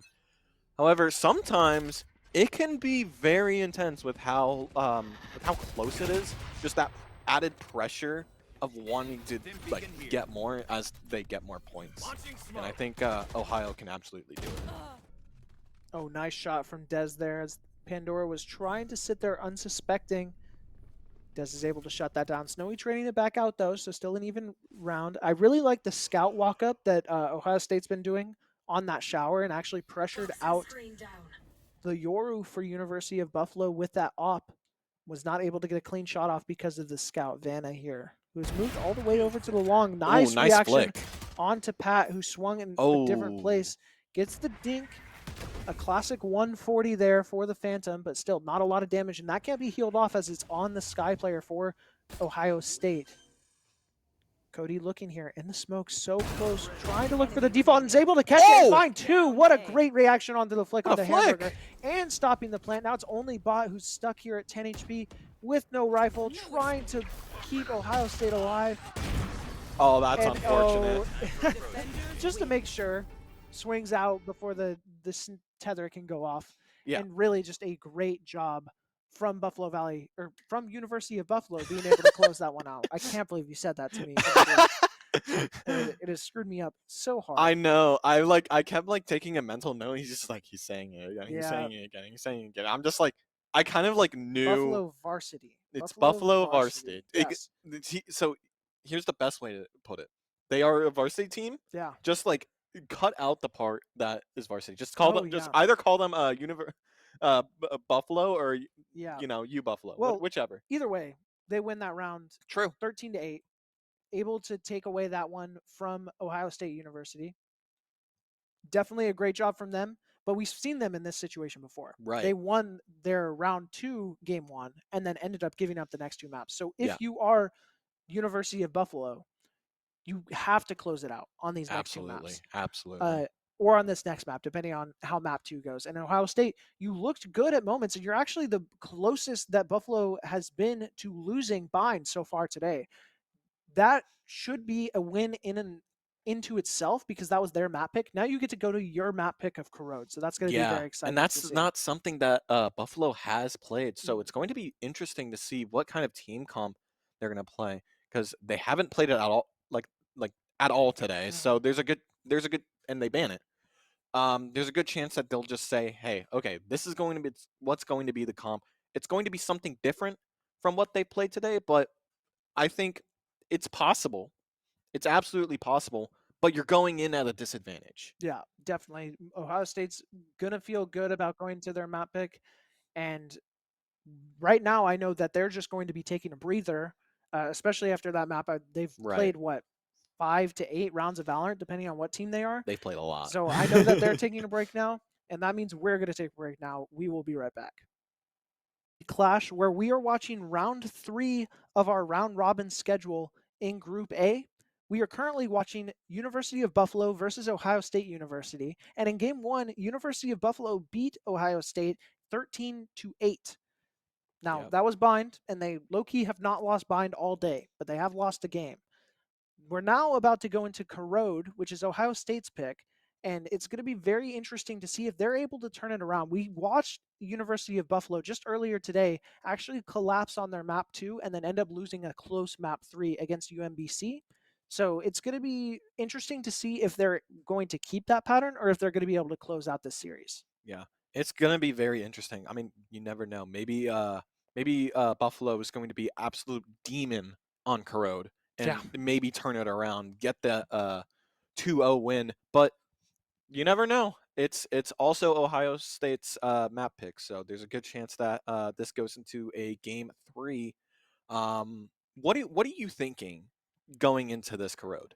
So Corrode is very similar to Split in my brain, and we saw University of Buffalo struggle a bit on Split. Realistically, they kind of struggled just to maintain their sights, as well as they had a good way to take mid control, but couldn't really do anything with it. So I'd really like to see how they want to execute through mid control this time around and be able to really get a good opportunity to convert some of those rounds into round wins, because they were Yeah. up so much in that round 2 in the split and then just couldn't close out the map. I need to see them be able to close out the map. Yeah, I think their closing could be great. Like, I think they play very well. They're going to be starting on defense, which I think Corrode leans more towards like a. I think it's a little more defensive sided. That's what I want to There- say, but there's- it's also very difficult. It's a newer map, so Yeah. there's definitely a lot to be worried about. I think defense is a little bit easier on this map. I am honestly not 100% sure, but I do know that I think University of Buffalo is better on defense as a whole. I think when they I play agree. defense, they make really good plays, they make strong reads, and they're able to turn these plays around. So I think it's going to be good for the University of Buffalo to start on defense here. And Ohio State needs to start out strong. They need to get into the driver's seat if they want to get back into the series after dropping map 1. Again, Right. Buffalo all day has played Bind. And the first game they won 13-2 on Bind. The second one they won 13-5, and this last one they won 13-8. So Ohio State has actually had the best opportunity out of all 3 teams that Buffalo University has played to win that Bind pick, meaning they've been the strongest on that map pick. I think it'll translate over to Corrode. I definitely like Ohio State in this map. I definitely agree with you on that one because I mean it's their map pick and they've gotten like you said they've gotten the closest and they've been throwing like they've been able to adapt to like how they've been able to play. As to the previous matches, they were able to get away with a lot more since the team wasn't able to adapt. The previous teams weren't able to adapt as quickly. Like for example, we see Snowing just going in on a lurk, always on Viper, just try and like get some information, catch one out, and they always get at least a pick or 2. And I've seen them getting a lot better at finding out that lurker and try and say, okay, this person's here, we need to get rid of them. Rico, you want to know a secret about Corrode? What's a secret about I think Corrode? this is the first time I have ever professionally casted Corrode, because You it just know- like always gets banned, I feel like. And You I know, never see it I've very got a often. secret for you too, Fuzzball. Yeah. It is also my first time Okay, casting fire. Corrode. So this is going to be interesting. Yeah, if we miss callouts, I apologize. I've played this map a couple times. I do not know what a lot of the callouts are.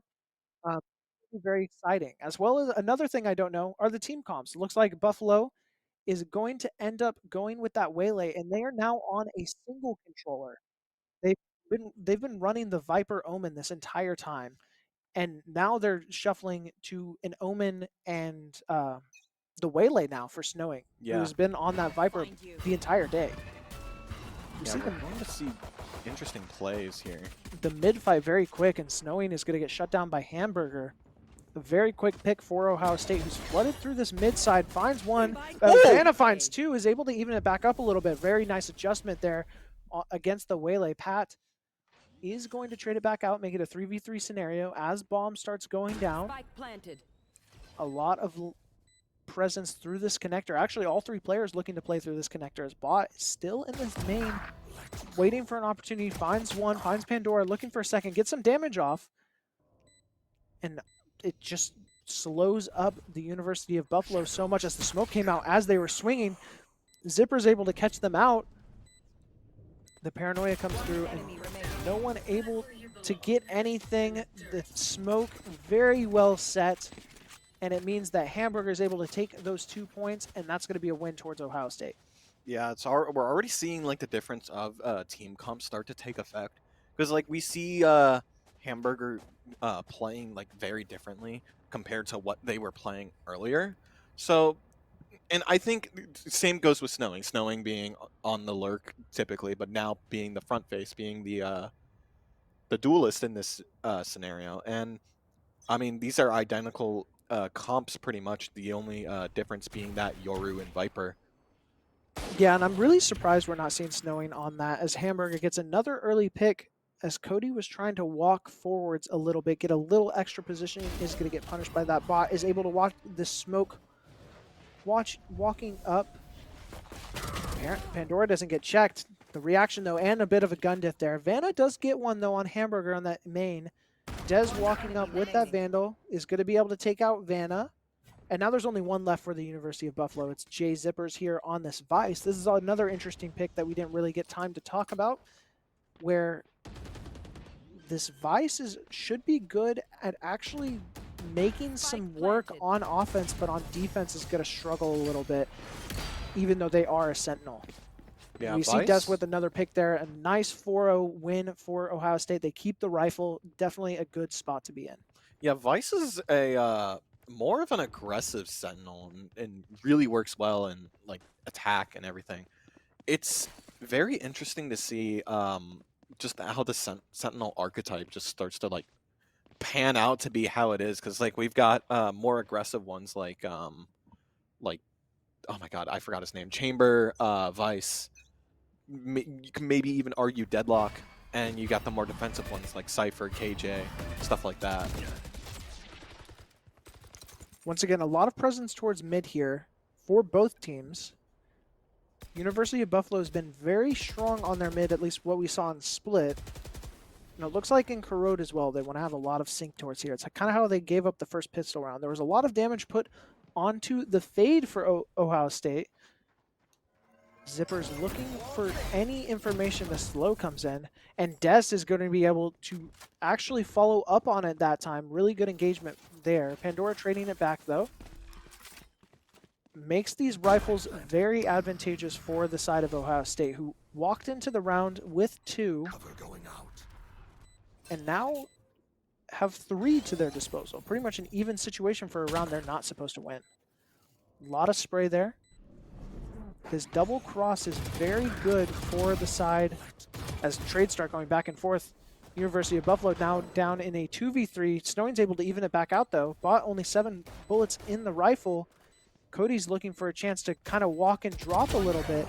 Drops right behind him. Bot's able to shut it down, though. Snowing trades it back, and it's 1v1 situation. Bot and Snowing, as Snowing's trying to look close. Gets a lot of damage there. They're not going to have time to be able to defuse it, but able to get the pick, loses the gun and the round. Ohio State has a great win on a round they're supposed to lose. University of Buffalo does do a chunk to the economy, but it still hurts not getting that round 3 win. Yeah, it's a little rough not getting that, but that's a big pain in the economy. But I mean, they still are able to buy the guns, so Buffalo just really needs to be able to try and make something work. They're going to actually pull out the Ares and the Stinger. Maybe try and get a couple of picks, trying to compete with those rifles. Actually, opting back to the Sheriff. Fair play. Sheriff, exactly what you need to win in a gunfight. Yeah, and we've seen that these players definitely can do work with the Sheriff in their hands. You know, one head tap is all you need to get that pick. Once again, University of Buffalo taking a lot of space mid. They're playing a lot more aggressive this time. OSU Scarlet, however, is ready for the mid contest and is trying to play as defensive as possible. Cody's going to be able to catch out Dez, just the spray through the smoke. Gets a lot of good damage, but there's a lot of damage on the other side as well. Pandora dropping to 11 HP there. 5v4 situation on this defense. Gun advantage is towards Ohio State. They have that Omen teleport online as well. Jay Zipper's just waiting to hear something. See something. Maybe time out the swing just right. Oh, and they do, but the wall goes up at the inopportune time. And that trip is so rough to be cleared. J-Zippers here has a rotation from their Fade as well. So they're going to be able to kind of reconvene. It's Pandora here. Still at that 11 HP, but it's slowed up. Ohio State only has 30 seconds. They either need to rotate now. Hamburger's actually going to find one out in mid, and that's going to open up a lot of angles for the side of Ohio State, who can now start to commit on this B side. The Omen teleport's going to be committed as well. And it's going to a decent place. As Snowing actually lurking around on the defense finds Waldy. Hamburger finds 3, though. The bomb does go down on A side. Snowing finding a second as well. Hamburger with a 4th. And just lurking around the map, Hamburger's able to pick up 4, potentially a 5th with Zippers here. Hamburger's is on 1 HP though, so there's not a whole lot that may happen here. Maybe the ace comes out. No, it doesn't. But Bot is right there to follow up and make that round secured. Yeah, what a great round by Hamburger. Just using the smokes to manipulate angles and walk so far up, just controlling the mid constantly. And that's kind of what we talk about, is like the space of mid is so jeopardizing if not treated properly, that you can be in a situation where University of Buffalo has the advantage there and just loses it completely off one player lurking at mid at the wrong time. Right. This map is just very mid heavy. It's just, if you have any control of mid, if even the slightest bit of control, you just have control of almost the entire map, and it's very rough. We're actually going to see an Odin come out, so we'll see how this goes. Very interesting, as it looks like it's a fast execute onto Zippers here, who got hit by the slow, is getting really utiled out, decides to give some space, sees the TP up into heaven, so that's aware now. J-Zippers is actually able to catch it out, gets traded back by Waldy though. 4v4 scenarios, the bomb starts going down for the side of Scarlet. And the spray as well, that Odin trying to pressure out the bomb defusal is not going to find anything. And with that Viper Spit, makes it even harder. Van is going to be able to find one and then commit with the ultimate. Chasing one, sees the slow, is actually able to get the trade. Waldy going to be able to trade it back. Very good follow-up on that Paranoia, as the Waylay ultimate's now used as well, that slow. Looking for something, knows Waldy's in the corner. Waldy's actually going to be able to find it. And then, oh, Hamburger wraps back around the Viper's Pit. Just so difficult to find players in that Viper's Pit, and it means OSU is going to win a 5th round in a row. This is looking rough for Buffalo. We're right now, again, it's not their map pick, so everything is very different. So I think if I'm them, I'm wanting to try and catch them out a little bit. They seem to be very aggressive, and just maybe see if they can make a play that could snowball into an advantage for them. Yeah, shout out to Hamburger, who's 10-3 right now through 5 rounds, rocking that over 3.0 KD. What, 3.3 repeating KD? Very good. Very, very good to start in this 5 rounds. As Pat is able to get one through Zippers, or onto Zippers through their Omen. Pandora here on the back, and it's another eco for the side of University of Buffalo, so it's going to be very hard to get anything set up here. Yeah, you can tell Ohio State likes this map a lot. It's definitely showing some dominance early. As University of Buffalo tries to figure it out, Hamburger gets another one. This time over on the A side, and it's so interesting to me how Ohio State gets these picks on sites and then immediately leaves them, because they got that pick on A site, and now if you look up at the map, they are all committing towards B, -1 towards mid. No, just 5 manning towards B, deciding to take a site. They completely walk and execute on. They're able to take down Pandora, who is stuck in the back of site. All 5 players rushing the site as Heaven is taken as well. Bod's able to catch out Vanna, and there's only 1 player left. It's just Cody looking for anything. I think that TP was heard as well, and it was. That's a flawless and a team ace for Ohio State, pushing their lead to a 6-0. Yeah, this is looking rough for Buffalo. Ohio is playing out of their minds right now. They're playing very well. They have so much economy that they can just do whatever they want with it. They're, like you say all the time, they're playing with house money. Yeah, it feels fantastic if you are an Ohio State fan, especially because they lost map 1. And this looks like a completely different Ohio State team. Not very many of these rounds are even close. That's how comfortable Ohio State feels on this map.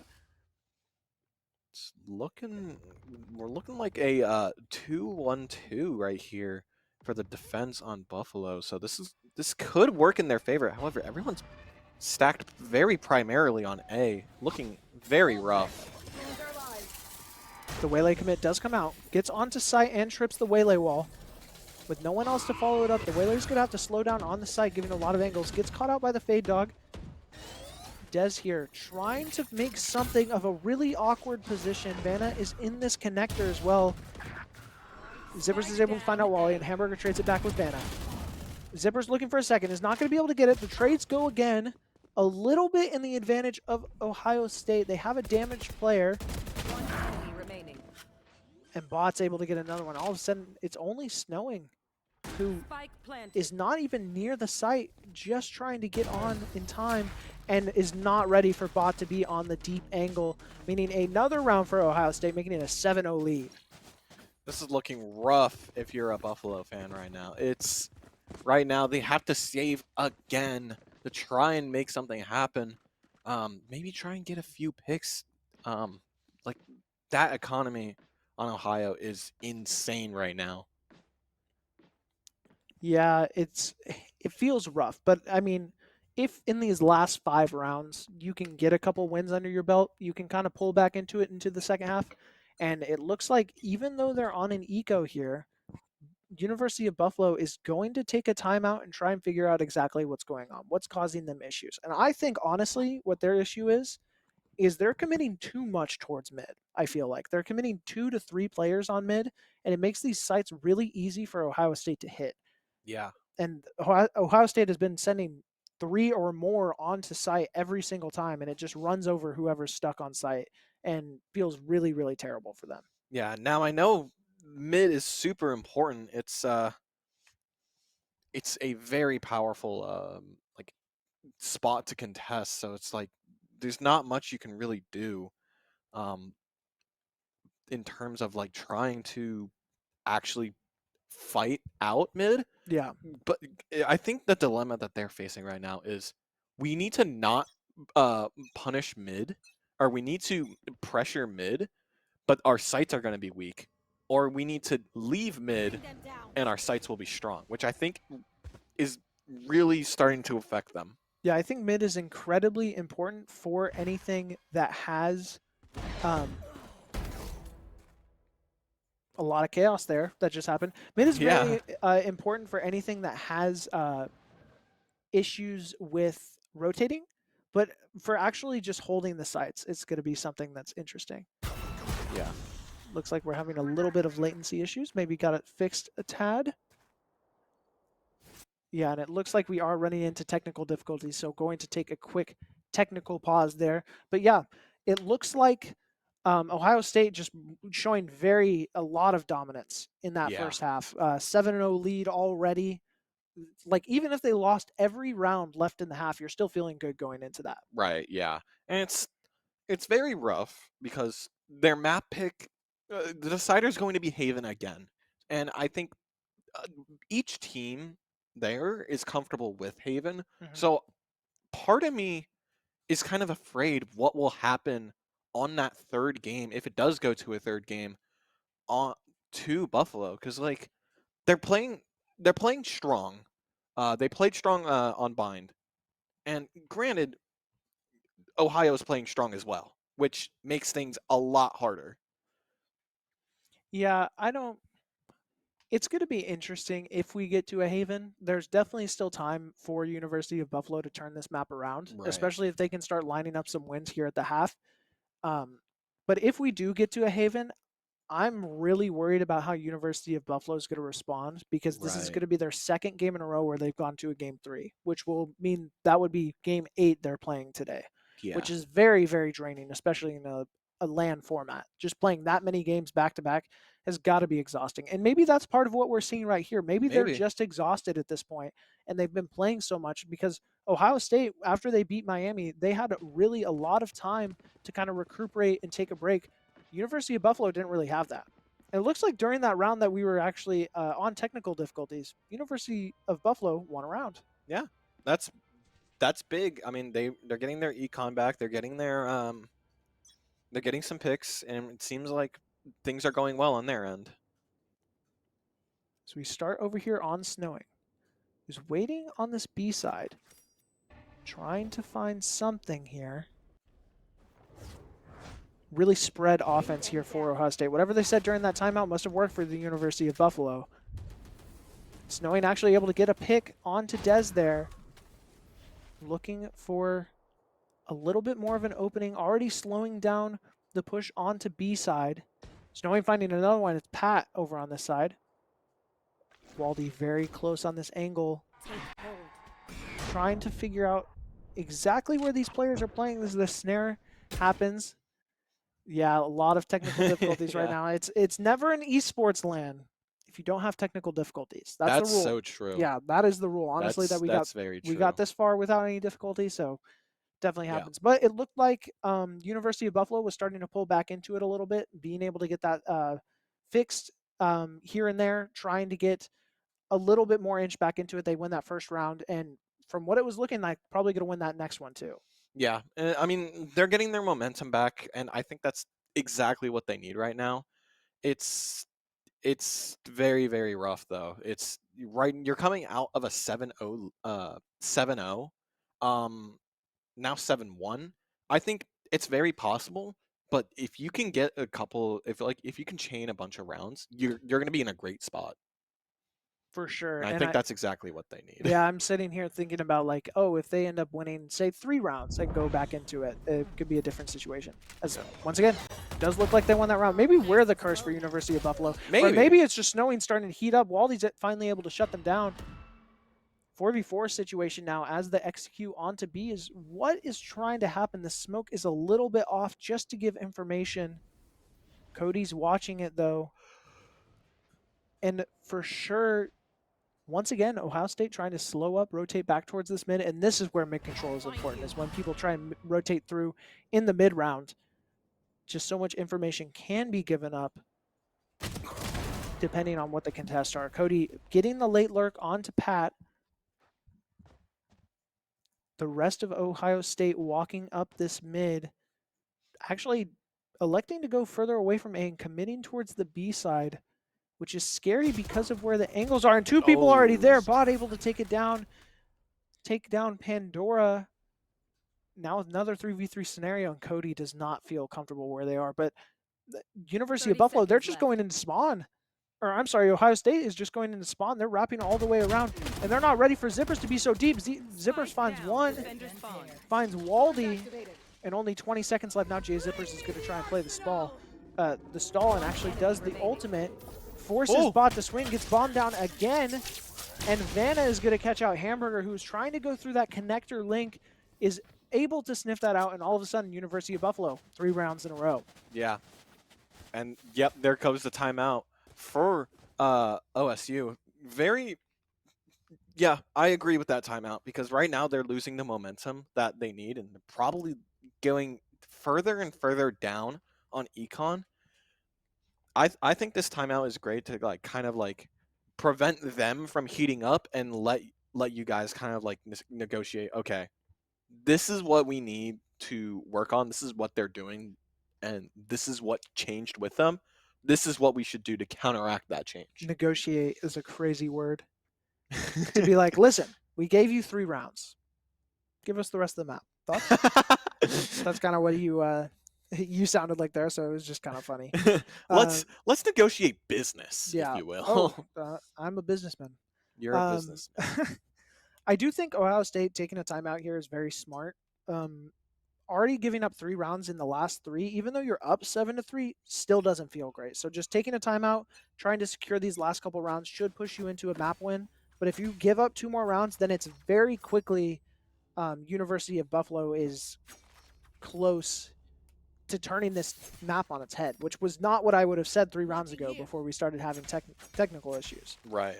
So I'm thinking that we close our eyes and then just let University of Buffalo play, and maybe they'll win more rounds. Because when we watch them, they fail. Okay, I'm closing my eyes right now. My eyes are closed. Okay. They just won 5 rounds. What? Vanna finds one. Snowing finds another. Immediately 2 picks for the side of University of Buffalo. Pat's able to trade back out Vanna, though. And this mid contest, while it was important for the University of Buffalo, they hadn't been matched with a commit very often.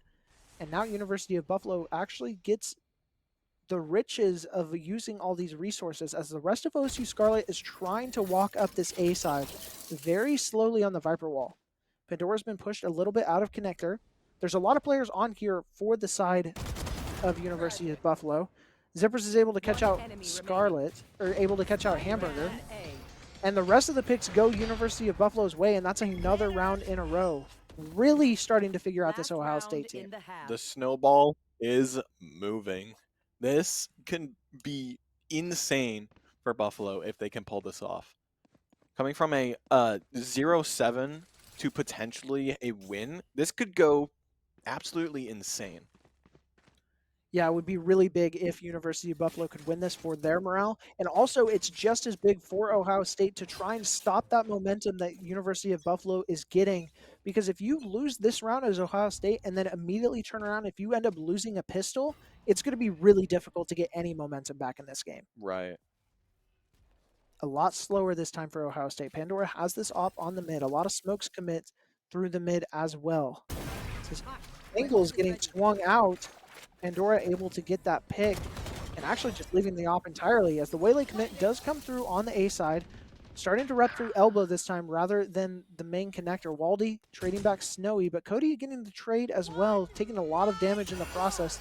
The Waylay ultimate does come out and gets one slow on to Zippers. Pandora getting a trade back. Stuck in the corner is going to get taken down by Dez. That's 2 for Dez in this round. Now it's just Cody as well as the Yoru, who is way out in mid. It's Vanna trying to make something happen, trying to take back that streak and keep that 5-0 winning streak going into the half. A lot of time here, 40 seconds. Oh, could see through. No. I think they could see the shoulder.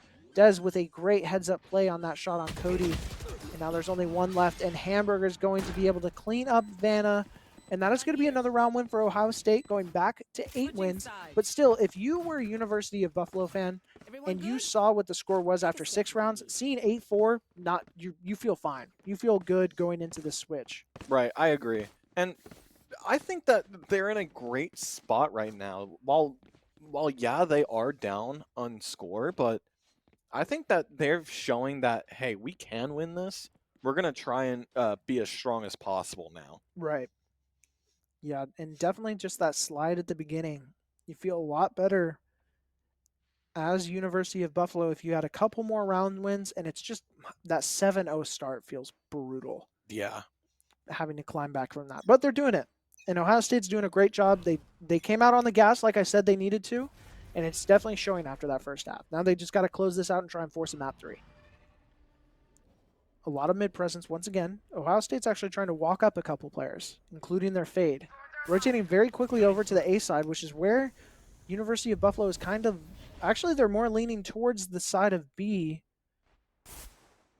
But playing slow, there's still over a minute on the clock. Slowly walking up the mid. Pandora's going to find one in this mid. Looking for a second one. Oh, the dog doesn't catch him out! Bot and Cody trading. Getting 2 picks. Snowing going to be able to walk up and get one as well. And Dez finds 2, though. Getting back traded out by Zippers, and Pat's the only one left. It lurked up this middle. Just didn't quite catch the collapse. And now has to look to try and clutch a play for Ohio State. No idea where the players are. Here's some noise, though. Here's some spawn noise. Realizes that they're probably both holding spawn based off the way they were walking. Good heads-up play by Pat. The flash comes out. Finds one, but gets traded by Snowing. Great trades on the side of University of Buffalo. And they get another win. They win that pistol, so now they have some momentum going into this attack in this 5-8 scenario. Yeah. And fun little thing. They changed how Vice's flower is. So normally, if that rose were to hit, it would make a sound kind of like a weird metal ringing sound. Yeah, but they changed that to where that doesn't happen, which I think could have given more information saying like, hey, okay. I would have been very curious to see how they would have played around that if that change was still there. But good play either way.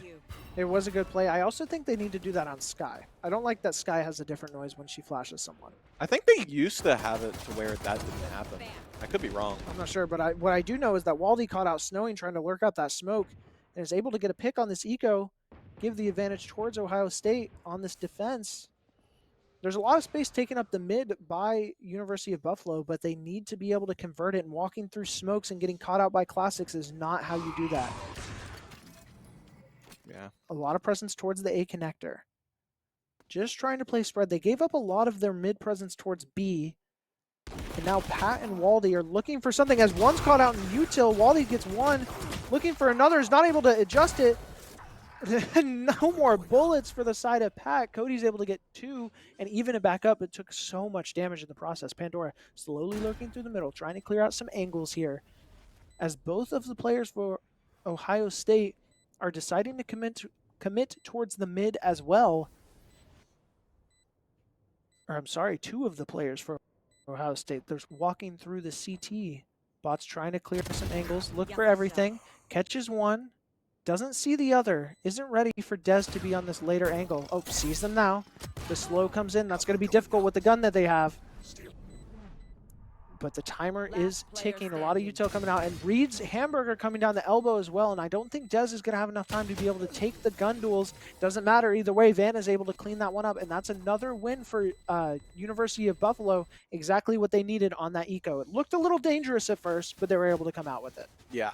And I think now, as we're going into the full buy for OSU, it's going to be very interesting to see how it goes. Because these guys are playing very well. They've been every gunfight. There's at least like a kill almost immediately. So it's just all about their one taps. They don't miss. They don't miss. Exactly. They don't miss. It's crazy to see how it goes. Yeah, and it's really important on these timings. As you see that early spray from Snowing actually gets sprayed back. That's really unfortunate. Des being able to get that pick. Cody getting pressured out a lot. They know his location. Bot's able to trade it out. Pandora getting one back, but Waldy trains back Pandora. And OSU getting a lot of space on this mid very quickly and giving up the bomb. That is so bad for the side of University of Buffalo. Ohio State here took a great engagement middle, using the right utility, catching out the play because University of Buffalo has been tending towards this mid a lot.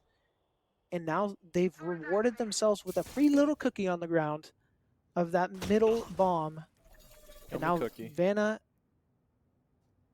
and the Vice have to try and make this happen.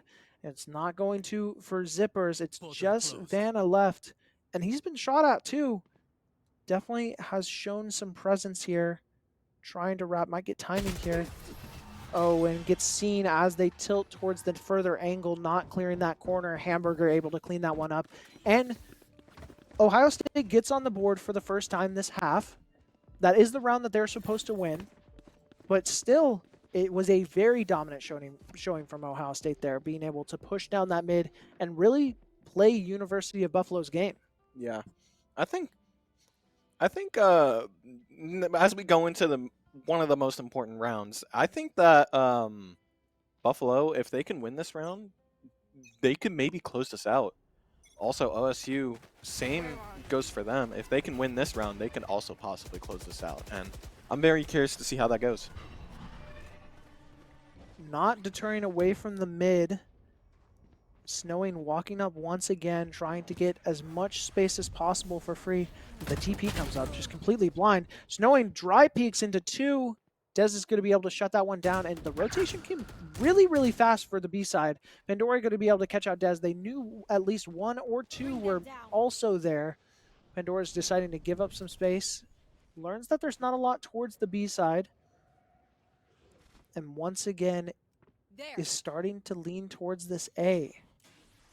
This Hamburger is playing the elbow, but not an angle that can see into connector as well. Just trying to find an opportunity there. The flash comes out for Pat, doesn't find anything. Still looking for the mid. They're very worried about this mid. Ohio State has gotten punished by this mid a couple times. You saw the leg of them. I don't know if they realized as they turned away that the lurk was walking up. Hamburger's going to be able to catch out Pandora here on the A-side connector. Zippers is going to catch out from that flank, and Cody as well. They actually committed onto this side. The wrap took so long, and just that one leg that went misspotted. It's very difficult to do, especially with how much Valorant they've been playing. There's still 3 players, 1 on each angle for Ohio State. Is able to recorrect. Remaining. And another one there for University of Buffalo. There's only 1 Last left. player It's standing. Bot who's trying to look for it, finds one. And all of a sudden, Cody knows that they have a good chance here. Oh, and is able to catch off on the smokes. Nice clutch from Cody there to be able to clean that one up for the University of Buffalo, who was in a 2v3 scenario, but was able to fix their ones and turn that one around. An absolute must-win round there for Buffalo. It looks like they've warmed right back up. Started off very, very slow, but now they're ready to come back, and they're here with a vengeance. Yeah. They're ready. They've won 7 of the last 9 rounds in this game. If they didn't spot 7 rounds to Ohio State at the beginning, it'd probably be over at this point. That 7-0 run is really keeping Ohio State alive early, but they need to make sure that they can close out their map pick. A lot more utility towards the mid as you see smokes on both sides. Ohio State committing 3 players towards that middle, really trying to deny whatever University of Buffalo wants to do on that mid. Zippers does get jump peeked on that B main by the other Vice. And both teams are just kind of slowing up towards this mid. You don't want to take a fight that ruins the round for you. Pandora's actually going to find out Dez, I think, spraying through the smoke and completely, which is a very, very big pick. Dez has been vital for Ohio State throughout both of these maps. Just playing the angles, looking for something. It's slowed down a lot, cycling the smokes very well. Ohio State's doing a great job of not giving up anything in this middle. Zipper saw Pat back here on this Vice and gets the opportunity to trigger the wall, which means that B is now going to be a lot more open for the rest of this round. Only 40 seconds left, though. And it looks like with that, they want to rotate off and start going towards A. They've given up any contest of the mid. University of Buffalo has decided to go completely through the main with the Fate Ultimate. The Paranoia comes through. It blinds a lot. Finds one with Bot, but Bot gets blinded themselves. Has to TP out. Pandora gets out. And the trades go back and forth. A little bit of an advantage here for University of Buffalo. Now a sudden advantage. Only 15 seconds left on the clock, though. You got to try and commit to the bomb. Hamburg's able to get one and walk off. Looking for another. Actually walked into connectors. Trying to push into the bomb plant. Finds it. No way. And fakes the tap in a 1v3 scenario, forces it down to a 1v1. Can't move, no HP to move through the barbed wire. The smoke clears, and the ultimate gets used, and Zippers is able to fade it away and get the last little chip damage. Knowing the numbers from their teammates so important, and University of Buffalo is able to win another nail-biter of 1. I thought Ohio State was going to turn that back around with Hamburg getting some crazy kills, but not able to close it out. This is an intense game right now. You think that one team is winning, and then it swaps to the other team. It's kind of crazy. Yeah, I mean, again, that 7-round, if you would have asked me after that 7-0 what the final score was going to be, I would be like, 13-2, maybe. Because University of Buffalo looked like they were dead on the side of the road, which is crazy because they'd won map 1. And now we're seeing that team that won map 1, that dominated that bind map and has dominated that bind map so many times. Yeah, now that OSU is on a save, so this is going to be interesting. Nice flash there from Vanna, but they let one walk up. They did this on a previous round too. The TP Good does come teleport. out. Yep. Great way to leave here. Had to give up a decent amount of space, but did get walked up on. A couple of commits here for the trades. Waldy's actually walked all the way up mid looking for something through the wall. Is not going to be able to find anything. Dez actually takes down Vanna though on that A main push. And Waldy's deciding to commit the Fate Ultimate. It's very big. Finds 2. Last player standing. Dez finds another one. Lost trades going back and forth, and now all of a sudden it's only snowing. Knows where both are. Finds one, looking for the second, is able to recorrect and clutch it back up for University of Buffalo. And with that clutch, pulling University of Buffalo back to a 9-9 tie. That was a very well played play there by Snowing. Absolutely insane right there. It's genuinely looked at a severe disadvantage, but Snowing was just able to get those hits. A very well played clutch. Yeah, wow. Just wow. Yeah, just wow. I mean, that's all I can honestly, say on the as side well. of OSU, like, it's good that you were able to get it as close as you were on an eco. But again, you've let University of Buffalo back into this game, and not just back into this game. They probably feel great with how these rounds are going. Pat gets caught out by a little bit of a flash there, and the clone gets pulled as well. Just a lot of util. There's a lot of flashbangs in this game. Yeah. As I'm starting to realize, Pat now trying to give a little bit more space, does have that Bramble sitting on the main, so if it gets slowed down, as well as the wall. But I think the University of Buffalo knows, yeah, that wall is there and is just going to immediately leave. Try and just get resources off of the map so that there's more things that Ohio State has to worry about. Yeah. We do see one stuck in there, though. Has a TP Oh out, my so goodness. it doesn't really matter too much that they're stuck in there. There are 4 players sitting towards mid of Ohio State. There was at a point, at least. They've started spreading back out, but as Snowing peeked towards that mid, there were 4 different players watching 4 different angles on it from Ohio State on that mid. So you can tell what they think is the issue. I don't blame them. The Waylay ultimate comes out into this elbow, tries to get rushing in. Oh, and Dez gets blinded to the perfect time. It doesn't matter though. Is able to shoot through and followed it up. Bot and Dez getting their picks. Cody going to be able to trade one back. Hamburger and Pandora also getting their picks. Waldy and Cody getting one. And when the dust settles, it's Ohio State on the opening 2 picks, being able to trade it back out from there and get another round win. What a crazy shot from Dez, completely blind, just guessing where that Waylay landed, being able to finish that one up. Yeah, and what an explosive round, too. There was like very little util being used like throughout the round. And all of a sudden, as soon as they wanted to hit the timer, as soon as the 30-second mark hit, they just decide, all right, every single bit of util, use it. Yeah, hit the button. Hit the util button. Yeah. We're going to see Buffalo on a save, though, which is going to be rough. That's kind of shocking with how many rounds they've won. But like we were saying, Ohio State's been taking a lot of lives of University of Buffalo. They just haven't been coming away with the wins. Vanna able to get an early pick on Dez, who just had a great round the last time. Pat looking for something here. Only has that Bulldog. No charges. As the util comes out, the blind as well, finding 2. And Vanna's able to come out and get both with the blind. Really great heads-up play. That's something I really respect out of University of Buffalo, is that's a very set play for them. Is trying to find someone with the ultimate and then committing on it with the paranoia. Great, great team synergy. And now you have University of Buffalo, who's in a 5-2 scenario with bomb down. They'd have to do something monumentous, as Bot's trying to do it right now, to get this side flipped around. Yeah, Zippers they have finds guns now, too, so it's going to be a crazy thrifty if they can pull this off. Hamburger with the judge. Wait, with the judge. This could be disastrous. Uh-oh. This could be so bad. Oh, never mind. That's fine. Looked away at the wrong time. I got Vanna scared with for Buffalo right there. Yeah, Vanna with a clean 4K, though. Yeah, that could have been really bad if they all swung at the wrong time. But, I mean, Hamburger had no clue. There were so many players on the map, you have no idea where they all are. Yeah. So it's difficult to clean that one up. Once again, we're at a tie game, 10-10. And one team is saving yet again. We're seeing OSU Scarlet actually decide to save, as they don't have enough money to try and contest anything.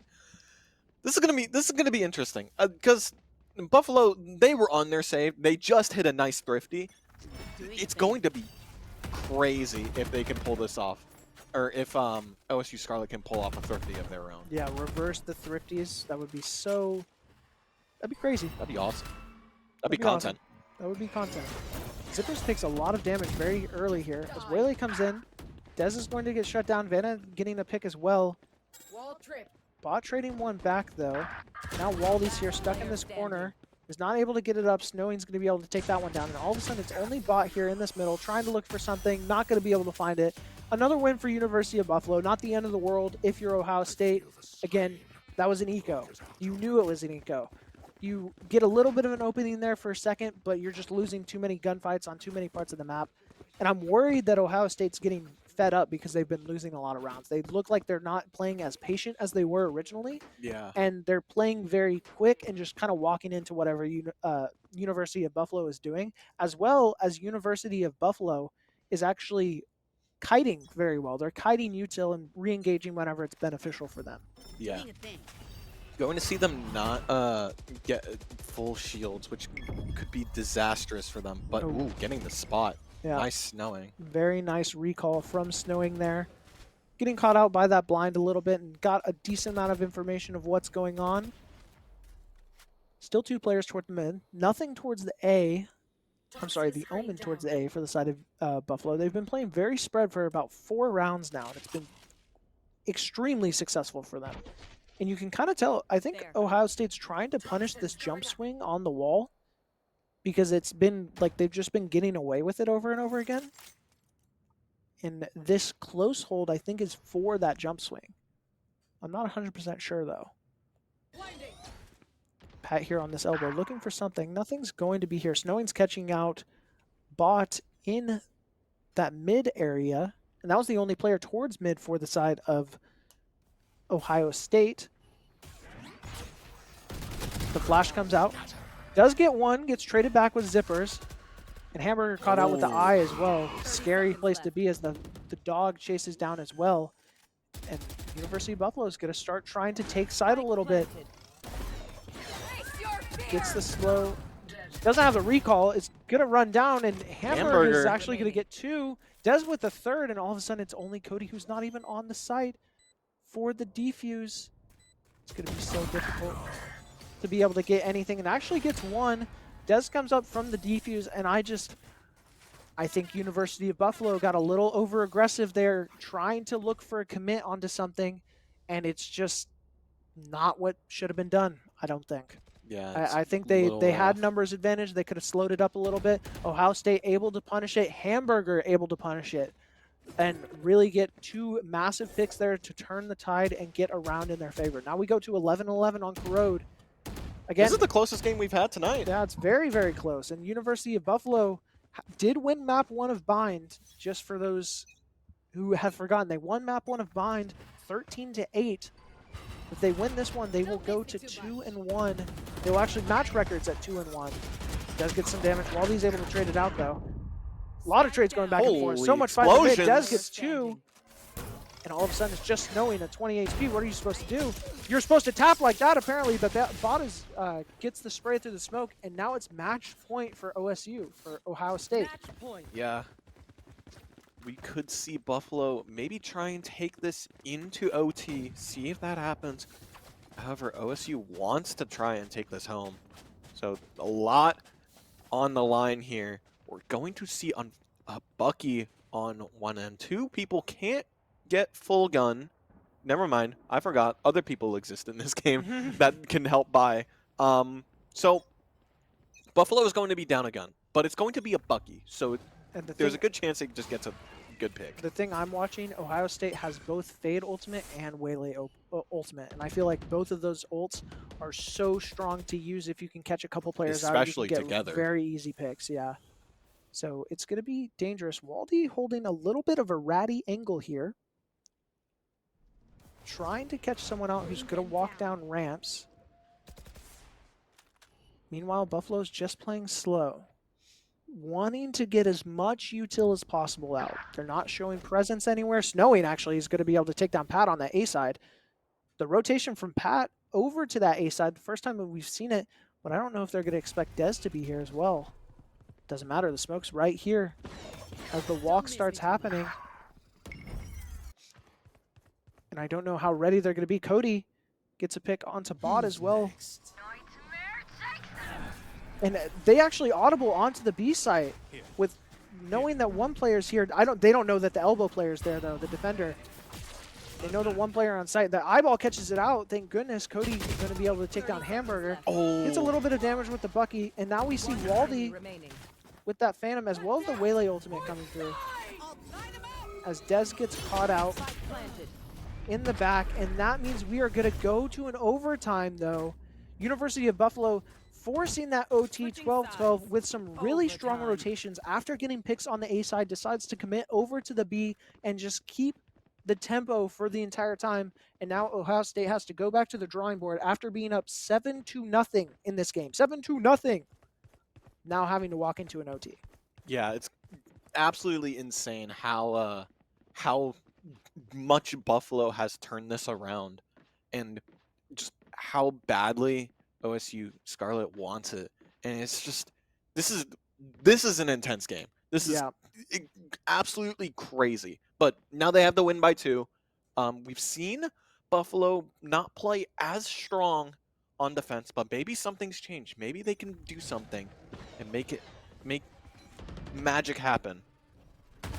Here is hoping. As Snowing tries to fight out towards the mid, he does get a recall back. Gets caught out by the Haunt though. Zippers might try and eco peek this a little bit. almost gets that shot before the wall goes up. That would have been crazy. Snowing now committing towards the middle. Dez gets a pick onto Snowing there. Still a lot of time left in the round. Ohio State with an advantage here. A double stack towards mid for the side of Buffalo. And a lot of players for the side of Scarlet as well. As Cody. Ooh, this could be an looking- interesting angle. Cody able to catch one out, but gets traded by bot before they can get out. Just getting swung there easy. Now it looks like it's going to be a connector towards A. I don't know if they're going to know Zippers is here. Zippers finds one, looking for the second. Is going to be able to find the second. Now knows the third is there because of the jump. And I don't know if they know about the rapid elbow. Finds the third. And it's a 1v2 with Hamburger, who has done this before, can do it again. 30 seconds Trying left. to win the round for Ohio State. Tries and fakes the tap. Is not able to, just looking for information. Knew that one wrapped towards mid, but has no idea where the second player for University of Buffalo is. Just looking for anything. They need Just to make a any play. sort of item. 10 Now has to seconds walk. Only 8 seconds, misses the orb. One Gets enemy jump remaining. peeked and gets shortied. Actually shoots the player from behind, but Vanna is able to trade that back out. University of Buffalo 1 point away from taking this series after being down 0-7. Now trying to take it home. This is intense. OSU needs to try and make something happen here. They need to try and see if they can get that round. They need to get at least 3 rounds in a row to win, which they have done. They've gotten a couple of rounds in a row before. It's definitely possible. I'm just concerned with how they're going to play on offense because they haven't been playing too well on offense. Like they've shown to be a lot stronger on defense, which they just lost. Ohio State here on the defense, trying to hold very aggressively. Dez's recall has already walked out. Hamburger looking for some spam in this middle. Not really finding anything. Dez is going to catch out Cody, though. That's a big pick. That's the smokes down for the University of Buffalo. It's going to make it even harder to walk onto sites. Zippers is able to trade one out, though. Pat gets it back. So still the advantage in Ohio State's side. Snowing finds one in that connector. Now trying to walk onto site, but not able to hold all the angles they want. Vanna finds another one, though. 3v2 scenario in the advantage of University of Buffalo. Not sure where everyone is. Bot is going to be able to shut down Snowing in this flank angle. Now looking for the player in connector and actually gets swung out as they shift over to the dog. Now a 2v1 scenario similar to the last round. But this time revealed Pat has presence. to come defuse and has shown that they are in connector. Still has that flash available. Only about 100 HP left. Trying to keep Ohio State's dream alive of winning this site. One enemy Just so remaining. much time. And the swing comes out and Pandora is able to win it. With that, University of Buffalo able to clutch up that map too and win that round against Ohio State, which makes it very interesting, Rico. After the Swiss of Group A, all the top 3 teams are all 2-1 with losses to each other. That's crazy. So Buffalo lost to UMBC, sorry. That's a lot of letters. UMBC lost to Ohio State, and Ohio State lost to Buffalo. So they 3-way are now tied, and I think it goes to round differential. Yeah, it's so- going to be interesting. Yeah, it's going to be very interesting to see that lineup there. But that is it for our round 3. We will be right back with some player interviews, I believe. But until then, we will see you soon.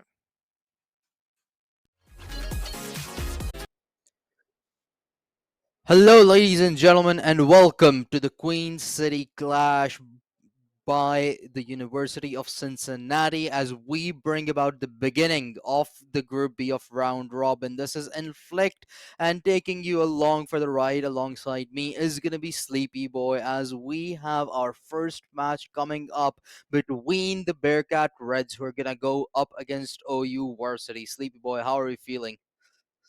I'm feeling pretty good. I mean, obviously we're still in the group stage, so we're not sure exactly how these teams are going to match up once we get towards that playoffs where everybody's warmed up and ready. There was a bit of a delayed start here, so I think both teams are going to be pretty amped up and ready to go, and hopefully you can get off with it. But we do have the maps. We're going to be starting with Split. That's going to be our first map, which is picked by OU Varsity. And then Bearcats Red went and picked Sunset. And then if it gets there, we'll go to Haven as a decider. I honestly think that's a pretty good three map mix, don't you? Yeah, most of these maps have been around for quite a while. So even if a team, let's say they have in a hypothetical situation, they don't have a lot of practice as a group together. There's a lot of individual prowess that these maps allow the players to show up with. So it's certainly going to be interesting to see how these teams act together. As you said, this is just the beginning of the Group B in this tournament, so we do not exactly have a lot of data to go off of about how they may exactly perform. So it's certainly going to be interesting to see how these teams enact their strategies, and again, if there is an underlying reason for picking this match. However, something that we could speak about in the meanwhile, Sleepy Boy, is if any of these maps do you think enable some of the newer agents or newer changes that we've seen happen in Valorant, especially with the hardware coming up, or that veto that has just been introduced recently into the game. And from the looks of it, nobody locked any of those in. Yeah, it looks like they just want to go for what they're comfortable with. I do think that Yeah. the new changes as we see more and more tournaments happen are probably going to become more and more prominent. But as we get into the game, obviously we can see a Viper on both sides. We do see double controllers being run on both sides, although one of them is running an Omen and one of them is on the other side running an Astra with that Viper, both with Sky and Raze. There's no Sentinel for one of the teams here, so that's definitely going to be interesting to look at. They just have one Duelist, double Initiator, and then double Controller, so they're starting on defense, so we'll see how that ends up hurting them. Yeah, a theory for Viper I have is that she sort of does enact as a pseudo sentinel at times, but for the time being, we're gonna have to wait and find out how that is enabled later down the line. For the time being, OU Varsity, they push deep into towards middle, unfortunately. Have not been able to find a frag as of yet, but Mako, on the other hand, does fall, who was lurking about the A side all by themselves, while the rest of their roster have made their way onto the B side, but it's going to be Martian that tries to hold the line back. They do find one. However, the trade comes through with a knife all of a sudden. Alex, the right clicks do not work out, but the trades are there. It's going to suddenly come down to only one player for Varsity. It's going to be Hiccup that tries to hold onto the side all by themselves. One kill found, two more to go. And yeah, not going to come through the clutch there as Nox finds the final kill. That was a bit of an interesting bit of aggression there. I feel like the offense was kind of able to push in through mid. They just couldn't really do much with the space that they had taken. Obviously, it's a pistol. You're going to see players kind of playing a little weird. We saw us get a kill with that knife there. So, hopefully we can see some more fun like that. But as we do see OU drop the first round, we're going to see that Bearcats Red gets to go into this anti-eco. They've got some better guns to work with. They've got some more money, some better abilities. We'll see how they end up playing this defense. And again, this is the team that doesn't have that Sentinel, so already showing that it's not going to impact them too much, and they're pretty comfortable with the composition that they've gone with. Certainly. And with having a better arsenal in this round as well, they are seemingly going a tad bit more aggressive, particularly towards the A side, where they want to keep a hold of that initial A main area. However, OU Varsity, they're going to test their luck towards the middle of the map once again as they approach B Heaven. And this may just end up working out for them, as Bearcats only have the Omen there to defend. However, Martian is going to give OU Varsity some respect and back off as they start to make their way onto the side. It's going to be Mako that draws first blood this time as the spike starts to get planted. Spike planted. See Reaver coming in here.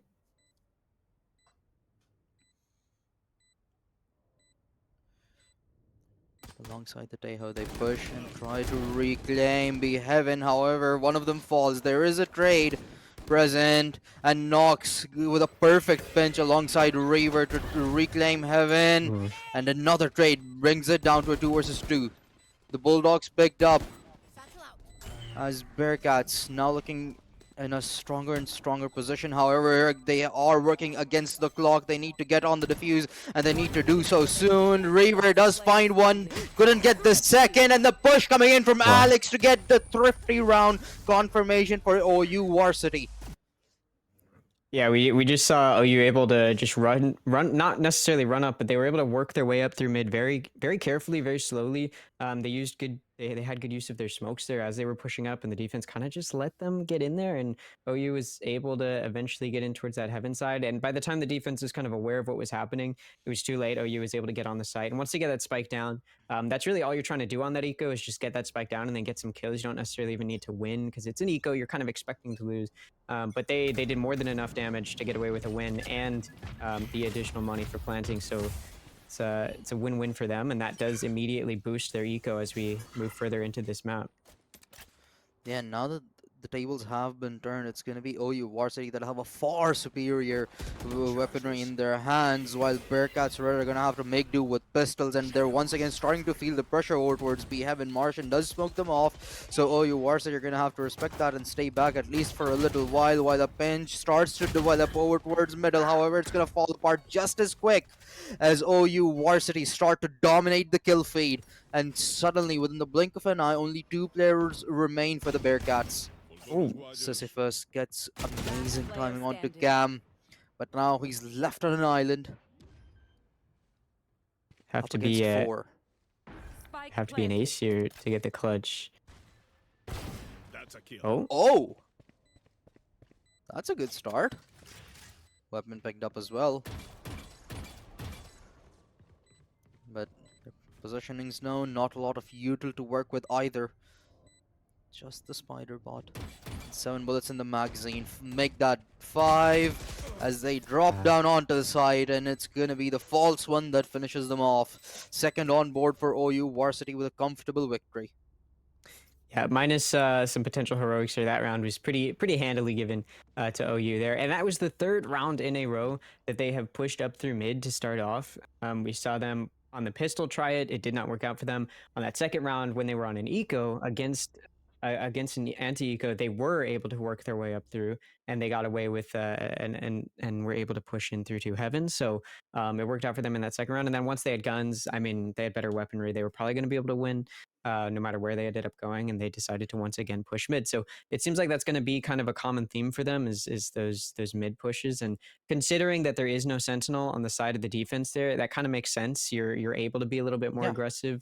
You're not going to get slowed down too much, especially considering that, you know, when you're trying to just push in towards B every round, you can also send a player in through garage, and there's not trips that they have to worry about. The defense is very much so, banking on controller util being able to slow them down. And so when you're also doing a lot of damage through mid, the controllers get a little caught up with a lot, and they're not quite able to defend that main entrance as well. So you kind of get a lot of good positioning there. And they've been able to find that in these past 3 rounds, and it's worked out for them. So we'll see if that momentum remains. Obviously, we haven't seen a full buy from both sides, which is what this next round will look like as we come out of this tech pause that we were just in very briefly. We'll see how they end up approaching it. Yeah, and as you said, like it's going to come down to the controllers to be the more defensive sort of players on their team side for the Bearcats, because the poison orb is practically the best thing to keep the players of OU Varsity at bay, and unfortunately so far they've just been unsuccessful at doing so. However, they get a chance of rebuttal this time around as Bearcats get a proper set of rifles in their hands to match up against OU Varsity. Hence, OU Varsity with a slower approach this time around as well. They still have a lot of presence over towards middle, but they have to be a tad bit more methodical at the very least this time. Yeah, there's a lot of early util being utilized by the defense here, and trades come out there. So it kind of goes the way of the offense there, especially as this is also going to find another one onto Juno. Nox to try and reclaim the space that was lost over towards that mid. While OU, they're going to try and change things up here a little and hit B from garage. Martian, once again the lone warrior to try and defend. almost gets caught off guard, but surviving with just 23 HP to his name. I've got your trail. And Oh. Alex finds Nox over towards middle as well. That's gonna set them up for a perfect execution onto the side. Unless Reaver can work up some magic. 12 seconds remaining on the clock. They are gonna start to get desperate. And then comes out the showstopper. Good for one. Spike yet to be planted, and the kills coming through. Martian, 23 HP, and a Dream Cam Oh. swings out wide and gets the frag. That's gonna be the third on board for OU Varsity. Bearcats, they got close, however, just could not walk past the finish line. Yeah, and that was again kind of that sentinel util that isn't present for the defense being a bit of an issue there, right? We saw OU able to push up once again a little bit in towards mid, and you just saw how much utility had to be expended by the defense because they don't have any, trips to know if the offense is pushing up further than they expect them to be. So they just have to use preventative util like mollies and smokes. And then when the offense eventually rotates back over towards garage after finding a few good picks there, they're kind of just enabled to run into the site because there's no trips for them to worry about. There's only that omen there, and that paranoia wasn't enough to stop them. Absolutely not, and from the looks of it, that smoke really saved Juno's life there. That gravity pull from the Astra was about to make their life miserable, but on the other end, Martian, playing highly aggressive, was almost about to walk away from that fight, however, from the shadows was not fast enough. And hence the trade comes through, and OU Varsity back up with a manpower advantage as the revive comes through from the Sage. Juno still holding down mid. The backup has already been eliminated, and Juno too shall fall as Mako gets to over towards middle, and this time around for a change of things, OU Varsity are gonna strike the A side. However, that ultimate from Teo proves to be really powerful. Sisyphus finds two. However, it's once again gonna need to be an ace for this clutch to happen. The timing a tad bit unfortunate, and False One picks them off with a nice clean headshot to conclude the round out. Yeah, that was definitely a bit of an interesting round considering it was an eco. We saw two ultimates be expended, the only two ultimates that were actually in the hands of Bearcats Red. They expended both of them, which is definitely a bit of an interesting choice there considering they just don't have a lot to work with now that they're on a bye. They expended from the shadows, which to be fair isn't the most useful of ults, so I can kind of understand using it to potentially save your life there, which is what the Omen was attempting to do before getting shut down after finding that first kill with the Sheriff. But then that we saw the Armageddon get utilized, and I mean it was a bit of an interesting choice to use it there when all you have is a Sheriff and you're in a 1v5. Like the positioning was good, like it was a good ultimate and it did find 2 kills. Had the entire team somehow been caught up there, that would have been an insane clutch potential, but I think it's just kind of a bit of an interesting use of that ult there considering the likelihood of them ending up with losing that round. So I can kind of understand the timeout being utilized here. I think being a little bit more conservative with their resources, especially considering, right, again, they're having to use so many of the resources that they do have, so many of the abilities that they do have to slow down the offense as they're trying to be aggressive in towards these sites or up through mid because they don't have any of that potential util that could slow them down, like trips or could give them extra info, right? And and they don't really have a lot of initiating util in terms of info that at the very least they're using effectively, right? We're now seeing that Tejo being positioned over towards mid to maybe, use that drone, see if anybody's there. But this time around, that's not going to be where the offense goes. They're adjusting accordingly, and it's in good time. Yeah, plus OU Varsity have done a really good job at eliminating Juno out time and time again. So that best util available, like once again, it's Juno that gets caught off guard first. Reaver does equalize, however, Hiccup is good for the trade and hence another man advantage as the spike starts to go down over towards the A side. And eliminating Juno early on practically every single round is so hurtful to the Bearcats because those poison orbs, those snake bites are the best piece of utility that could possibly slow OU Varsity down, but that it's getting pulled out of the equation so quickly that it's just practically invisible in this game.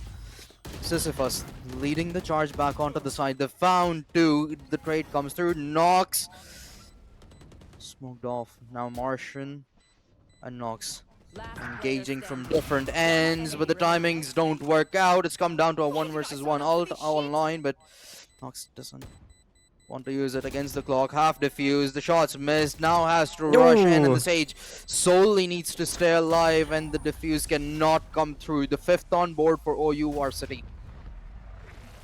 Yeah, I mean, this is kind of the issue with the, again, lacking that sentinel is there's just quite a bit of space that had to be taken in mid by the defense. They ended up having to position three in towards mid. Now Viper was in vents and was trying to help out a little bit. Juno couldn't really do too much though, as that showstopper ended up being expended, and then they got taken out in vents, and so it was just a really good aggression from the offense. I think OU did a really good job of just taking site there, and they picked a really good time to go as well, because it was right when the defense decided that they wanted to focus more of their attention towards mid, and now they're not focusing so much attention towards mid, and the offense is, you know, able to kind of read that, and they're once again going back towards mid.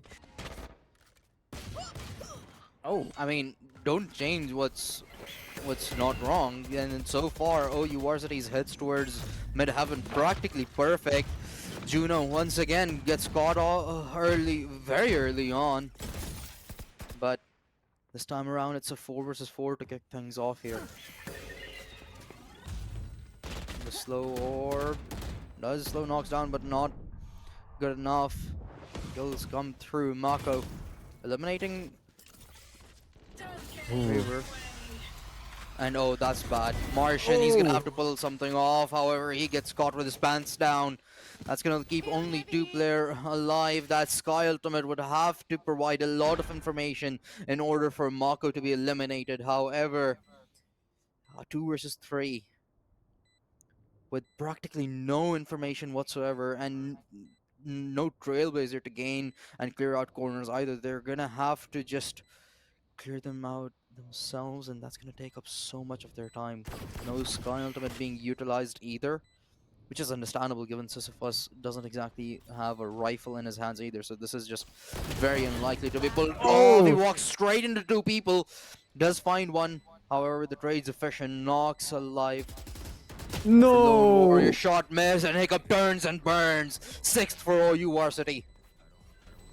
Big whiff there, but it really wouldn't have mattered. The offense once again just approaches mid. They're able to find a good pick. It gives them kind of that opening in towards A, and Martian couldn't do anything to stop that Viper's pit from coming out, and then it was just a matter of time before the rest of the offense got there and the spike could go down.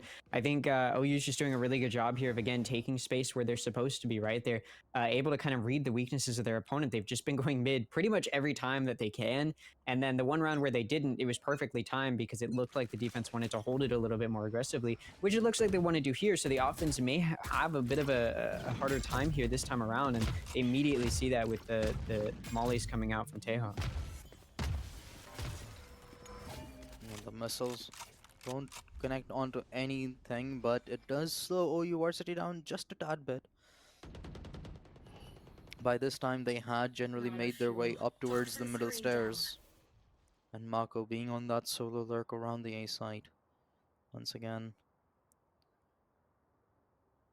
OU Varsity making progress over towards middle. This could turn out to be very brutal for Bearcats, but Mako getting cleared out early on allows them to readjust and prepare from what awaits. Over towards middle, however, the players that we haven't weren't prepared. 2 of them immediately fall, and once again it's come down to Martian all by himself, and another unfortunate timed engagement for him. It's gonna leave only 2 behind for Bearcats. Reaver alongside Juno, the defenders of the A site now left behind to conquer, or well, reconquer the B site. But one of them's fallen. Juno can only do so much in such a situation. OU Varsity practically flawless so far. 7th consecutive round victory on their own map pick. Yeah, I think Bearcats there is just struggling a lot when it comes to, I mean, a lot of aspects of it, right? They're struggling to lock down. Oh, sorry, my microphone decided to fall over. Tech pause on my end apparently as well. But Yeah, we saw that they weren't really able to lock down mid very well, and they've kind of been struggling with that. And then when it comes to needing to win some gunfights, they're not able to put those up when they need to. It just seems like a lot of these rounds, they're either not in a good position defensively, or they're not able to win the fights that they need to. And it's been really unfortunate, especially because like in that round they did get first blood, right? Mako was lurking up towards A and was taken out very early. But there's still a controller available for the offense, and OU just ends up taking it over towards B, which is exactly what we saw. And they were successful in that effort. Now, I do think that tech pause may have played a factor. I think Martian was just standing in the middle of sight with a knife out. I doubt that was intentional. But it's unfortunate that small things like that are happening on top of all the other stuff that they're still struggling with. OU is just doing a really, really good job here. They're winning the fights that they need to. They're pressuring their opponent where they need to, and they're just able to execute, get on site, get that spike down, and play good post plant.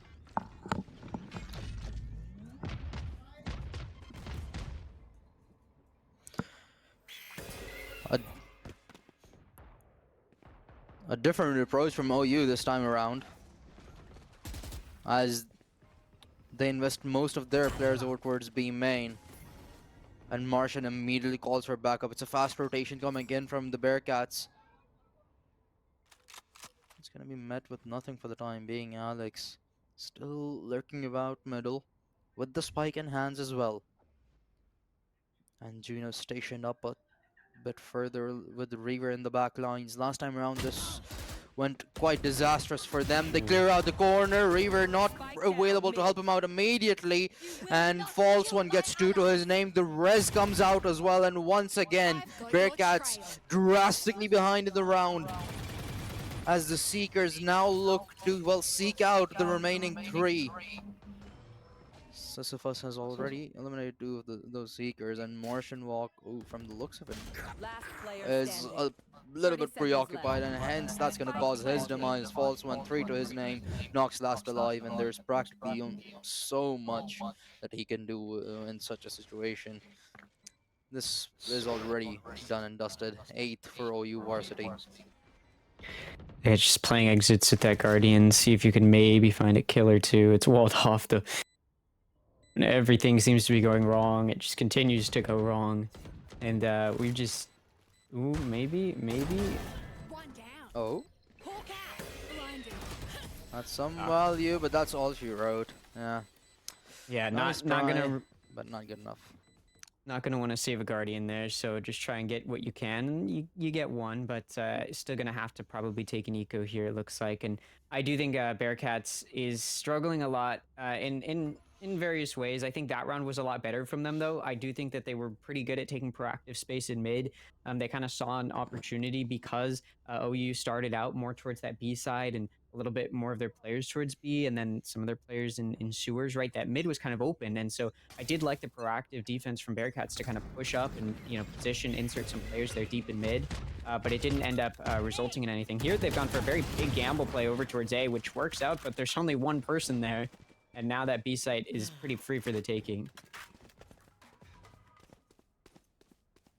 For the first time, an advantageous start, and they've held on to it for a while as well. Bearcats looking to finally break that streak. However, OU Varsity quick success found over towards the A side. Spike planted as well.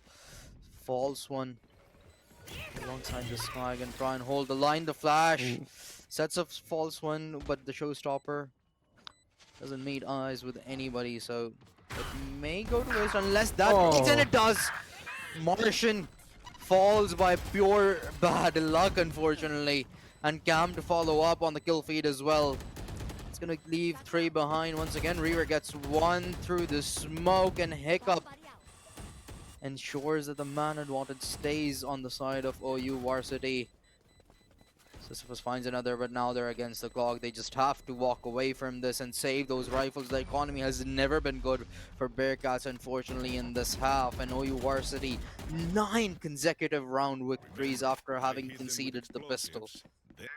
And keep in mind, this is a map that is extremely defense-sided. I mean, you'll see like 1 to 11 comebacks when the team that's on the 11 to 1 is on defense, and they switch sides, and then they go to offense and they really struggle.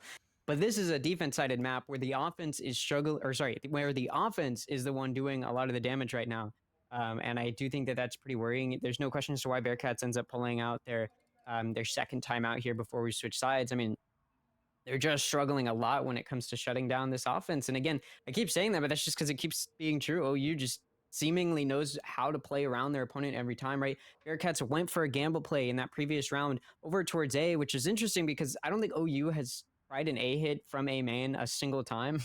And so they ended up gambling over towards A, and there's a lurker there. They got a free kill and a free gun, but nothing else. And then they've given up the site on the other side of the map, and then they all have to rotate, and then there's just no more time to play with. And at least they get to keep 2 of their guns, I guess, going into this next round. But I mean, in this timeout, they do kind of have to work out how they want to play around this offense that just continues to be able to meet them where they're at, and kind of go around them if they need to. It's interesting too because even if Bearcats was positioned correctly there and they gambled on the right side of the map, OU's just been doing such a good job of winning those gunfights too. Like that's another thing. I could say all I want about the positioning or the strategy, but sometimes the gunfights are just what's being won, and unfortunately for Bearcats, it's both things happening. Yeah, and Juno just being again that sort of the pseudo sentinel, the only line of defense practically that they have in terms of utility, being eliminated practically every single round very early on, just it's just only making matters so much more difficult. However, a much more proactive response from the side of Bearcats this time around, and Mako feeling all the pressure all by himself. Good for one, and there comes those duels that you were talking about. He's looking for the second, does the damage, and finds the headshot onto Reaver as well. Then it seems like Bearcats may just be starting to lose hope, because that second engagement was highly questionable after having sustained so much damage by Reaver. And Juno, with that Viper Spit, trying to hold on to middle, but the question is for how long will they be able to do so as the Trailblazers spots them out, and there's the headshot from the false one.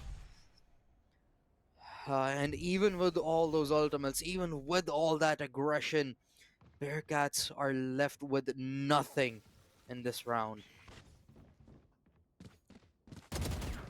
Ooh. 30 seconds left. One headshot found. 4 Spike more planted. required. Last player I know standing. Sisyphus, where are you looking? That's the wrong angle, unfortunately for him, and Alex has taken them down. Cam on the flank. This should be an easy pick for anybody on the side of OU Varsity. They're pinching from every single angle, but before Martian went into their grave, they did find Last one round other before frag. the However, it just doesn't matter anymore. It's been 10 straight round victories. Everybody's economy on the side of OU Varsity is practically maximized at this point, while Bearcats are now left fearful as to what this outcome of the first half is going to be. Yeah, I mean, I think there's just it's a lot of struggle from the side of Bearcats. I think OU's just a very complete team, well-rounded. They're finding the picks that they need to find.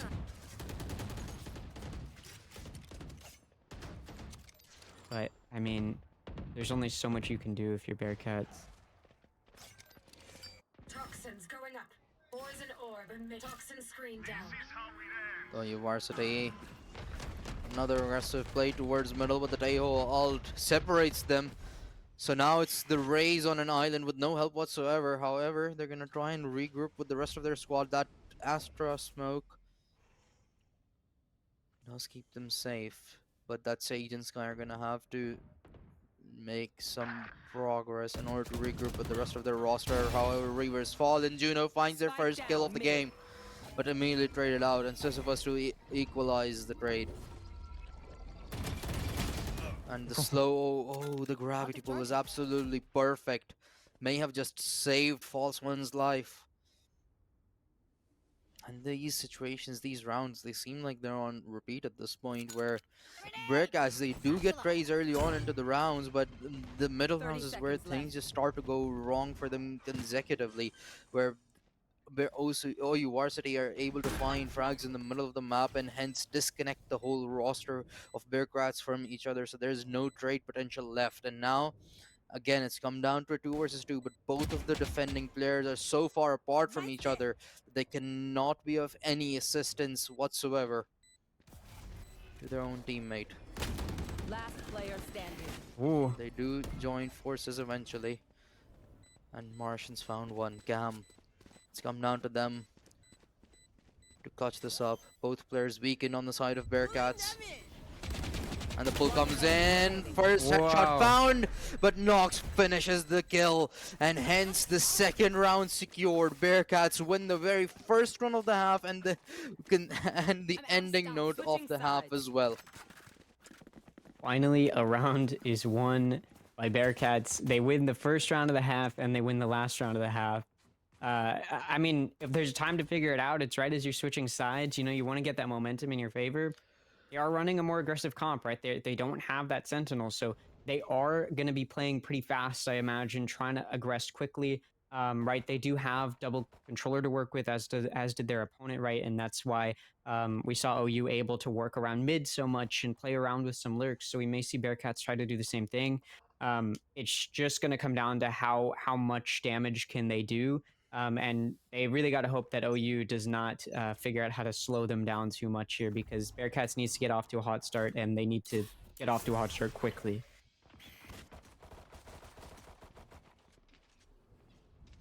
Everybody on the side of Bearcats over towards A here. And OU Varsity, they retaliate with a fast rotation.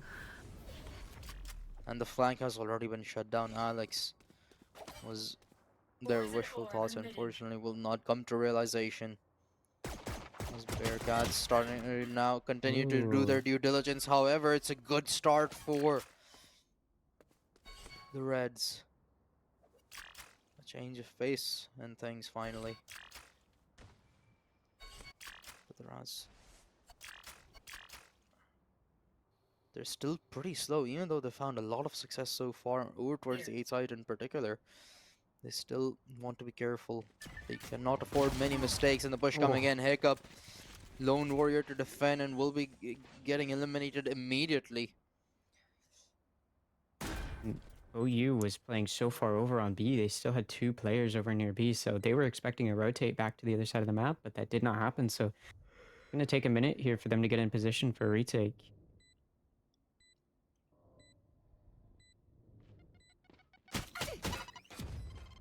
Oh, Yam gets spotted. Last player Barely standing. surviving, however, such is not going to be the case for the false one. Eventually, Cam 2 will walk into their death, and that's going to be the third round for Bearcats, and their second pistol round secured. Yeah, But the I question is mean, if they can build this into some sort of momentum here. yeah, if there's a way to start, it's with your pistol round, right? I mean, that's really all they have, and it's a flawless one. So I think as far as getting your mental back on board and trying to get your team back in it, that's a really, really good way to do it. OU just got completely lost there. They allowed themselves to get caught out, right? Going for a flank, they just got shut down. They couldn't really do anything. They played on the other side of the map for too long. It worked out really, really well for Bearcats. Of course, they did win the previous pistol round, and then they didn't win any of the next 10. So hopefully this time around, they can go ahead and work this into some momentum on their side. They've got better guns to work with here. They should be able to, and it does look like they're going to be wanting to lurk a little bit. They're expecting potentially some aggression from the defense, but that's not coming through.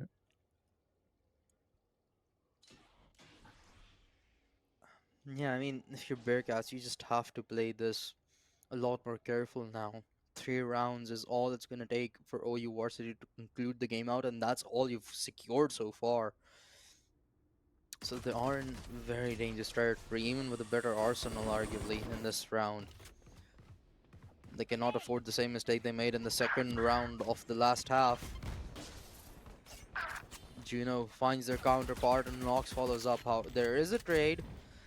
However, the A side is completely opened up, and hence Bearcats should have a far more easier time to get on site, and Juno is 30 only going to seconds make left. matters worse for OU Varsity.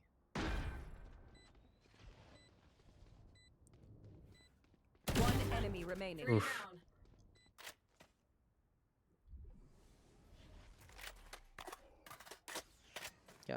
Once again, last alive, the bulldog in hand. No reason to save it realistically, so this is just a run to cause as much financial damage as they possibly can, and that's actually pretty neat. Finding 3 kills on your way out, that's gonna force a lot of reinvestment from the side of Bearcats. So so a somewhat decent conclusion for the side of OU Varsity, but the win still goes to Bearcats. Yeah, I think Bearcats did again a really good job. Right, we talked about that double controller. There's a reason a lot of teams run double controller on split specifically, is because when you are on offense, you can lurk a lot, and it's really important that you lurk because the defense has a bit of a long rotate from one side of the map to the other. So if you can get some good picks on one of your lurks, like we just saw, their Viper was able to get a good kill, that enables a rotation from your team over to that side of the map where there's not going to be as many defensive players present. And even if trades come through, that still benefits the offense because you've got the player. You may, even if you don't have the player advantage, you've got more players to wherever side you end up taking your team, and so it does benefit the offense even if trades can come through. So it's really important that those lurks find success. You find that kill while he's blinded? Fast push towards B heaven, and it's gonna be Mako that ends up finding 2 as the dust settles, and Bearcats in a very familiar situation. Unfortunately, though, it's a bad one. A 2 versus 4. Spike still in their control, but the site is not. The Astra still holding on and does have the support of the sky close by, while the rest of OU Varsity start to creep up towards B as well. However, Bearcats, they're reassessing their situation and now may 30 decide to seconds hit left. the A side, which OU Varsity have practically given up at this point. They want to go for a full 4 versus 2 retake, and that's pretty wise, in fact. That's going to make things so much more easier for them to not give up lives and play this safe in the 10 post plan. seconds left. Do you As the think clock that- ticks down, Varsity gets the confirmation. Do you think the A site is the correct choice here as far as the offensive maneuver? You just get a little bit more room to play around with, but again, you still have to win this 2v4.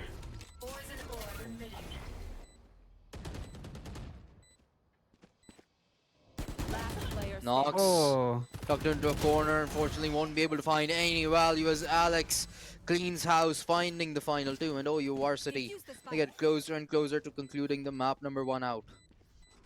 yeah, that was a round where Bearcats didn't have as good of weaponry. They were on a bonus, so if there's a round to lose as far as rounds that they can give up at this point, that was it.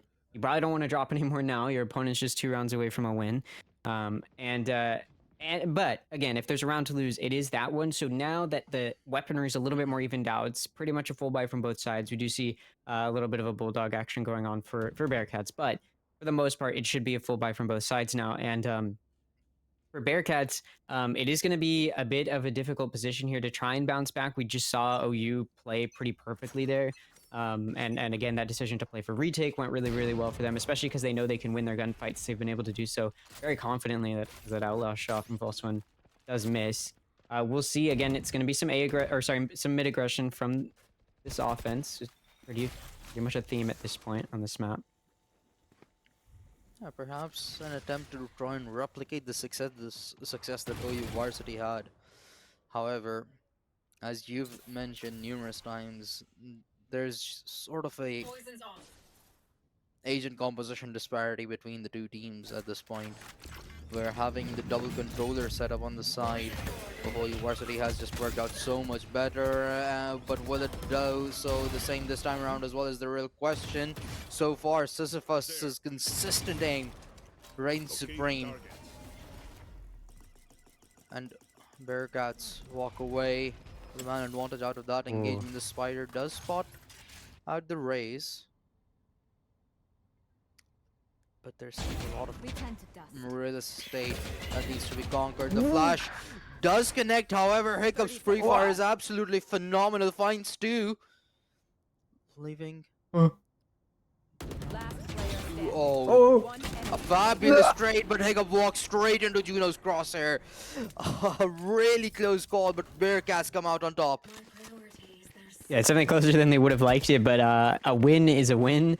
And on a round where it was full buy from both sides, again, that bonus round was the one they were allowed to drop, and they did. And now they kind of just have to get a steamboat going, and they've been able to, at least in that round, kind of bounce back and get the momentum moving towards their favor once again. Right, they were able to play around with mid a little bit. They won some pretty big gunfights, and that's going to be a pretty common theme here. Something they struggled with when they were on their defense was winning those gunfights. Now that they're on their offense, it's really imperative that you can win them, and they've been able to do so at least quite a few of these rounds now. Especially as this weaponry has been evened out, to be able to win some of those gunfights is huge. So as they seem to be pretty successful this A site, we'll see if they can continue to make that happen. Push coming in towards the A side, and the spike will be denied as Mako holds down the line, but Tehuito will force them back. And once again, it's that poison orb that's disconnected the whole squad, the Martians all the way back, and there's practically nothing they can do to help out Juno. And Sisyphus on an island, the Trailblazer will not spot them, so False One should get caught out easily, and they do. Up to the sky to try and make up for that error. Or they fail at doing so, at least for the time being. Sisyphus finds another 2 versus 2 now. Spike yet to be planted, and an amazing flash allows OU Varsity to get onto the site. Oh, and they're gonna rotate. Taking it all the way back over to B. Pretty 30 smart here. You seconds just understand your position's not the best here. They're able to get away with it. Spike will go down. You see a bit of a lurk here from Sisyphus in mid, but it's probably not going to amount to anything. Maybe you can catch them off guard and have it Spike coming in from planted. mid. Although if I am the defense here, I'd probably be a little bit aware of that.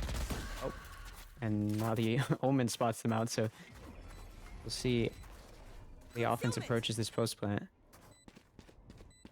And that from the shadows was really helpful. A lot of information gained off of that, however. OU Varsity, they still need to clear out a lot. The Astra ultimate gets invested, however, it's come Ooh. just a little bit too late, and that's gonna cost them big time as Martian closes out the 6th round. And Bearcats, they are starting to make me believe, honestly, in this comeback. Yeah, one thing I want to highlight, Juno has 8 kills right now. Across the entire first half, Juno had 1. So in these past 5 rounds, Juno has gotten 7 kills, which is really, really big, right? That shows Bearcats is getting back in this. The players that need to shoot are shooting. And again, it's like I said, those gunfights are going to really, really matter. So the fact that Bearcats is winning them when they need to is huge. Now, obviously, that round they were trying to push into A, and they were a little bit successful. They just couldn't end up getting that spike down. And then the trades were really, really good from OU. It just came down to those last 2 players in that 2v2 not being able to get that double kill. And again, that was really good mid-round decision making from Bearcats to get the rotation going to the other side of the map, understanding the opening that they had, and then they could play a little bit around with some time. They also managed to get the Cosmic Divide out from OU. They baited it out there as it was placed last minute to try and help aid in that spike defusal, but the players just ended up dying anyway, so OU wasn't able to get away with it. So that's huge as well for Bearcats to kind of get the eco on their side. And the reason I point out some of those kills that Juno just got is because now they also have a Viper's Pit to work with. So if they can get down and onto site and get that ultimate down, should be a pretty easy round win for them. Now their opponent's on an eco this time, so they may not want to go for that ultimate play. But considering they need every round they can get, that may end up being what we see, although we are seeing it lurking over towards A, that Viper.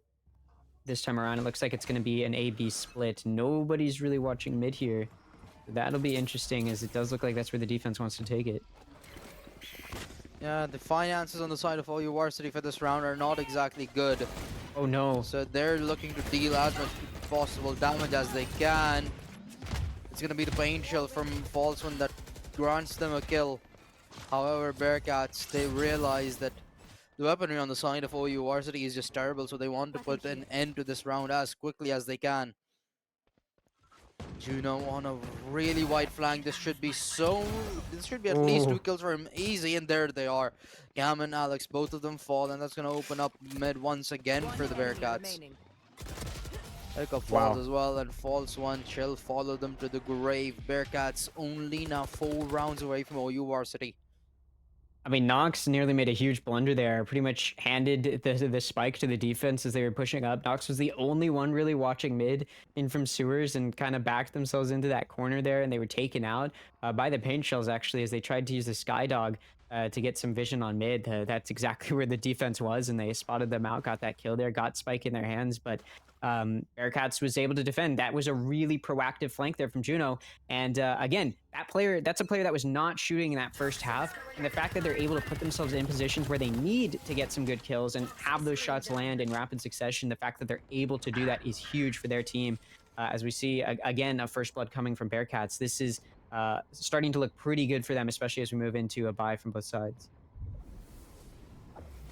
Yeah. I suppose at this point, if you're OU Varsity, you start to get worried as well. Flash out, and that's gonna push. It's gonna force a push out of OU Varsity. Alex goes for a one-on-one trade. However, OU Varsity is not looking good. Two of their players have been weakened up quite a lot. Alex falls. And now it's a 2 versus 4. Make that a 1 versus 4 as Hiccup falls to Juno. And as I said, Juno's really come alive in the second half. And hence the drastic result. Oh my goodness, what a shot from Cam. But one of those is not going to suffice. 3 more players surviving for the Bearcats for the time being. The spike should go down, no problem. Poison's off. And I mean, this is a really good position for Bearcats, right? They don't have to use the Viper's Pit here in a 3v1 where their opponent's on low health. They can kind of just play for the kill there, and that's kind of a really big position to be in if you are Bearcats, because this is a round that was... Ooh, okay. Damn. 2 HP. Surely not.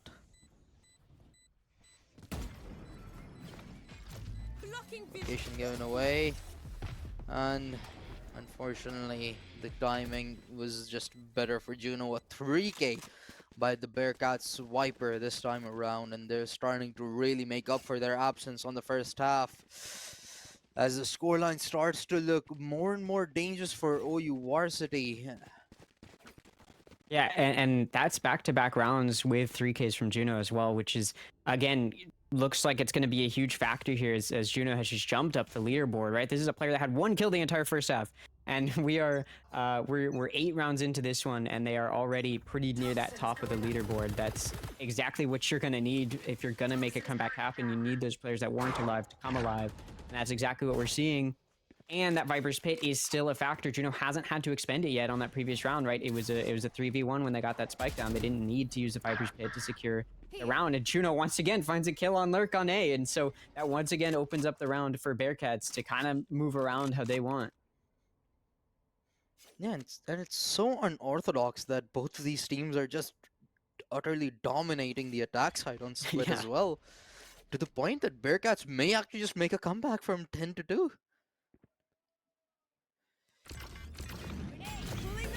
Cam awaits. The Bulls should keep them safe, but not for long. Knocks out the competition. Last player standing. Falls one. The showstopper got pulled out a little too late, and that's another ultimate that's gone to complete waste from OU Varsity. From the looks of it, they're starting to seem a little bit desperate here, Sleepy Boy. Yeah, this is now both teams have used all of their timeouts. OU didn't have to use any on that first half. I mean, you're up 10-2. Of course, they didn't have to use any. Bearcats felt like they needed to use both of them, and they did. And now we're seeing as we switch sides, it seems to have. I guess maybe what they talked about in those timeouts has carried over into this half potentially, as it didn't really work out for them on that first half, but now it definitely is. And so OU is now trying to use theirs to shut down what has become a bit of a comeback mounted by Bearcats. Is they're now just 4 rounds away from winning this map, 2 rounds away from tying it up, as they look more powerful than we've seen them this entire time. And this is OU's map pick, so their success on offense isn't completely unprecedented, considering there's a reason they picked this map, right? They felt comfortable on it. They wanted to face their opponent on this map. But the fact that they're now struggling so much to just shut it down on defense is really, really surprising, as it just seems like Bearcats is able to catch them off guard. Again, Juno has just been lurking up A pretty much every round and has been finding picks pretty much every round, right? And not just one, it's usually 2 or 3, right? And when you've got a player on the other team that you're just letting get 2 to 3 kills every round, there's no wonder you're struggling, right? So OU does need to shut down Juno, who is now 4th on their team after, again, only having 1 kill that first half. I don't think I've ever seen a player bounce back this heavily like we're seeing Juno right now. This is truly impressive, as they're going to have to once again try and play for something, as Juno's once again going to lurk over towards A. We'll see if the Sky can take them out.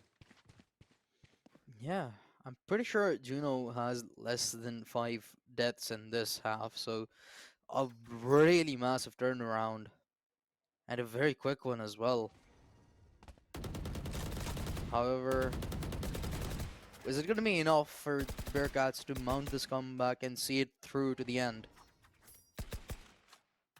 That's what raises my curiosity. And OU Varsity now spending a lot of their manpower towards the B side. 4 players stacked to defend. While it's up to Alex to try and shut Juno down. Spotted him.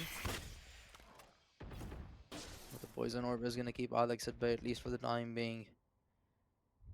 Bearcats still looking for some sort of an error from the side of OU Varsity.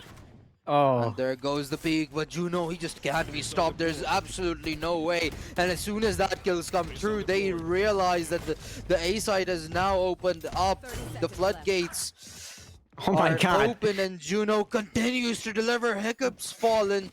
The Viper's been available to be utilized, and it will fall down. Only gonna make matters worse for OU Varsity as Bearcats look to race towards double digits. I mean, Juno once again found 2 kills to open up a round. And now that Viper's Pit gets expanded, there's also an Armageddon. There's the Seekers that we may end up see coming out as the retake starts. Although it's actually not. As we see OU's just gonna save here. It looks like maybe try and find some exits by wrapping around towards sewers. But 3 players are gonna save here. I mean, this is just not the same OU varsity team that we were seeing in that first half. It looked like OU was just gonna kind of run over this Bearcat squad, but as we've switched sides, it seems neither team has really figured out how their opponent's going to play that defensive half, or offensive half rather.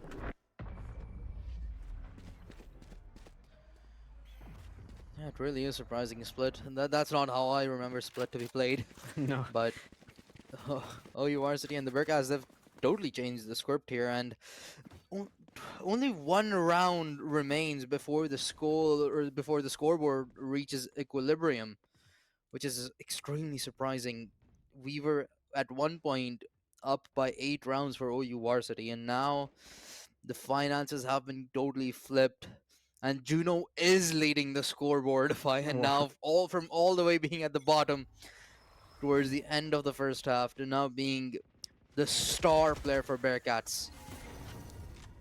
Yeah, I mean, False One was doing it for OU on that first half, and now False One's kind of been shut down a little bit. It's actually been Alex who's kind of had some more of the heroics for the defense, but obviously not enough as Juno's just been completely dominant for Bearcats here. I mean, I don't think anybody would have expected Juno to find the success that they have, but once again, looking up towards A, we'll see if Juno can find an opening kill.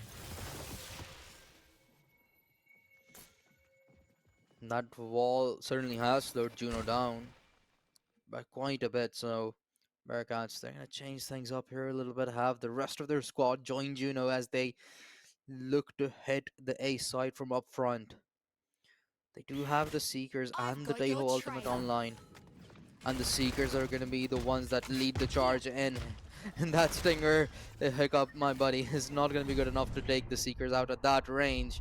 But with 15 bullets in the magazine, will you be able to defend is the real question. And the answer is no. Mako falls as well. And Juno continues to dominate their counterpart in the second half. Oh my Reaver God. and Martian follow up as well in a flawless round to tie up the scoreline. I mean, this is multiple round. I mean, I'm not gonna lie. I think every single round this half for the past maybe 4 or maybe like 5 or 6 rounds, Juno has gotten 2 or more kills. Like Juno does not just get 1, Juno gets 2 or more and opens up the round for their team. Now that round, Juno didn't need to find those lurk kills. The rest of the team came with them, which was really interesting considering OU was putting up a pretty good defense. They slowed Juno down. Juno didn't end up being able to leave even that A main entrance in towards A lobby and in towards A main to find something. But it didn't matter as OU just couldn't slow them down given the weaker weaponry. And so now we'll see if Juno can start to find something here as it looks like once again Juno's going to be inserted here towards A and try and find a lurk pick. Toxin screen down. The amount of util that Juno has forced out of OU Varsity to try and only hold him back is absolutely insane. And still, it's the Bearcats that draw first blood. It may not be Juno, but somebody else continues to deliver on their roster round after round. And now Juno's making progress over towards the A side. If he gets the timing right here, this could be absolutely phenomenal. Cam likely walking into their own death. The spider spots them out, and Cam desperately trying to walk away. Alive my with just God. 8 HP, but not for long. Nox shuts them down. Falls one, good enough 30 seconds left. for one. However, the trade's efficient. And Bearcats, for what looked like an impossible feat, they certainly have conquered it, as they are now on the verge of achieving an advantage alongside map point on OU Varsity's map pick. And all that stands between them is Alex with 8 HP. What? I don't even know where that bird went. But it's kind of the weirdest sky bird I think I've seen. But I mean, yeah, Juno didn't even find a kill this round.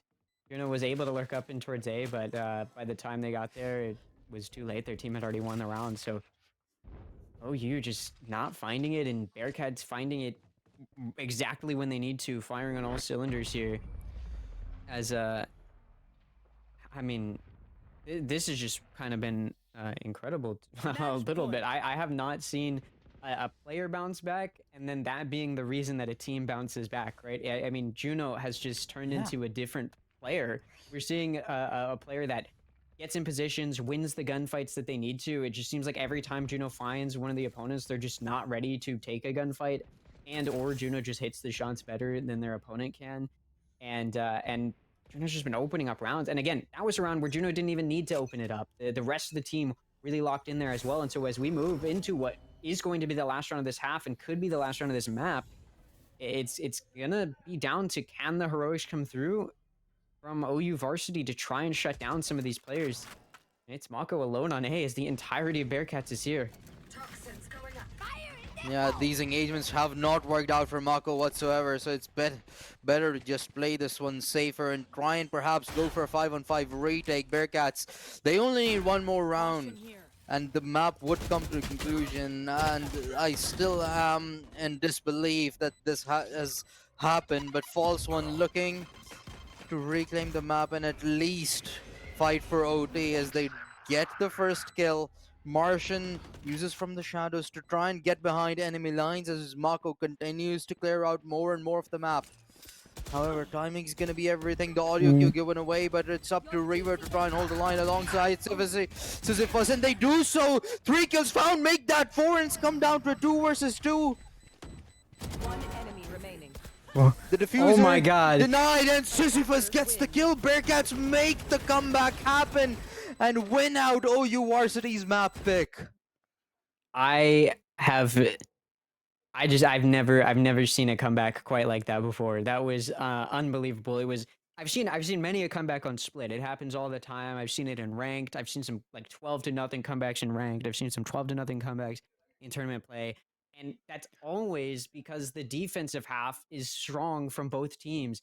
I have never seen it where the offense comes back like this, and never because one player ends up stepping up the way that Juno did there. I mean, again, the turnaround from that first half Juno to the second half Juno was unbelievable. That was a very well-deserved win from the side of Bearcats there. I mean, we didn't know what these teams were going to look like coming into this series, and it turned out to be like everything you could have wanted from a map one. I mean, that's I just can't. That's OU's pick. So we'll see how they end up looking on the next map.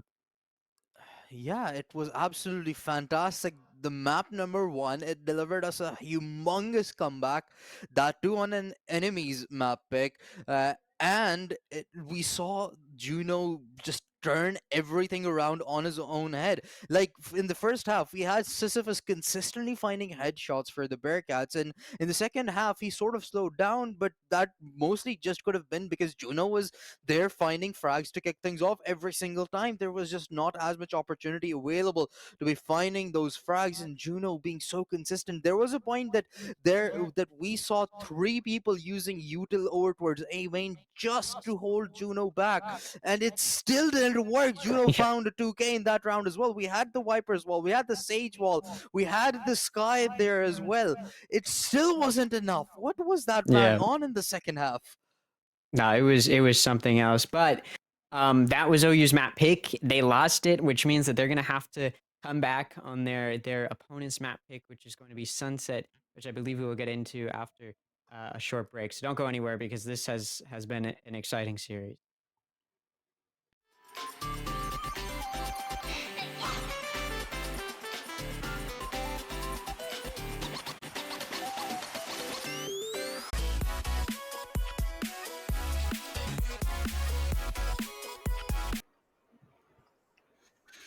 Welcome back, ladies and gentlemen, to the Queen City Clash by University of Cincinnati as we go through the Group B of the round robin stage, currently with the Bearcats going up against Ohio University. And the map number 1 was absolutely banger, Sleepy Boy. OU Varsity with a staggering start of the 10-2 scoreline, but a comeback from Bearcats to end it out. Yeah, we saw Bearcats end up with an 11-round win streak there. Or wait, no, I guess it wasn't an 11-round win streak. It was a 9-round win streak there to close it out, I believe, after winning the first 2 rounds of that second half. They did not drop a single round after losing their bonus where they had the gun disadvantage. After that point, they just dominated. We're about to go into Sunset, which is map 2, and this is Bearcats' pick, which we were just on OU's pick, and it looked like they were going to dominate, 10-2 on your offense on split. Of course you're going to win. But then Bearcats just came back. We had an insane hero moment from Juno, who only had 1 kill that entirety, the first 12 rounds. At first half, Juno only had 1 kill and then ended on the top of the leaderboard as that second half, Juno just turned into a different player and absolutely carried their team towards that comeback victory in that second half. So as we go into Sunset, which again is Bearcats' pick, it's going to be really interesting to see what they have planned, right? When we're talking about a team in OU who looked pretty prepared for split initially, they couldn't really do much once they switched sides.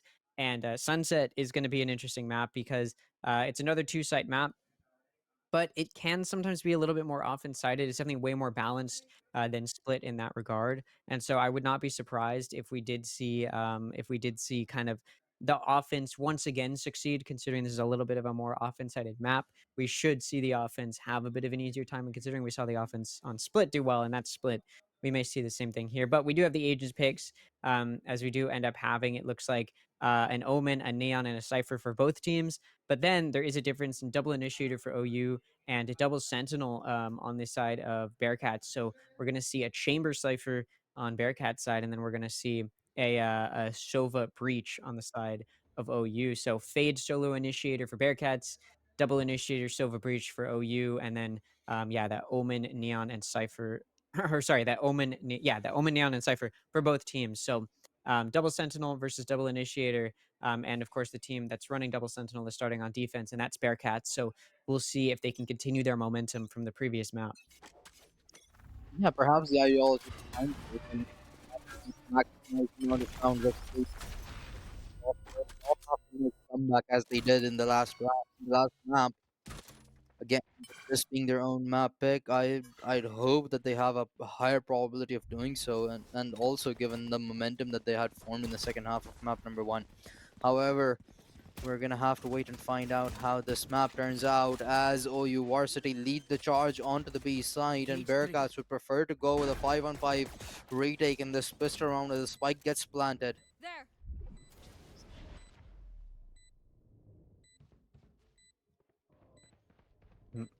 We are seeing this flood in through market. Sisyphus and Nox kick things off. 2 players already found. Make that 3 as Reaver joins the kill feed as well. False one. Desperately trying to keep their team alive in this round, and they have succeeded in doing so. Finds 3, although the trade does come through, and now it's all come down to Cam, and he too shall fall to the hands of Martian. A really nice attempt from False One to try and close things out. However, it just was not enough. There was no help available. And Bearcats ends up taking another round, so that's now let's see, that's now 10 rounds in a row if we continue that back to the previous map, as they do take the pistol here. OU did pretty similarly to what they did on Split, where they sent a lot of force in towards mid and then directed that in towards one of those mid links into one of the sites in here that was through market.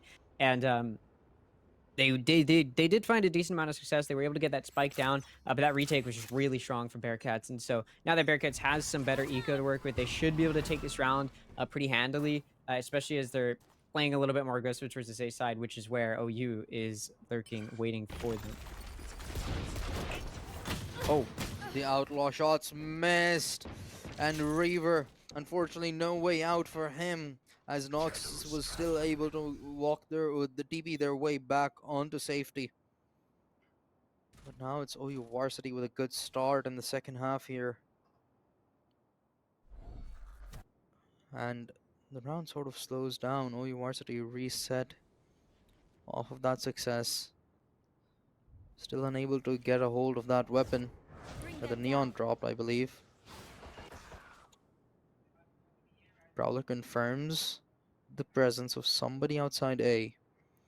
And Nox gonna try their luck once again with the outlaw. This time it connects. False One falls. Oh. Timing a tad bit awkward. Oh my god. No way! Nox flashed and still manages to get away with their life and a kill. Sisyphus follows, and that's gonna leave only 2 behind for OU Varsity yet again. A good start into the round, but everything has fallen apart since.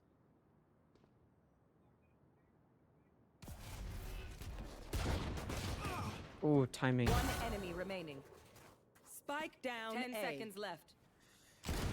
Taco last alive, and only so much you can do. A 3K from Sisyphus as Bearcats continue their streak from the last map. Yeah, that was quite the start there for Bearcats. I will say OU had a really nice plan there, right? They just stalled out in A main, hoping that they would get pushed into. And they did. Obviously, there was kind of an opening there where Nox could have found some kills there, but whiffed both of those outlaw shots, TP'd out of there. But Reaver was stuck, couldn't do anything, and did get stunned, couldn't get away. Ended up getting taken out, and then OU had a bit of an advantage there, at least in the players.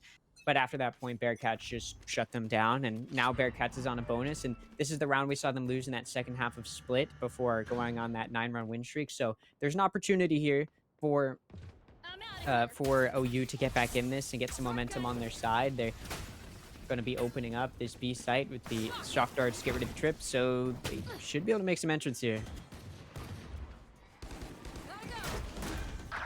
Plant coming through, and Cam draws first blood. OU Varsity, they do have the better weaponry in this round, but will it be enough to give them a round victory? They're off to a good start. How far can they take it, Reaver? They want the streak to keep going. 2 kills already found in this retake. Make that 3, make that 4.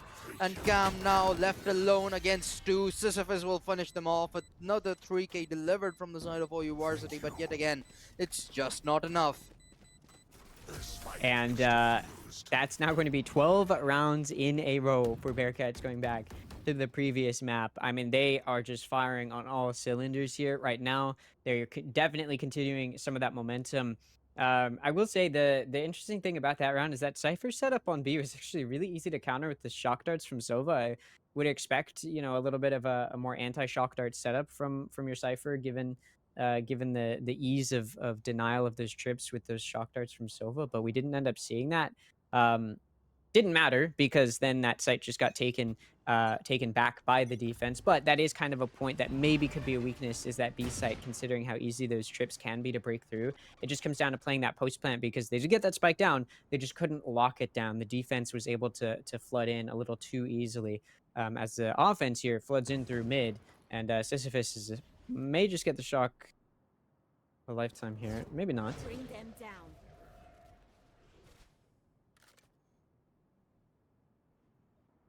A lot of presence for over towards middle for OU Varsity, and it was extremely successful on a map like Split. However, Sunset's not going to be the same. One shot of Outlaw depleted, the second one won't connect as Nox DP's away. Similar situation as to what round number 2 was. However, that fault line connecting onto Nox does put him in a vulnerable situation, but he still survives long enough for Reaver to find a frag. However, both of them eventually will fall to the hands of OU Varsity. Spike And the planted. spike to go down right afterwards. A 3 versus 4 for the retake. And OU Varsity looking to make some magic happen with just sheriffs across the board. Out of charges. One Now enemy gets remaining. another, and that's gonna leave 2 behind. Make it 1. Reaver delivers another Hiccup Blast alive. And 2 magical headshots. However, the timing on that reload was just too unfortunate, and Martian cleans house. A close call, however, a victory for Bearcats nonetheless. I really thought OU might have had that there from Hiccup, but no, that's not 13 rounds. That's an entire map's worth of wins there, or an entire map wins worth of round wins there from Bearcats across the past 2 maps in a row. And there's no sign of them slowing down. OU did kind of get rolled through there. Again, they did have a weaker buy there. They were on an eco, so it was going to be a bit of a tough force there from them. And they were able to make some good progress in towards elbow. The defense just shut them down pretty effectively. As now they do have guns, we'll see if Bearcats can shut them down. Now that OU can kind of play around a little bit more aggressively, a little bit more confidently to try and win some of these gunfights.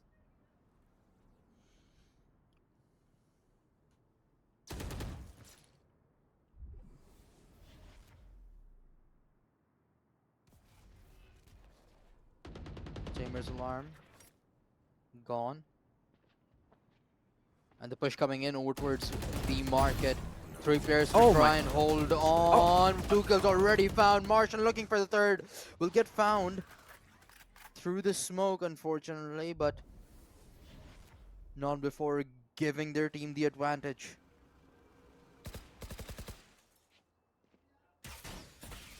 OU Varsity, they're sort of feeling a little stuck here.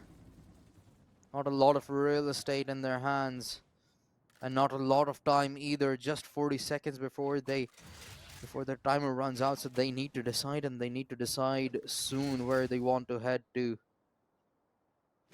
And 30 looks seconds of it, left.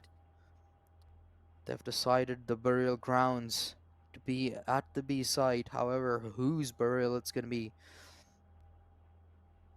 will get answered by time itself. Push coming in, Neon leading the charge, 12 seconds left on the clock. False one has fallen. The spike, however, will go down as Mako keeps his teammate alive. Mark, take hold. Nightfall goes out, tags both of them. One enemy It's not going to remaining. be any easy to hold on to. Juno gets another and Nox to finish things off. Bearcats cannot be stopped whatsoever by OU Varsity. Yeah, I kind of thought that, given OU's success over on A when they were on an eco, they might want to take it that direction now that they had guns.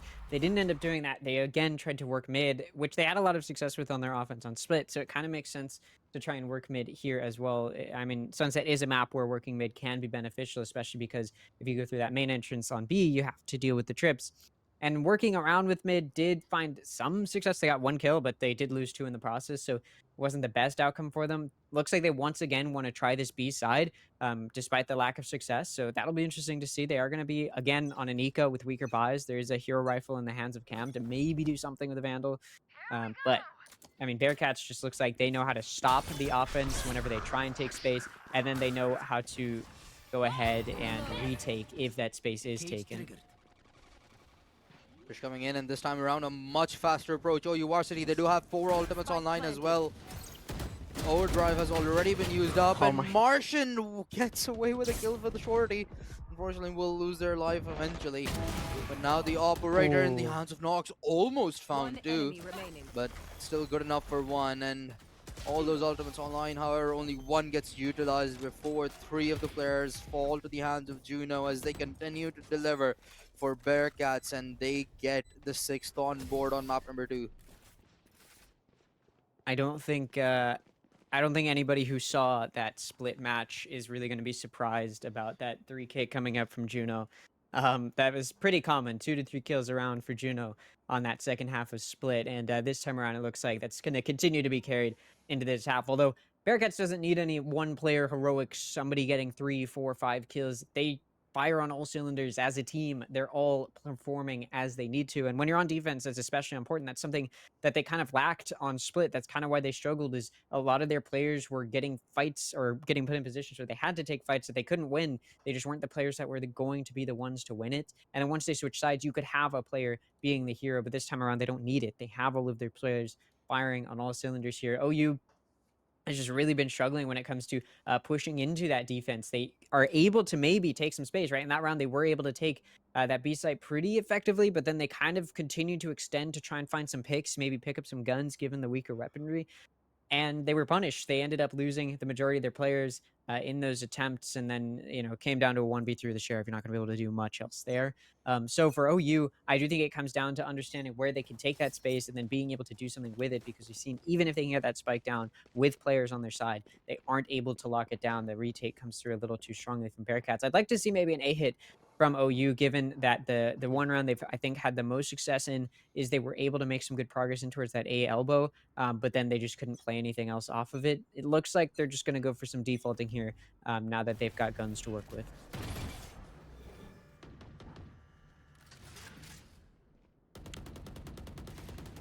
A lot of presence towards mid yet again. I'll find you. But once again, they're trapped amidst smokes. And they may just walk into Martian's crosshairs yet again. The Prowler clearing out a few angles for Bearcats here. But nothing really threatening them for the time being. Information gained by Martian. Spotted out the SOA at the very least, and Fade's rotated over as well. They're anticipating this. The Prowler will not confirm Omen's positioning, so the Omen over towards that mid may have a timing potential there. Juno is gonna need help desperately as the stun alongside the flashpoint comes through, but they're surviving in that cage. Good for one, looking for the second, almost had it. 30 seconds left. However, Alex will find the frag. Reaver pushing right behind there. Stun gets one before Hiccups. Aftershock takes them out. 2 versus 3. Ultimates online for both the OU varsity players, but will they get a chance? The answer is no. Alex falls, and so does Hiccup, as Bearcats confirmed their 7th. It's 16 rounds in a row now, going back to that previous half, that Bearcats have won, and a lot of them have been pretty handily in nature, as Bearcats has just started to look unstoppable. I mean, OU took that timeout. It didn't do anything, right? They continued to try defaulting, which really hasn't worked out for them. I do think, right, again, that A site is kind of a weak point. We've seen it be a little bit better for them. They just didn't have good guns when they went for it. And now, once again, they're going towards A, but they don't have guns to work with. So if it's not successful, I don't want them to be warded off of potentially going for A again when they do have money to work with. If they're able to find success now, then when they do have guns, they may be able to do some good damage too, except potentially even more to win around if they aren't able to take it this time. So I really hope that they can get some learning experience off of this one to try and shut down Bearcats, but not going to be able to do much there against Sisyphus.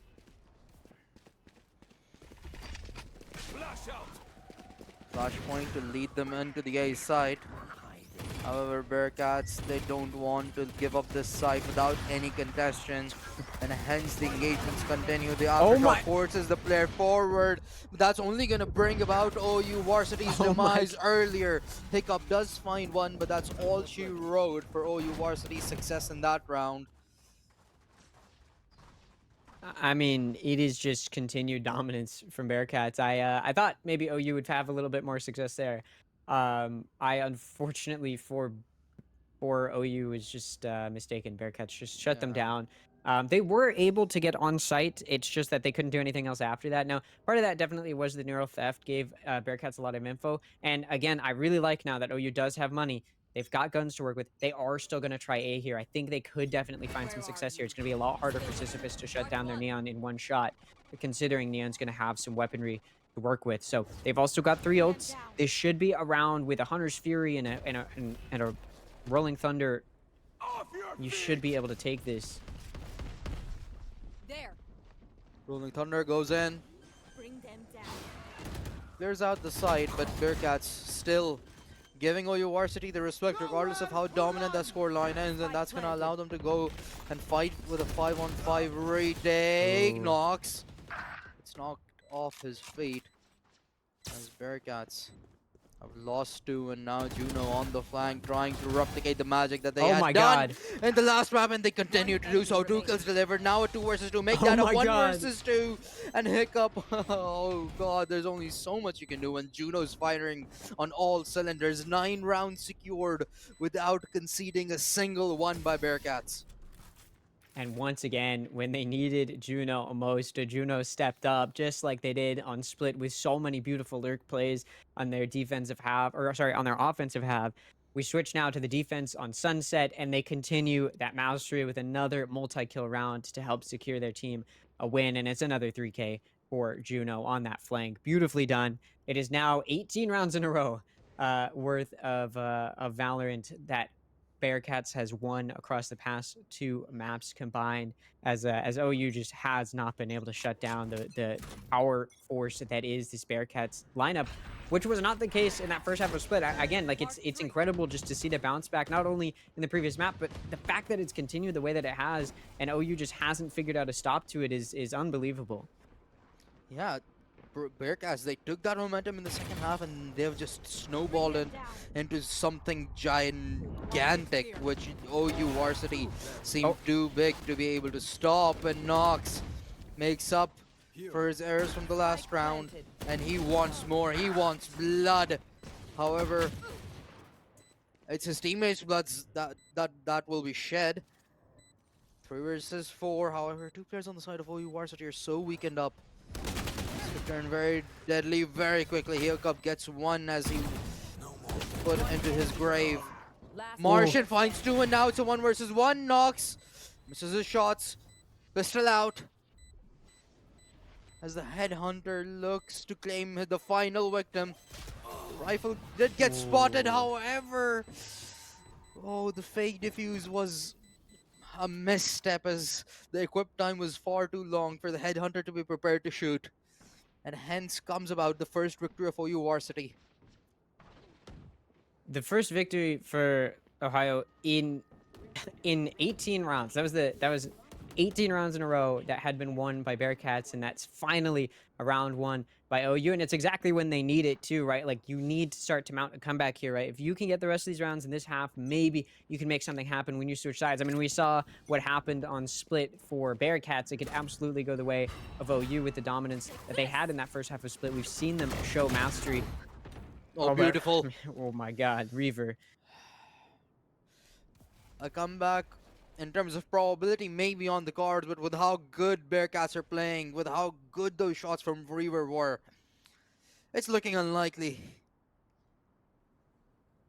And now once again, OU Varsity are left thinking, what exactly is it that they can do? Nox prepared. Oh, just a jiggle from Alex, and it costs him his life. 2 versus 4, it only gets worse and worse for Ohio. Awkward timing for Sisyphus, and that grants them OU's opening pick onto the side. However, Martian will trade the frag out. The number advantage stays in favor of the Bearcats even after Mako was able to find 1, and Martian closes out the round as well. Bearcats a 10-1 lead heading into the final round of the first half. It's so interesting. In that first half of Split, it really felt like OU was ahead of the game every step of the way. They were winning the gunfights when they needed to. That was a big factor. OU was just winning a lot of gunfights. When they needed to take duels, they could confidently, and they would win them.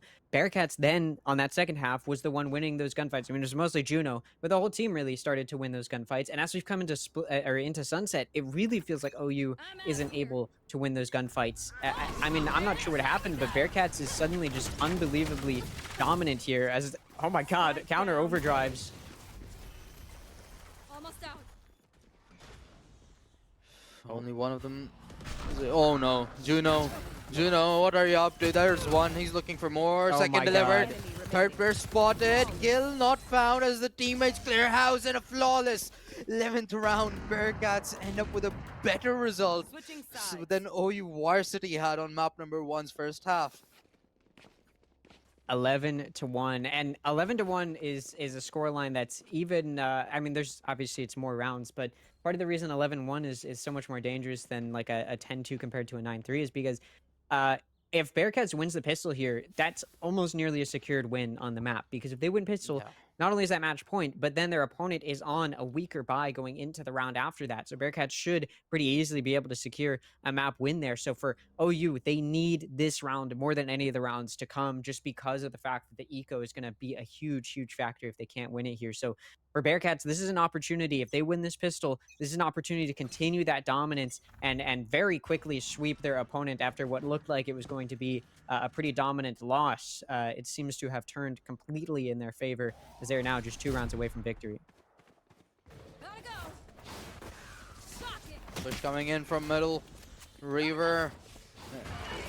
And a sort of a pickle, but now they lead the charge over towards the B side, but they walk straight into Mako, who gets 2, but Martian Walk returns the favor, finding 2 of his own. 3 versus 3 now as the spike starts to get planted, and even after a good start for OU Varsity, the dominance from Bearcats continues.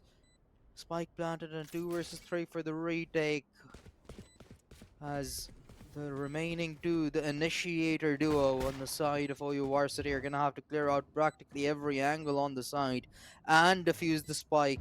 That too with nearly no util on their hands to work with. 1 kill found, the right clicks misses from the side of Martian, but he just needs to waste time as much as he can. The fault line connects onto both, but the right click connects finally, and the knife on the side of Alex is good enough, and there's enough time, so that's going to be the second round secured for OU Varsity after a long fought victory.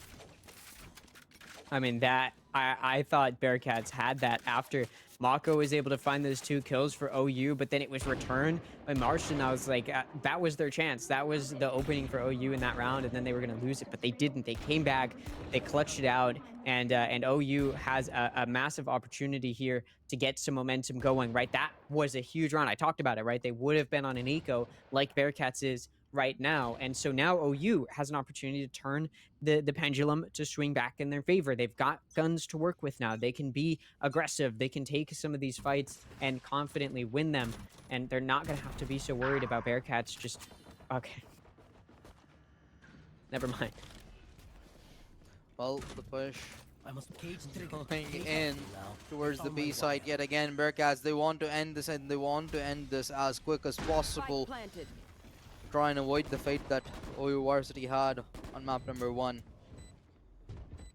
Martian, an oddly familiar situation as to what he was in the last round. But this time around with more people to surround him, and oh, Sisyphus. This could be lethal, this could be deadly, but the missed shots will cost him his life, or at least his teammates. And the spike starts to get diffused. There's only so much left to be done.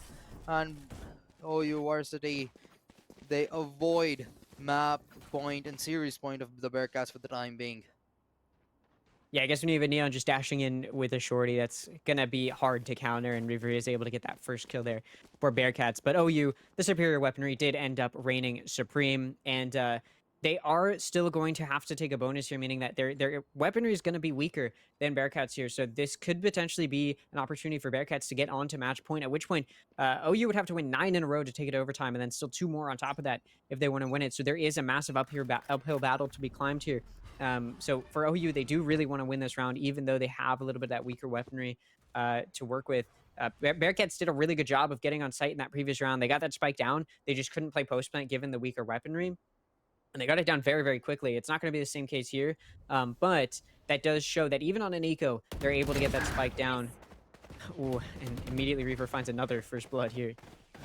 Yeah, this is going to be a deadly round for OU Varsity as they're working with a weaker arsenal compared to the Bearcats. And first blood drawn as well. Push coming, and the tripwire does connect, however, and it's not going to convert into any real value. Mako does go for a push as they try to deny the plant, however, it's just not going to work out. A one-on-one trade to follow, and Reaver, 3k to his name, as the last one alive is going to be Alex. A Spectre in his hands, and 3 people to deal with. And Nox, he's awaiting them. The perfect position, and Alex falls. And he probably just wanted to clear out the right corner first. Just completely unprepared for Martian. Yeah, I guess you don't want your gun to peek through first, I suppose. Maybe that's the thought process there. But the looking at a wall is not going to win you around, and OU does end up losing it. So Bearcats is now 1 round away from taking a 2-0 victory. One that it looked like was going to go very handily to their opponent is now very handily about to be theirs if OU cannot mount a 9-round win streak here to take it to overtime. It's definitely possible. They've got guns to work with off of that bonus. They have some money, so they can do some damage, and they're going to try to right off the bat, but Nox gets away nearly unscathed.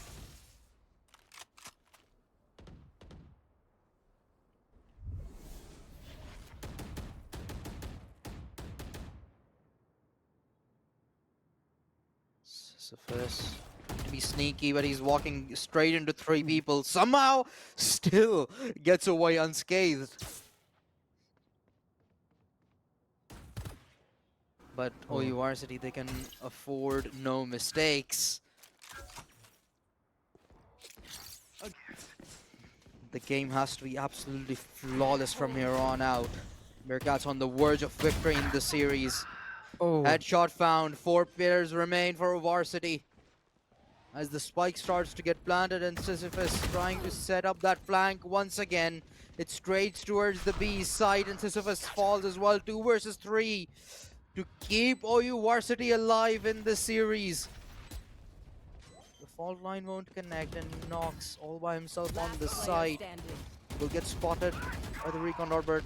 Dies actually a little too soon, and Martian tries to avoid that Rolling Thunder, but won't be able to do so given the TP. Hiccup finds the frag, and OU Varsity survive in this best of 3. Yeah, if you are going to start to lock in, if you're going to start to do damage, this is the way to do it, right? OU is able to take a round. They have to use the Rolling Thunder to do it, but it's definitely worthwhile, especially because now Bearcats doesn't really have much money to work with. They're going to be on a bit of an awkward half buy here. So OU will once again have the gun advantage, and now they can start to get some momentum built. This is going to be big for them, as Bearcats did struggle quite a bit there. We did see a very late rotate from Fallout Alex going from that A site to B once that spike had gone down, but it worked out beautifully because Sisyphus was trying to go for the backstab and was just not enabled to do so. So, ooh. Nox once again gets out nearly unscathed after trying to find an easy pick there.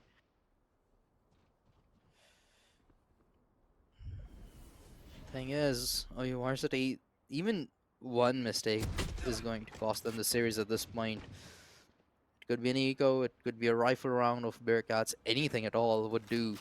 One lucky shot, one lucky timing, and the game's done for.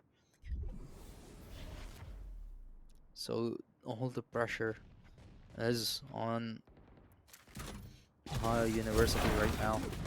Push coming in, and Nox kicks things off the right way. Falls one!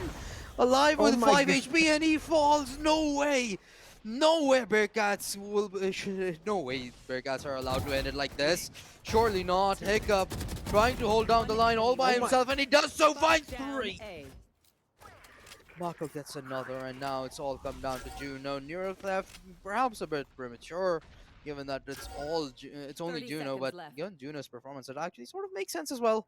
But just a sheriff in hand, this is looking highly unrealistic with 20 seconds left on the clock, and the spike right in the middle of the A site.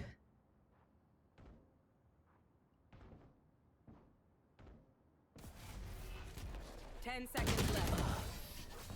Ooh.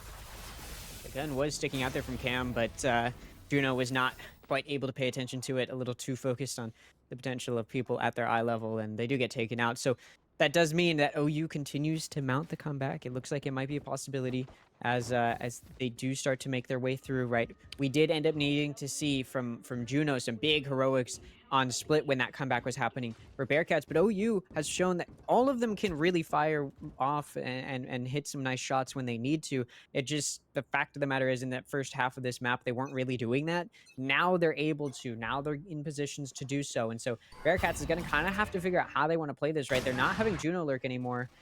And instead it's been Nox a lot. And I mean, False One's just going to use the op to take out their counterpart Neon. Cover going out.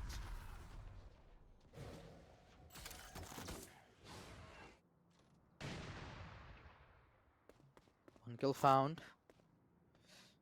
And Bearcats, as much success as they had found early on in the series, are now seemingly unsure about how to approach this OU defense. And it's starting to look oddly similar as to what the situation was for OU Varsity on last map as well. But the situation is still far better for Bearcats. They only need to win one more round. They've already secured themselves an OT at the very least, and I'm unsure where Nox is looking, but he still gets to live to see another battle. 30 seconds left.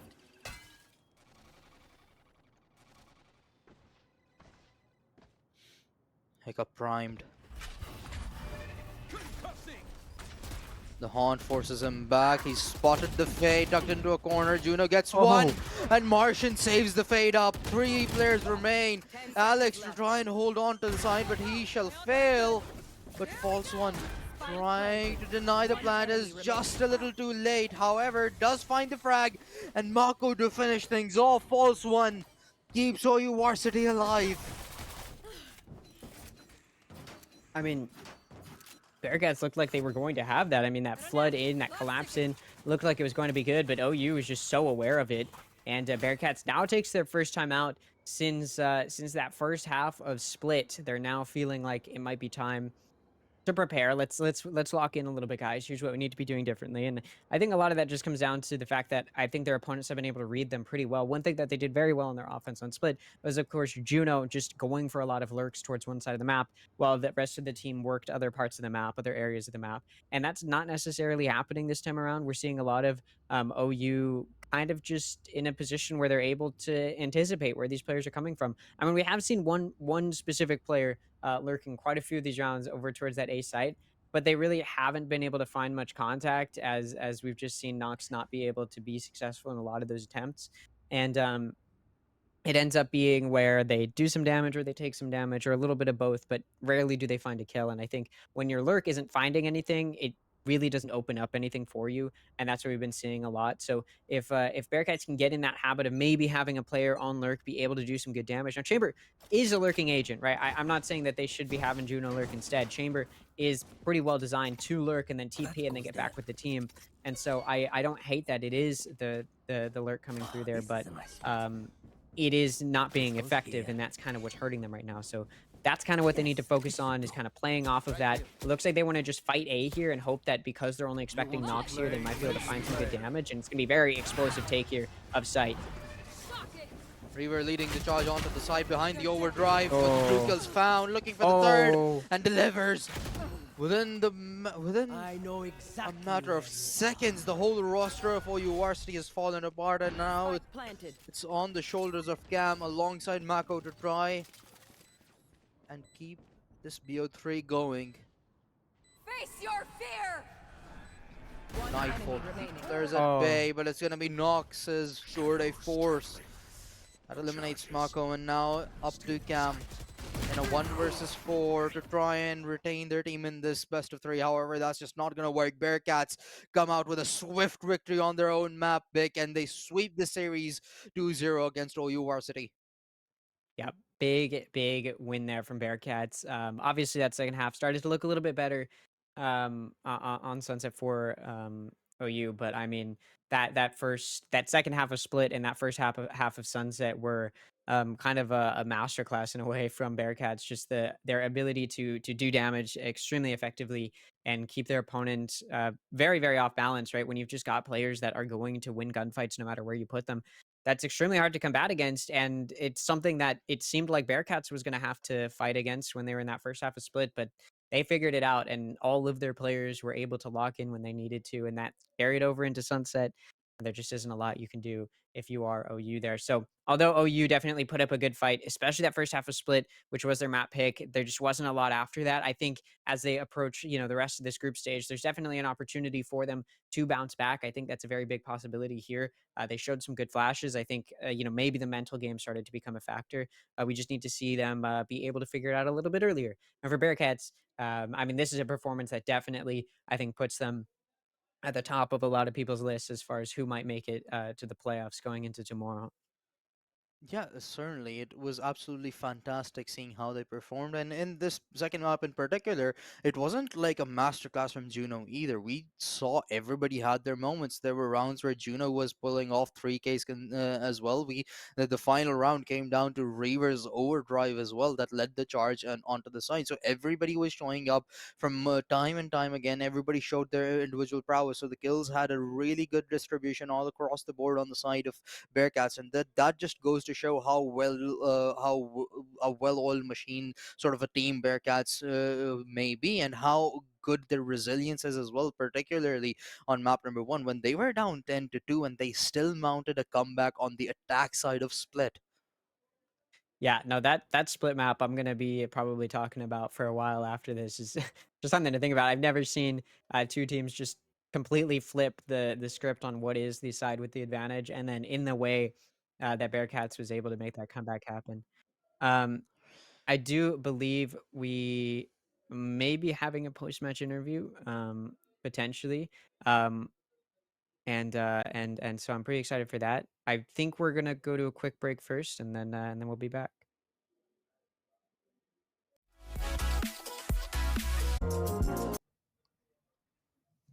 Hello, ladies and gentlemen, and welcome back to the Queen City Clash. And we have two absolutely fantastic winners with us. How are you guys feeling, first of all, after such a ridiculous victory, particularly on map number 1, Sisyphus and Martian? I mean, I really feel amazing. After that comeback, like I was having some technical issues, and it just felt amazing to like not have it affect like our game, our mental, and that we were able to pull through. I'm really proud of the team, especially Brad Juno. He started. He had 1 kill on the first map, and he ended with like 20 or something. So really proud of his mental. Really proud of our mental. Really happy that we were able to bring that back. Yeah, I was gonna bring that up because I noticed that Juno didn't have any kills until like round 10 or something, or round 9, and then only had one for the rest of that first half, and then I mean, clearly having Juno lurk that second half was the way to go. Juno just continued to find multi kills. Um, Obviously, as you went into Sunset, you guys were able to continue the momentum pretty well. Was there any like worry at all that it was going to be a bit harder going into Sunset, or were you pretty confident coming off of that split win? I'll take this one. This week in particular, we've done a lot of practice, particularly on Sunset. We believe it's one of our best maps. Split, we were a little shaky on. We've been practicing it more, but Sunset, we were very confident coming into, so we didn't really have a lot of worries in the. I mean, near the end, there was definitely a little bit of like, okay, let's stop messing around, let's close it out. But overall, we felt pretty in control the whole series, I'd say, especially the map too. Yeah. Yeah, it has been absolutely fantastic seeing you guys play, but you guys are also sort of the hosts of this tournament. So is the script sort of rigged here? Like, what's going on? Because it truthfully seemed that the map number one was out of your bounds, given that the first half was on the attack side for your opposing side, and you guys still managed to match that and actually go above and beyond and finish it in regulation. Walk me through what the comms were like during that comeback. And yeah, as you said, Juno had a fantastic game, but how did you maintain that composure to try and mount that comeback? I think we really had like a nothing to lose mentality, especially our coach told Juno just start like being aggressive, just start taking every timing that you can, and just because we felt as though that we were mechanically better, and that if we were able to isolate 1v1s, that we could like bring it back and win. And we just like took that nothing to lose mentality and like the thought that we were better individually, and we just not like just went for it, you know. Yeah, for Uh, sure. we- Go on. Yeah, I did want to say that that second half of Sunset, it seemed like OU was kind of coming back a little bit. They started to get some momentum moving in their side. I did kind of wonder if you did take a timeout at that point. What was kind of the conversation there to try and slow down your opponent? I'll take this one. So our coach was kind of just like, it got to a point once we got to a lead where even though we were defaulting the same, we were taking a little bit of a more aggressive timings because it was like near the end. The players were. I'll admit our players we have a bit of egos. We go to stat pad near the end of the game, and there was a little bit of that. So our coach was like, "Hey, let's calm down. Game's not over. We just had an insane comeback. Let's not let it happen. Let's slow down. Just take our double swings, isolate our duels. We know we're better at that. Let's just do that." And then from there we just followed that and then closed it out. I'd say for sure. Yeah, well, I believe you do guys do have another game coming up on stream against MBU Spartan, so I'm gonna let you guys go and get prepared for that, and hopefully we get to talk to you guys after that as well. Yeah. Good Yeah, luck. yeah. Thank you so much. We're scared for that one, by the way. They're good. We're expecting a really good game though, so we're hoping to put on a show. We're very We've heard good things about them as an opponent. We feel pretty confident in ourselves, so we're hoping. I would love to be back here. Yeah, I'd say All that. right. So it was an absolute pleasure. Thank you. Yeah, Thank you. thank Good you. luck. Uh, Well, Sleepy Boy, that certainly was an interesting conversation to see some insights, but now we have to move on to the next matchup again, where we are gonna witness Bearcats go up against MBU Spartans, and from the looks of it, even though they had such a dominant showing on game number one, it seems like they have something to worry about against the Spartans. Yeah, it's gonna be pretty tough, and I'm definitely excited to hopefully get another exciting series going. Yeah, so see you after the break.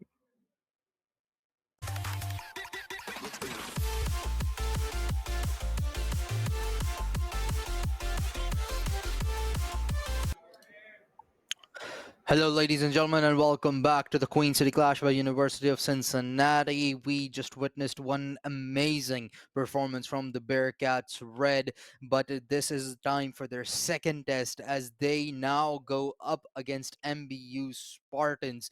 The Bearcats had a fantastic performance where they even had a run of 18 consecutive round victories. Sleepy Boy, do you anticipate a similar situation, or do you think that their worry was valid as we heard in the interview?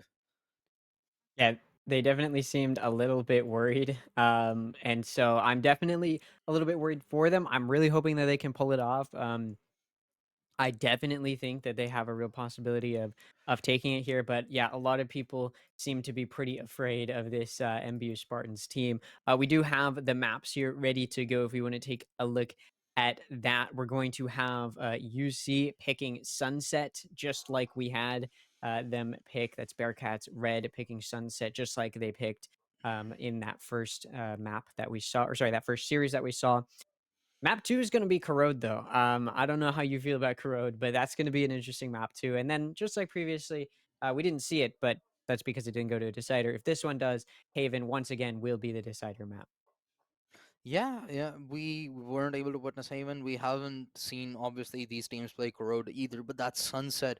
I'm certainly hoping Bearcats to come out on top, and if they do have a reason to worry, as we'll find out heading into this series, then they must win out map number one. It's their own map pick, and they just showed an utterly dominant performance against Ohio's University. So if they really are worried to face off against MBU Spartans, I think having a good start is going to be their key to success, just so that they can have that secure cushion. Even if they do end up losing Corrode, they can still head on over to Haven and have a fighting chance. However, we're gonna have to, of course, wait and find out how this plays out for either of them. But given the performance that we did see from Bearcats so far, I do obviously by default, as we just have naturally more knowledge of Bearcats right now, I do think that they still have a really good chance of winning this one out again, because of Sunset being the first map, so they can keep that momentum rolling and keep that momentum snowballing into something much bigger. And they also showed their resilience when they were down 10-2 on map number one in the last series. So even if they do have a bad start, I believe they can make a comeback. Yeah, we definitely know that that's something that they can pull off as we do head into what looks to be the Agent Select. Over on the side of Bearcats Red, no changes. It's the exact same comp that we saw from them on Sunset in that previous series. Not surprised there. Spartans is going to be going for a slight variation to what we saw Bearcats opponents do on Sunset. They're still running that Sova. That's going to be a theme. And then both teams are still running that Omen, Cypher, and Neon. But the difference here is the Sentinel pick. We are running double Sentinel for both teams, which was not the case in the previous match on Sunset. But the difference is which Sentinel is paired with that Cypher. For Bearcats, it's going to be that Chamber. We saw Nox go for quite a few lurks on that offense specifically, which weren't that successful, but we definitely saw on the defense side, Nox had some success. Over on the side of the Spartans, we are going to see them pull out that Sage. Sage is definitely an interesting pick. You see it here and there, more or less common. Sunset's one of the maps where you do see Sage. As far as maps where you see Sage, there's some good potential wall plays on defense that you can see, like over in A elbow. So we'll see how it comes. It's going to be, it looks like a mid fight to start it off.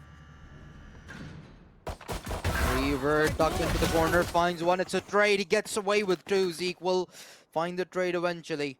However, the damage has been done. A really aggressive start to the series here as Tyrell looking to find more, but it's going to be Sisyphus that comes out on top. We just heard this man speak about how he wanted to perform well against MBU Spartans, and if he is to numb out the worry that they had, then they must start off strong, and he's executing it just like that. Now Polkan alongside that, so look to claim the A side versus just once again awaits damage dealt. However, he's gonna need help. The Cypher available to back him up. Timing's gonna be everything. The peak goes out, however the damage doesn't. Juno eventually will make up for it, and hence it's come down to Zeke all on his own up against two.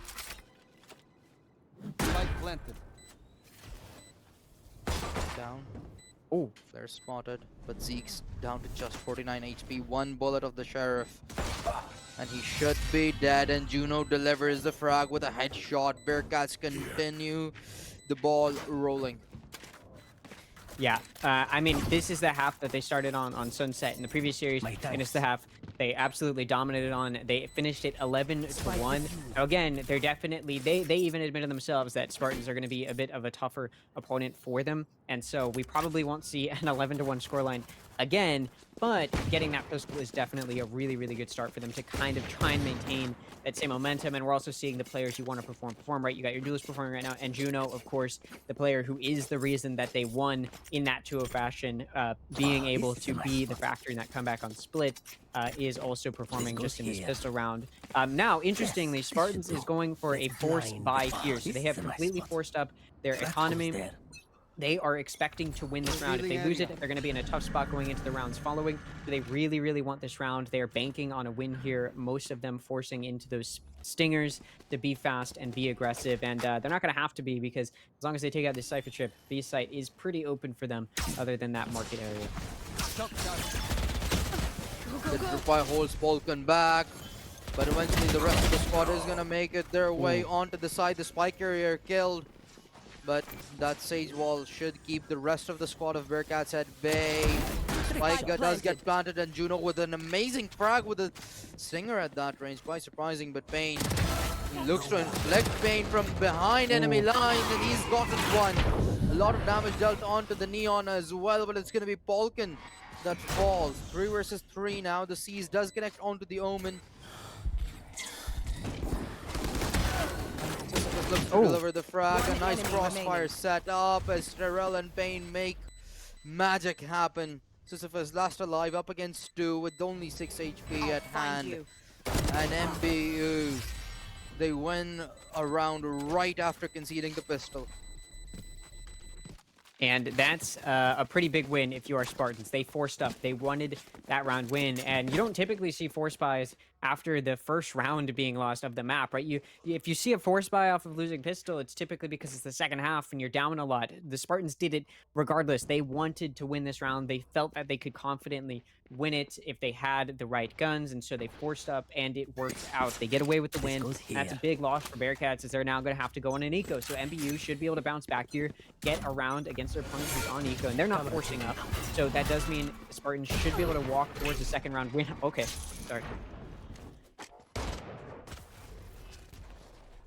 First kill found, and now Bearcats seemingly looking to return the favor with an ego round win, perhaps. And they're off to a good start, Nox. He's going to have to deliver much more than only one, though, for this to work out. However, he's denied. Katashio equalizes.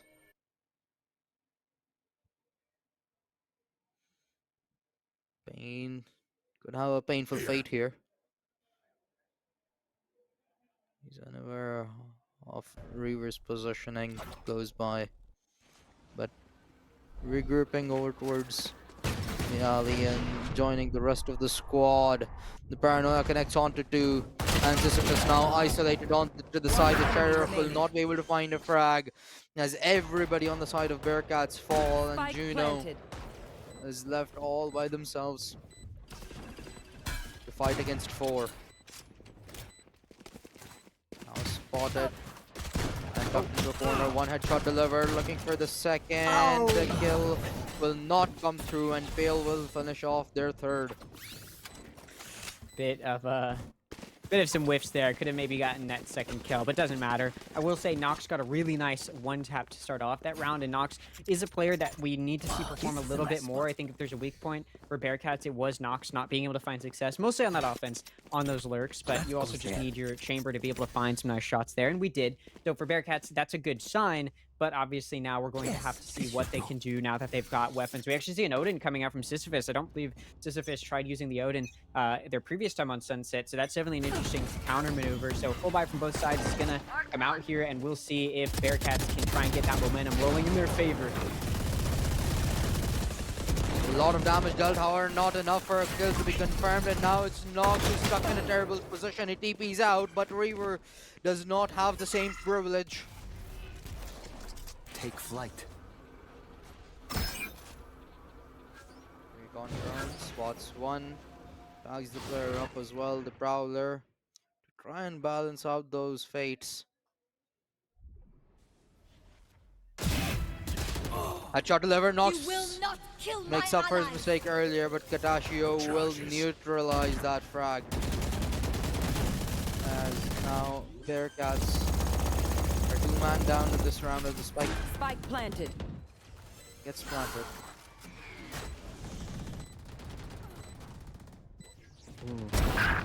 With one, but the Outlaw of Pain continues to deliver. That's the 4th frag converted out of that gun. Cover going out. Now looking towards the Odin, and successful so far. Martian only gets one before meeting their eventual demise.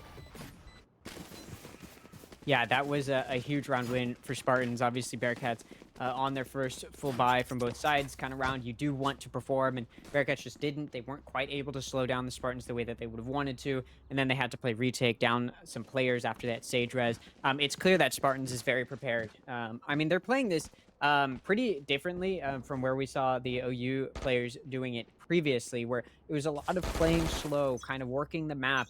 MBU is just deciding on a site and then they hit that site, and that's what they've been successful at doing. So I know exactly. Oh my god.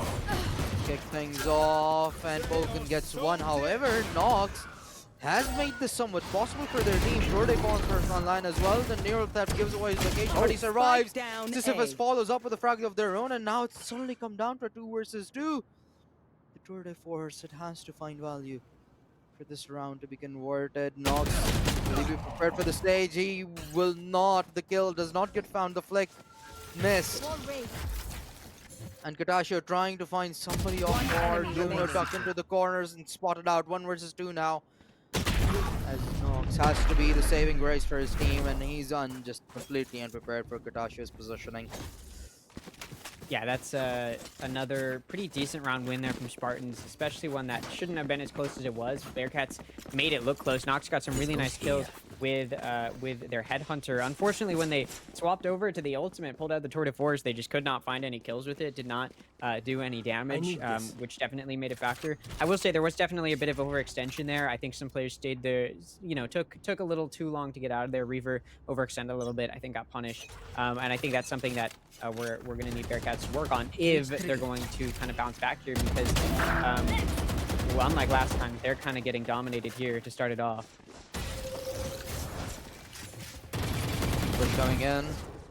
Bearcats consistent so far, but it's the bad kind for them. Losing players very early on into the rounds. And there's the second to fall. Make that third as Darrell is tearing Bearcats apart. Eventually he will be neutralized, however, it's still a 2 versus 4, and Reaver's health is not looking very good.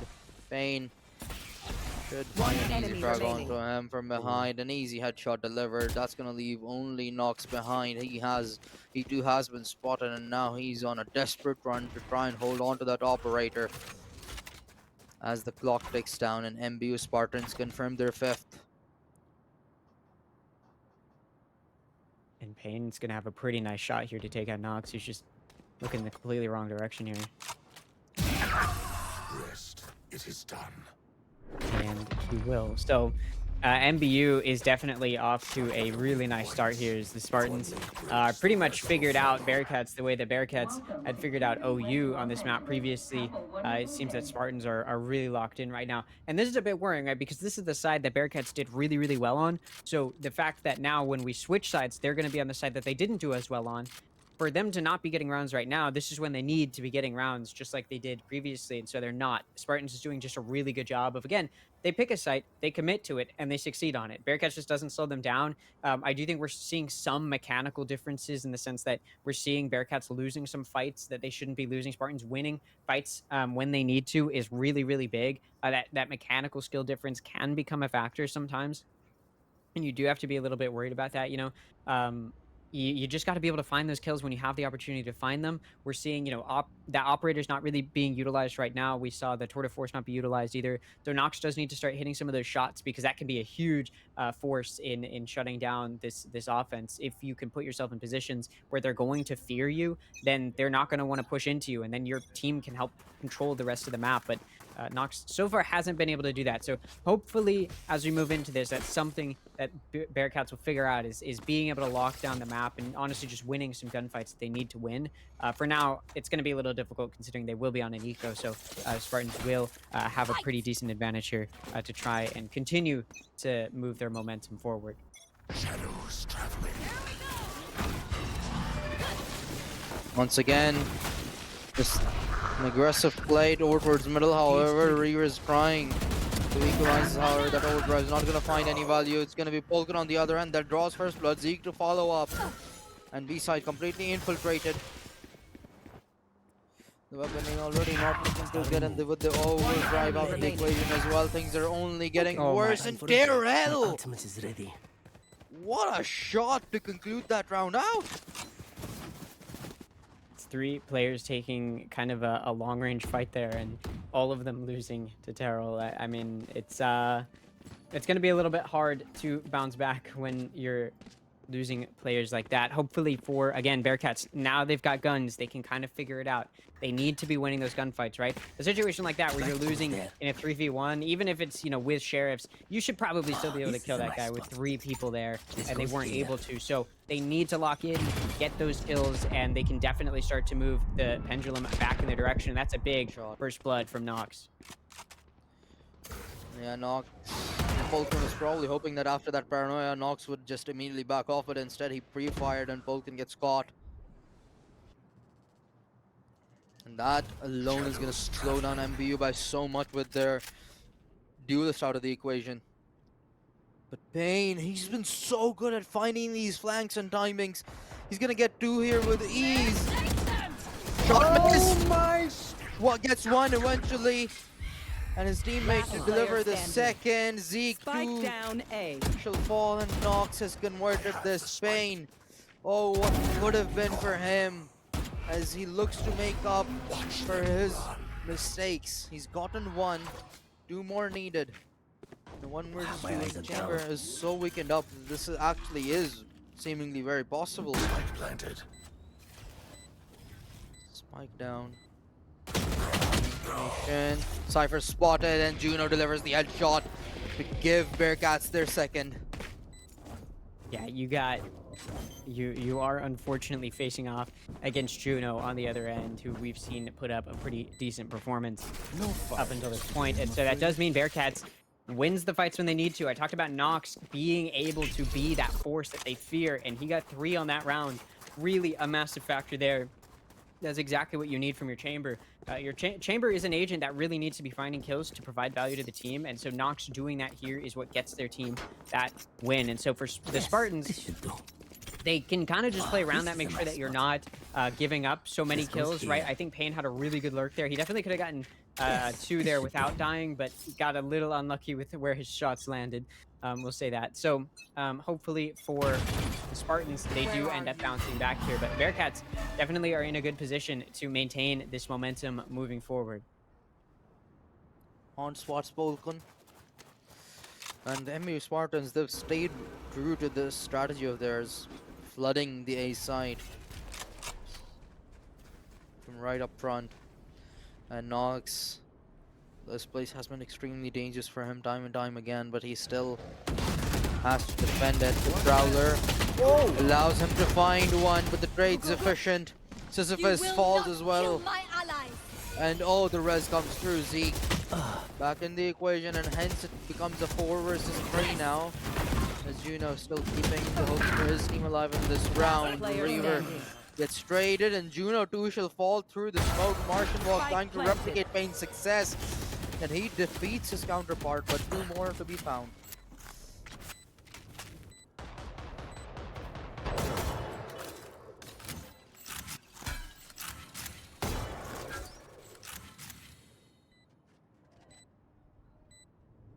Martian revealed. Clock ticking down as well. No abilities on hand. He's gonna have to pull this off by sheer gun skill. Unfortunately for him, his is just not good enough against Zeke. Bit of a gun diff there, Guardian versus Vandal, and the Vandal just shoots a little bit faster, ended up being the factor there. So Bearcats, unfortunately for them, do not end up being able to get some momentum moving. Spartans are able to shut it down and keep the ball on their side of the court, and it was pretty well done. I will say Bearcats made some key mistakes there, right? You had Nox in a really good position, found a kill in that smoke, but was kind of revealed by Sisyphus as to where their location was, and then Sisyphus also pushed into the smoke and got taken out. It was kind of a little bit messy, so hopefully next time they're in that kind of position, you can just let the player in the position find those kills. Here though, Spartans opens it up with a first blood onto Juno. How does he even find that frag? Vulcan delivers shots accurately across the smoke. Pain follows up. And this round seemingly is coming to a conclusion very, very quickly. 2 players remain, and I would not be surprised if Last player They are standing. left with nothing in their hands. Vulcan with a 3k, perhaps a 4, never mind. It's gonna be Pain and Vulcan that clean house to secure the 8 for MBU Spartans. Yeah, it was a bit unfortunate there from Nox. We do see timeout being taken by Bearcats. No question as to why, right? They are down currently 2-8. They are in a position to find themselves in the exact same position they were in on map 1 of their previous map, where their opponent is on offense and goes up 10-2 into the next half. They could definitely find themselves in that same situation that they were in on Split in the previous series. So hopefully for Bearcats, they are able to prevent that from happening. Again, that round was a bit of an eco. It was going to be tough for them to win very much.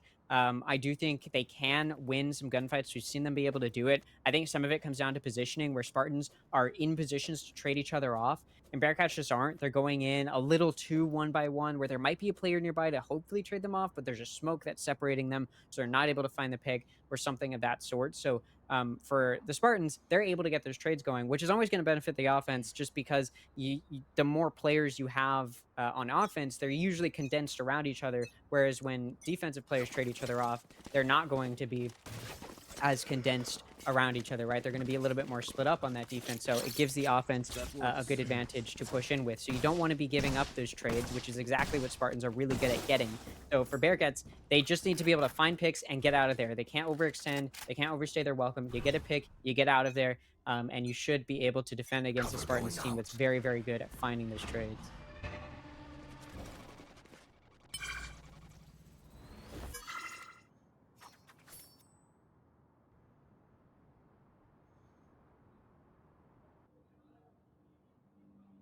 This time around, a much slower approach from MBU Spartans. They're generally adapted more aggressive, and by this time you've delivered a kill or 2 on the kill feed. Katashio's spotted by the cam. Go, go, go! Bearcats. Will that timeout really be of any help to them? Or is MBU Spartans really just unstoppable? Spike getting planted, which will enable a 5-on-5 retake. One player fallen. It's gonna be the big dog from the side of MBU Spartans. Juno out of the equation. The clock ticks down. The desperation increases. Reaver trying to find anything whatsoever. Rushes straight to the sign, but do get found by Vulcan, and Nox finds the opening frag for Bearcats. But suddenly it's all come down to Martin. He needs to find 3. He has gotten 1. Make that 2. But with 7 bullets in the magazine and 28 HP, can he really pull it off? The answer is no. Terrell finishes him off, and round in the half. 1 more round, and Bearcats may just witness another 10-2 scoreline disadvantage.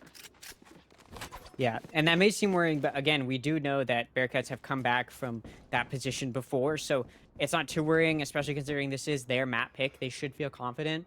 Obviously, this being the half that they succeeded so much so on, their previous time on Sunset in their previous series, it's a little worrying that for them that they're not in that position where they're dominating the way that they were on this half before. But there's definitely still an opportunity to get back in this. Getting this last round and make it a 9-3 definitely puts them in a much better position to try and get the ball rolling. It's just going to have to come down to, can they defend properly in this round, because previously they've just been letting that spike get down and then they can't retake.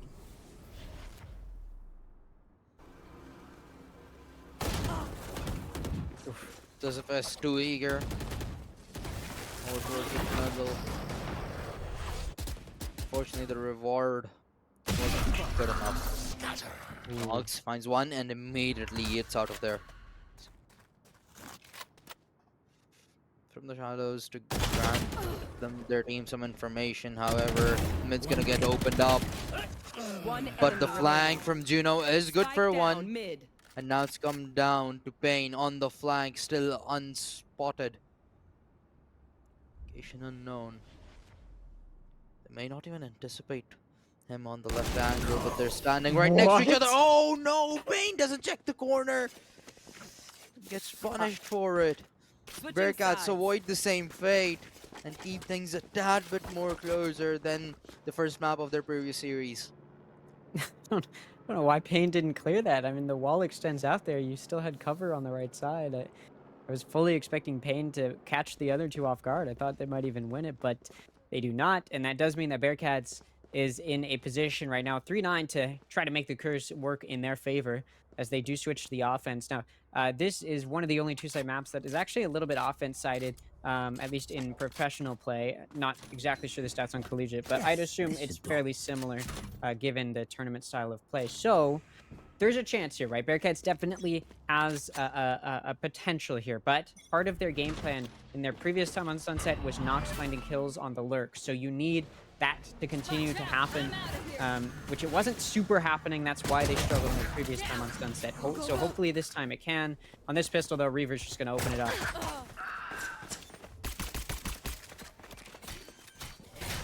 Holding it wheeled back up, but Bearcats are off to a good start. Can they hold 3 defenders back is the real question. Spike planted, and MBU Spartans are going for a split approach. Some information is going to be relayed over, courtesy of that tripwire. Volkan first point of contact, headshot delivered, looking for the second. But Katashio falls, and suddenly it's Volkan all by himself up against 3. And that's all she wrote. Bearcats keep MBU away from double digits.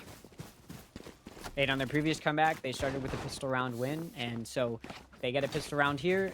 That's definitely a chance, and we're not going to see the Spartans force up like they did in the previous half when they lost the pistol round. They're just going to accept it, go on a bit of an eco here, knowing that they've got the round advantage. They don't need to play too risky and potentially give up a few free rounds if they do lose a force by round. So Bearcats is going to be with the anti-eco. They've got the gun advantage, and so this B site should be taken fairly effectively.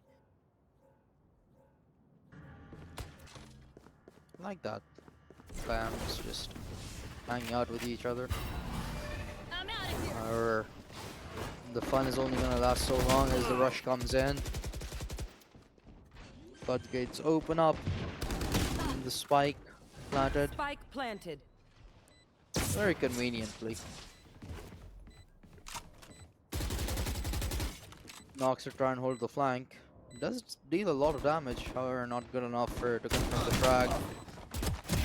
Zeke goes down, and this is just going to be very, very simple for Bearcats to hold on to. And it's a flawless round win. That's big because you killed all the players, you didn't lose any, and you got the spike down. That's some big, big money. And so as they move into this bonus round, they're probably going to have full util, and they've got all of their guns to carry over from the previous round. So there's definitely a real possibility that Bearcats can take this round as well. Again, when we're talking about a comeback, this is how it happens, right? You get that momentum moving, and getting a flawless anti-eco is a big part of potentially making that comeback happen. I will say we haven't seen Nox, doing the lurking that they were previously on offense on Sunset, and so I do sort of wonder if that's still a part of their game plan, or if that's something they may have talked about leaving out, although it does look like Nox is going to do that exact thing in towards the end.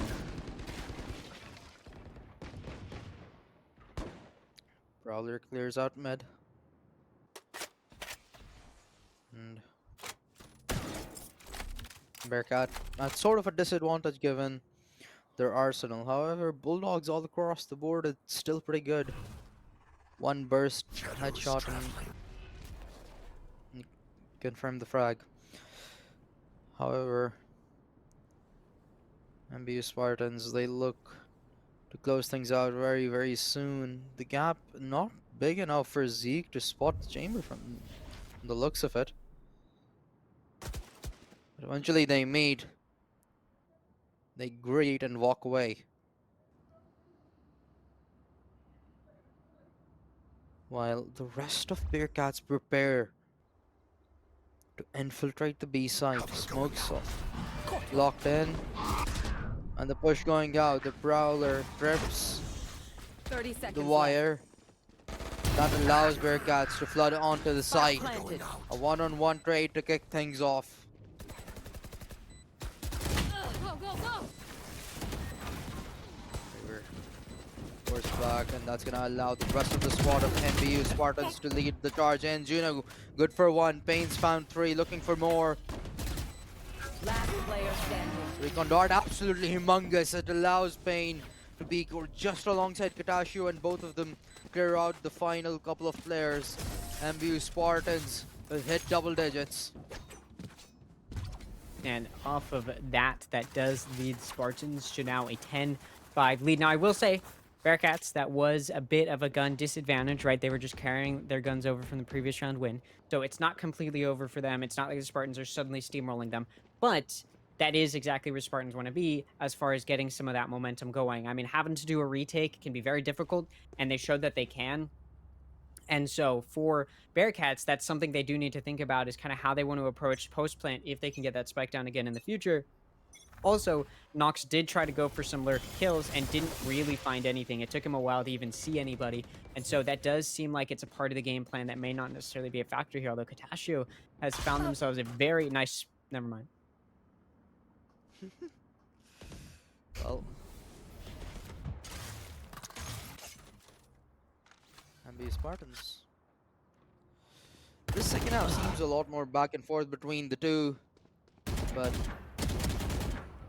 oh, that's very scary. I'm not entirely sure how Payne survived that, but walking across so openly with your knife out, that requires some guts. Scanning ahead. However, with Bearcats having spotted 2 players at B side, they decide to divert their attention and try and head the A side. 40 seconds on the clock, so they cannot readjust too much anymore. Payne once again trying to look for those timings, look for those flanks. 30 seconds left. Shadows traveling. Will he be able to find it or not? The flood going in. Sisyphus prepared. And on the flank comes in Payne. He's gotten 1. Darrell gets 4. My No one God. to interrogate. My ultimate is ready. So clean. Arrow just completely shuts that down, and I mean, that looked like it could have been a really good round for Bearcats, but some heroics from Taro. I mean, their counterpart in Juno in that first series was a big reason that Bearcats was able to succeed, and so for Spartans to have also their Cypher player be the reason that they're winning some of these rounds definitely does not bode well for Bearcats, who are looking like they might not quite have this one. They're gonna have to win 8 rounds in a row if they want to win it without OT, 7 if they want to go into OT to try and win it. So there's quite a bit of an uphill battle for them ahead. They know what that feels like. They've done it before. But now's the time to test it, as they are going to be on an eco.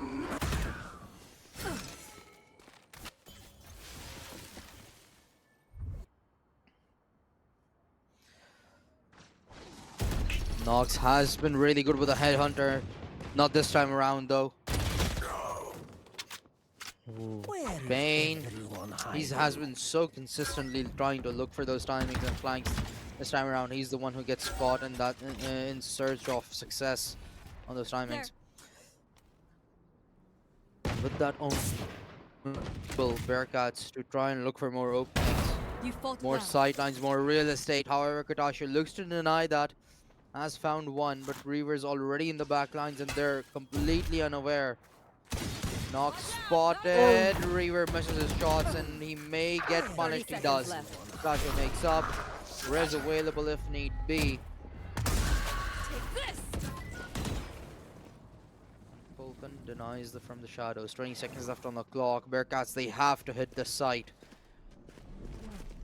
and succeed in order to avoid MBU's map point. Darrell and Katashio both find a frag each, and another 4K delivered by MBU Spartans to achieve match point.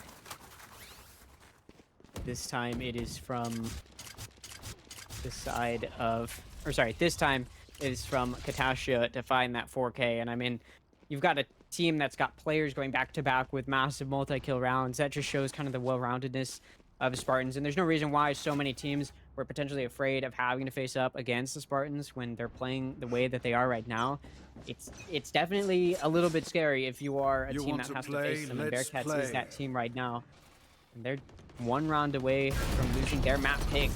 Nox big whiff with the tour de force, and again, Nox needed to be finding those kills on the lurk, right? If they're gonna hand him peaks, he needs to be able to find those kills, and if he's not, that does kind of limit part of the way that Bearcats can play. Zeke Oh, gets to Cover going will out. get shut down eventually, but not before the damage has already been done. That res is still available, however, point. Spike That's just down A. so easy for him to find. Martian has been consistently getting caught. Last player standing. Nice counterpart, and what a beat from Katashio. Rear stood no chance, you know that. Still alive in pain with a rather awkward angle to finish him off. MBU Spartans just sweep through Bearcats on their own map pick. yeah, big series start for the Spartans. Obviously, I mean, before this even, we were hearing from the very team that they're facing, the Bearcats, said that they were a little bit afraid to have to face off against their opponent. They were aware, they had some respect for the Spartans, and despite that, they wanted to go in with as good of a fight as they could. And unfortunately, they were not able to dominate on Sunset the way that they did against their previous opponent, and that does mean that they walk away with their map and a loss. So that does mean that we're going to see the Spartans in a pretty good position for their map pick. But we saw, I mean, some really good play already in this series. Yeah, certainly. However, it's still not over yet. Of course, we know Bearcats do have the resilience to mount a comeback. However, is it going to be possible after having conceded a whole map?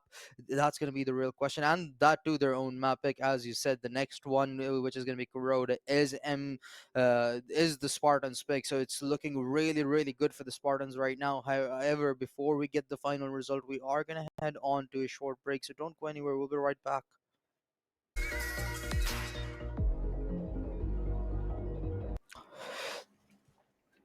Welcome back, ladies and gentlemen, to the Queen City Clash by University of Cincinnati, and we are now into the second series of the Group B of this round robin stage, where Bearcats are unfortunately having a really difficult time, even after such a dominant performance in their first best of three, where they can have already conceded their own map pick and are now about to head into Corrode, which is the Spartans' home ground.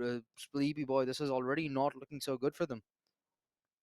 Yeah, and I mean, it's not really too much of a surprise if you know the Spartans. I mean, they did just come off of their first best of three in this group stage. They went 13-4 and then 13-8, so it's pretty dominant. And so not just that, but also if you've kept up with the team, a lot of teams are kind of afraid of the Spartans coming into this. And we mentioned it quite a few times, and um, we even interviewed the Bearcats after their win in the previous series, and they too said that they were somewhat afraid of the Spartans. So I'm not entirely surprised by this performance, but I am definitely looking forward to coming into Corrode, because I do think Sunset, we just saw from Bearcats twice in a row now, actually, because we saw them end their previous series on Sunset, and we just saw them start this series on Sunset. So there may have been some fatigue in that regard, right? It feels like you're just playing the same game over and over and over again, because you are. So now that we move into Corrode, which is not only a newer map, but also just a new map in this series for the Bearcats, there's a chance for them to maybe bounce back. I don't think there's necessarily a definitive meta yet for what you'd typically expect on Corrode. So there's definitely probably going to be some differences in team agent select. It's not like some of the older maps like Haven, which will be our decider if we go there, where there tends to be pretty similar compositions. So there's definitely some room for innovation on Corrode, and I think that there's still that opening potentially for the Bearcats to get back in this. There is, of course, just that slight issue that they lost really badly on their map pick of Sunset. So hopefully for them, they can kind of take the Spartans by surprise on their map pick. Yeah, however, I must say that the odds are just not looking as good, given that Bearcats seemed really comfortable on Sunset in the first best of three. But you talked about the Asian compositions, as it may vary quite a lot. So let's see what exactly is it that these teams have gone for. And from the looks of it, there are four exactly same agents. The only difference is one team has a double duelist setup with with the Yoru picked in, while Bearcats are gonna go for that double controller setup with a Viper on Juno. Yeah, and I'm actually kind of excited to see Juno on Viper again. We saw Juno play Viper on Split, and Juno's first half on defense was not good. Only got 1 kill for all 12 of those rounds. But then when you switched halves, Juno turned into a different beast entirely and led their team to a comeback where they were down 10-2 going into that. They ended up winning 13-11. So I'm excited to see Juno back on that Viper. Hopefully now a little bit more warmed up. They'll be able to perform split. I am interested to see the way that this double duelist composition comes out with that Yoru Waylay. So yeah, let's just get right into it. Best round so far. Bearcats have won all 6 of them that they've played in this round robin stage. Will they continue that streak, or will MBU Spartans look to break it? They're already off to a good start, however, have sustained a lot of damage to begin with. Oh, but the kills continue to go down. Martian has found one. Reaver up close and personal with the player timing is going to be everything, but it's going to be Terrell that comes out on top of the spike, starts to get planted. We have a new player joining MBU Spartans here. It's going to be Soggy Seal, who has joined the roster on the Waylay here, as MBU Spartans finally break the streak of Bearcats' pistol round victories. Yeah, and that does give the Spartans the opening to start to try and dominate on this map. And again, reminder, this is their map pick, so if there's a map we expect them to dominate on, or at least take, it's probably this one. And so getting that pistol is a really good sign for them to be able to continue the momentum that they had coming into this map from Sunset. Bearcats, you did once again see Nox peek out on that chamber, shoot a shot, but it missed, did not get the kill. So again, if Nox can find some of those early picks, that could be big for the team, although here it's going to be their counterpart getting that first blood. 3 kills already found, and Seal is just gonna rush into the side, dashes in the go. He knows there's somebody close, just cannot spot Martian out. Eventually, the kill does come through for the Spartans, and it's all come down to Sisyphus up against 4. The spike planted, and the round comes to a conclusion with a headshot by Polpin. Spartans continue their streak, heading into the second map. That's a team ace. They get that spike down. They kill all of the enemy players. It's pretty much what you want from an anti-eco there. And for the Bearcats, they're gonna move into a round where they've got guns. And you know, we've kind of been saying this a lot. It's their time to see if they can bounce back, see if they can get back into it. As the Spartans are gonna find themselves on this bonus round. They don't have the best guns to work with. Got a bit of a half buy, and so this should be the opportunity for Bearcats to at least get back in this one. But a lot of these rounds have been over very, very quickly. Confirms that the Yoru is indeed a clone, as they do not want to make any mistakes whatsoever on Mars Spartans map pick and on the round with their best possibility of closing out. Given the arsenal that Spartans are working with, Martian off to a good start. He gets another one and is somehow still surviving, but not for long. It's a 2-on-2 trade. Reaver from behind gets another. 2 players remain. Darrell equalizes. The headhunter looking for more. Ashio barely surviving so far, and he falls eventually. The Seas connects onto Darrell, and that allows Nox to finish him off. First round secured for the Bearcats. Alright, this round they should have won. It definitely got way closer than it should have, given just how powerful the Spartans were in that fast and aggressive style as they pushed in towards A. But the Bearcats did eventually come through with the win. It's clear that the Spartans want to take space very aggressively, at least early on here. Now that the eco is a little bit more equalized and we're going to see a buy from both sides, it's not entirely apparent if that's going to continue to be the case, although they are all geared towards A once again. There's been basically no mid action yet in this map, which is typically something you see a lot of on Corrode, so it's going to be interesting to see if that switches up at any point. What a lineup. The push coming in, the Waylay double dash to lead the charge forward. Reaver, unfortunately, he'll fall as Spartans continue to take hold of the site. And Bearcats fall one after the other. Bane, another nice headshot onto Juno. Spike But Vipers planted. once again struggling on defense. And I would not be surprised if Bearcats decide to call for a save here, actually. But no, from the looks of it, they want to go for it. They want to just give this a shot, one-on-one trade. And Nox is now the last one alive up against 3. I mean, at this point, the time's about to being set start up.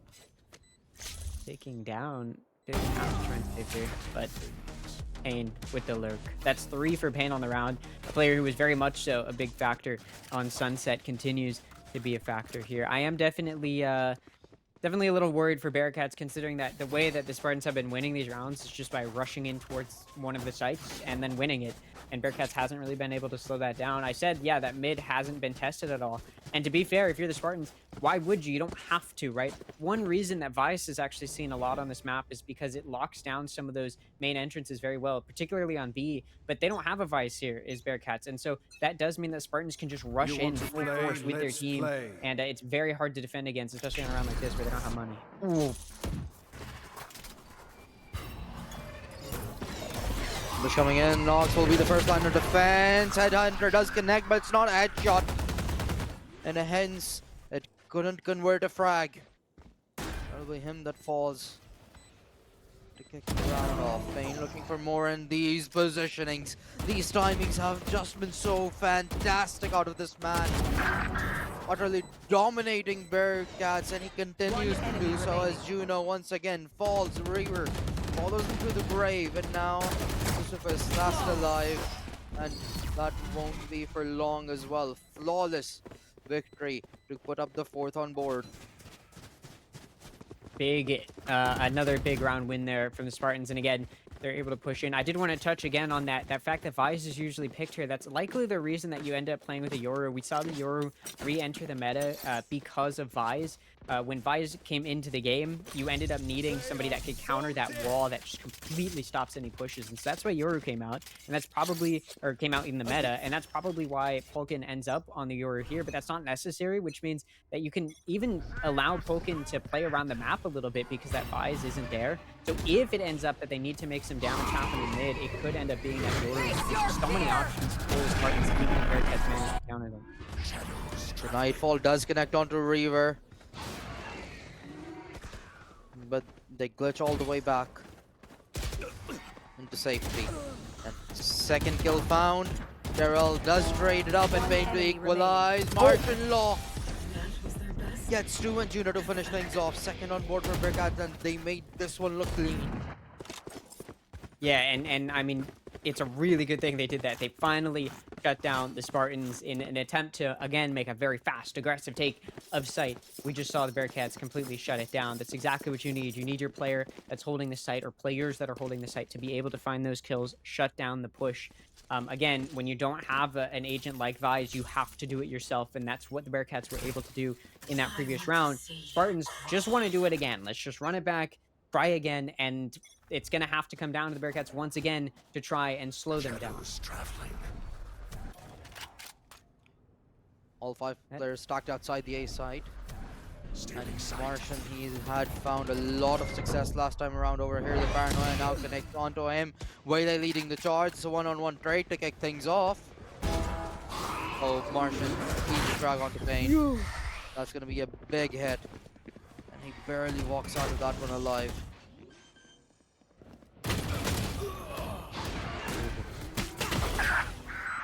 The amount of value these Omens have been finding for their respective teams have been really immense. Natasha trying to hold the line alongside Waylay. Both of them collectively hold the defenses. They found 2 and Seal. A 4K for him to put up the 5th. And that's the sub coming into this, right? Into this map, swapped out. Was not in here the previous map, and so to be able to have an impact like that right off the bat, you're not warm like the rest of your team is, you're not warm like your opponent is, and you're able to fight like that is extremely impressive. And the Spartans, who were not able to successfully just rush into A the round before that, just did it again, and it worked out this time, as it has done so for them most of this map. And it looks like they just want to try again on B. As I mentioned, they have the option of a Yoru lurk, and that's exactly what's happening over towards that A site. That ultimate's going to clear out A, and they want to make sure that they know that the Yoru's there to try and bait out a rotate off of B.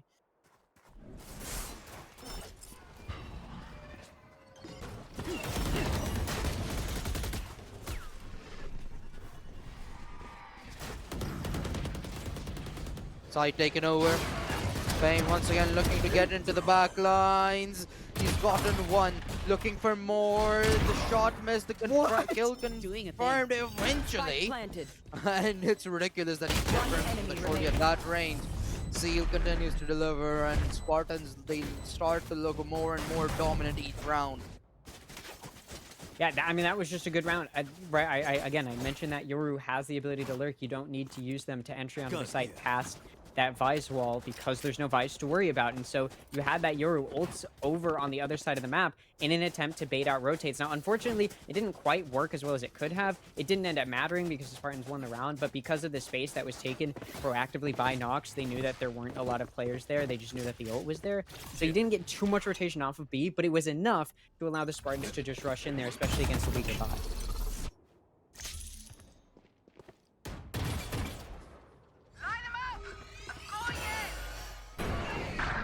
The Waylay ult goes out, but Reaver will not be able to find any value behind it. Daryl gets to, Sisyphus returns the favor, make that 3 for him. And the spike now in enemy lines. That the Spartans need to retrieve 3k for a player on either end. Potential ace up on the cards. And an ultimate online for either side as well.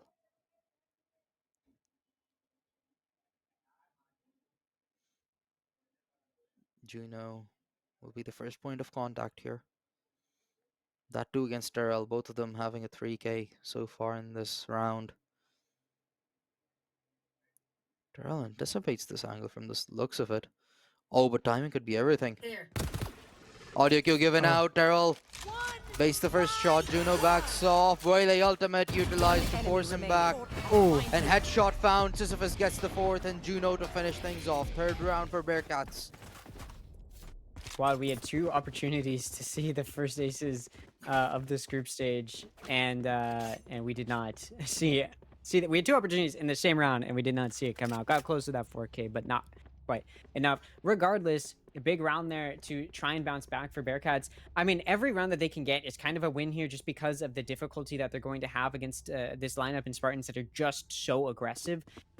When they switch sides, they may have a bit of an easier time given the fact that Spartans are, much like them, not running with a Vise. So you can be aggressive just as Spartans are being against them. So this half is really going to be the disadvantage half for both teams. Or this side is really going to be the disadvantage side for both teams. And so for Bearcats, a win there is huge, and anything else they can get is helpful as well.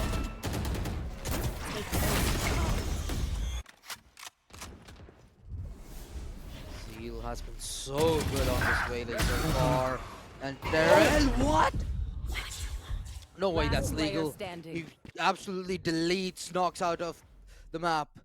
Vulcan keeps the streak going, and now it's up to Juno against 4. He has had absolutely fantastic maps, but so far he's been shut out of this one. Spartans up now 7-3. They will go into the next half with the lead. It's just a question of how big will that lead grow. With 2 rounds left in the half, we're going to see Bearcats take the second timeout here. Or sorry, this is their first timeout. They're going to take a timeout here to try and secure these last 2 rounds if they can. Now, I will say, Spartans had not tested mid this entire map until that previous round. And the only reason they did is because their repeated attempts to go A main had finally kind of stopped working. They ended up losing the previous round because they had to figure out how to rotate out of there. And so this time they just said, let's just push through mid. And that's exactly what they did. And they found quite a bit of success doing it.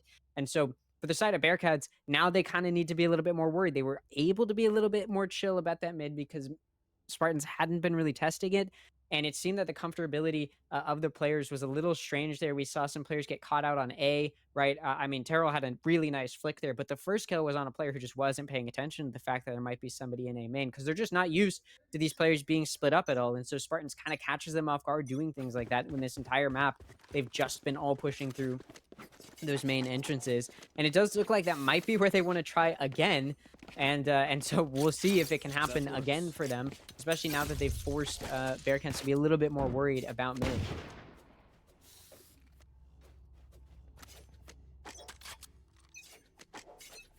The Birds just not so good on the side of the Bearcats.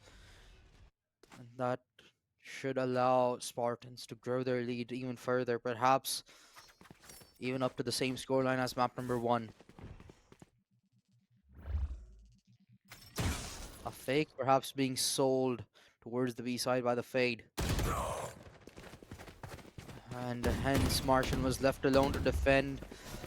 As he's fallen, the A side will be left at the mercy of the Spartans. And the spike should go down with ease. Reaver has found a frag, and that could potentially lead into a domino effect perhaps, but the likelihood of that is obviously very slim. That Phantom though is gonna have to be crucial in this retake. Oh my. One found. Daryl looking for more. Traded. But Bane, he continues to deliver. 2 more found. Last alive is gonna be Juno yet again. Juno up against 2, 5 HP to work with. Big dab there. Headshot found. But timing's just unfortunate. Bane with another shorty kill. Last round before the switch. I keep expecting there to be a bounce back round from Bearcats, and it just really hasn't been coming through. It's just like every time there is a round that Bearcats win, Spartans literally just did the exact same thing they've been doing and just pushed through one of the main entrances, and it's over. It's a very like run it down mentality, but that's all you need clearly when you've been successful with it. I mean, you got players in Terrell and Pain who can just completely decimate the defense and get their way in there. You've got 2 players who can teleport. You actually have 3 players who can teleport around on Spartan's team to get in and out and find those picks without taking damage. And that's exactly what we've been seeing like that. Who's next? There's blood. Bane. This controller has been absolutely flawless as Martian. He's trying to keep up. He's trying to have the same impact. But Bane now out of the equation. May just be able to deliver. Tag down to 54 now, spotted by the Prowler as well. TP's out. The hunt's on to take Martian out. He lines up 2, but takes 1 away with himself. Through 2 versus 3 now. Daryl misses. Juno punishes him for it, and it's going to be an 8-4 scoreline as the first half comes to conclusion. Now, again, the fact that so both of these teams are kind of running more aggressive sided comp, so there's definitely a possibility for Bearcats to get back in. This part of the reason, as I keep mentioning, part of the reason that the Spartans were able to be so aggressive on their offense is because of the lack of any real good stall util on the side of Bearcats, which is typically why you have Vices very, very popularly on this map. It's just because of how much space they can deny, but you don't have that here for either team, and so that means that this offensive half can be a little bit more aggressive, and especially for a team like Bearcats that ended up running double controller, they're gonna be a little bit more in favor in a way, just because they're gonna be able to have more of those lurks, something that we saw Juno be very successful with on Split. That's part of why they made Split look offense-sided, is because they were able to go for so many lurks and be so successful with them. So as we move into the offensive half for Bearcats, I expect that to be the plan and be what's successful for them, although not a good start on this pistol. Found one. And they look to secure the second pistol round and close out the game in quick succession. Poland's found a knife kill delivered by Sisyphus, but 1 enemy the remaining. trade is present. Daryl gets another one. 1 versus 2 now, and Martian has been tagged down to just 35. He needs to deliver headshots, and unfortunately he won't be able to do so. Seal puts the final nail in the coffin to the 9th round. Yeah, and it is now going to be a 9-4 lead. just 4 rounds away now from a win and another dominant win for the Spartans. So Bearcats really do need to lock in here. They're going to opt to save off of losing the pistol. Now, this is kind of a scoreline where you make the decision. It's kind of a little awkward. Do you want to try and go for a force buy, or do you just play it safe and hope that you can get a nice big win streak going? Now, they've come back from 10-2. Do I think that they're okay taking an eco here because they know that they're capable of keeping calm and making big comebacks happen? So they're just hoping to do good damage on this eco, see what they can get away with. There. Waylay so consistent on the side of the Spartans. Portal closed. Oh, Falcon misses his shots, but Payne to make up for it and keep his buddy safe. This is only getting worse and worse for Bearcats as time goes on. Eco round, 3 players remain, and NBA Spartans on the verge of achieving double digits.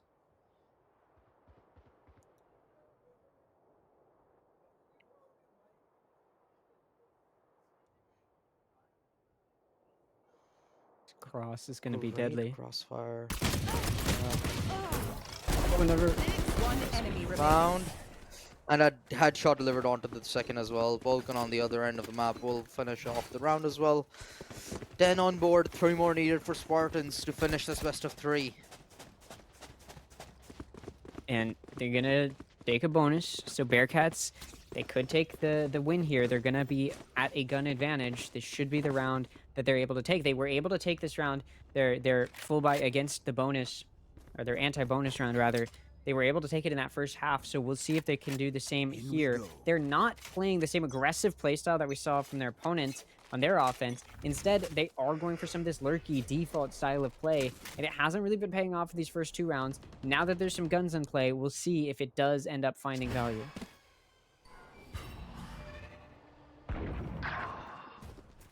So far, so good. It has found value to kick things off at the very least. And Nox keeps it consistent. Katashio trying to hold on to the B side. They're eventually going to need some backup, with Decay keeping them in place for the time being, but now it's come down to a 2 versus 3. They know exactly where the 2 defenders are. Hence, a rotation is going to get called in. Katashio going to try and cut off this rotation. 1 kill found. And who, not a wise choice of rerouting. They're wrapping back around to B. May not anticipate this.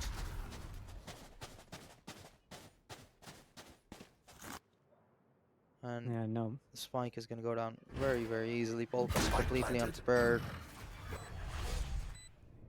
And he's still unsure as to where he got planted from the looks of it. Now he gets the idea. So he's walking all the way back.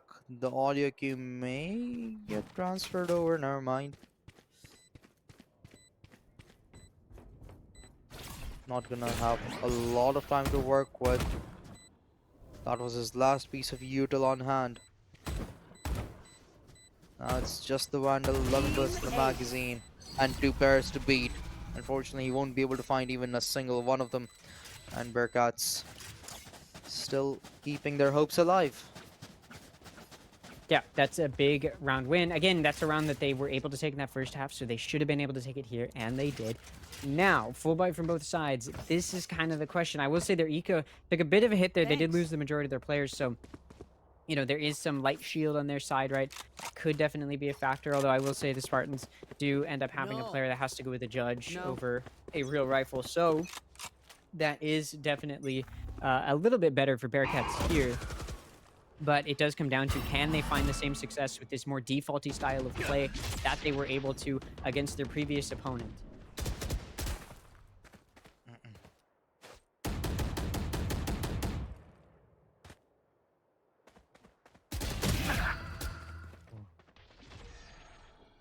First kill found. Oh, Juno. He's lost his touch from the looks of it. It's just been pain all over everywhere.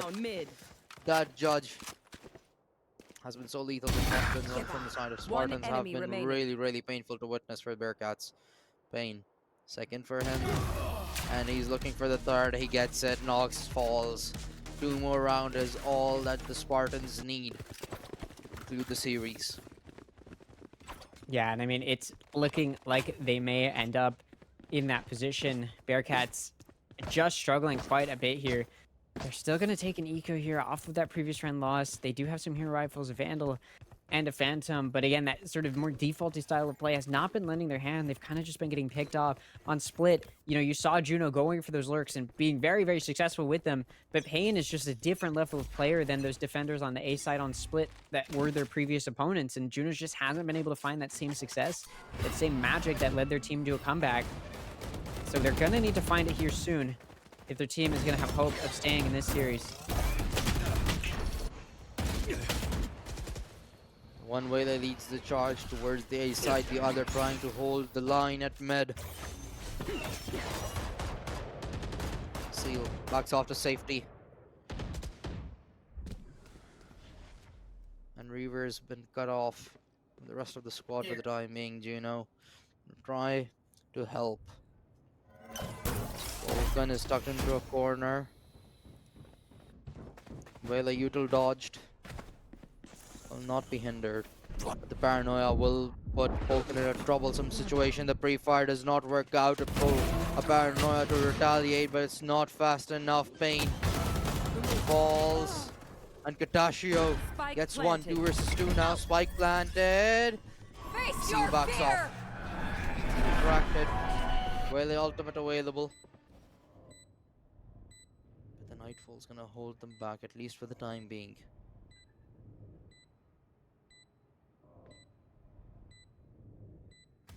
Clock ticking down. Whaley ult on. Seal's just gonna run at it. But Sisyphus finds the perfect timing from the shadows. Will be used to try and delay perhaps the defuse. Never mind, hasn't been invested as of yet. And Martian just needs to play time perfectly. He finds the headshot onto Seal. And the series point diverted.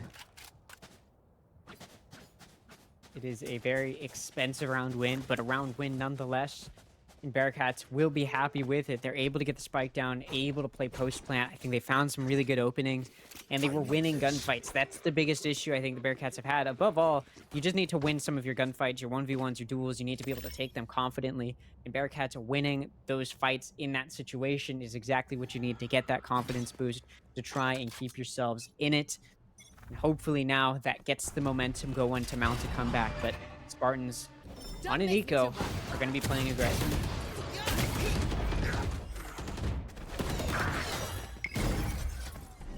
Bearcats Last player standing. trying to put on a show here. A really swift takeover towards the middle of the map, successfully finding 4 frags within mere seconds.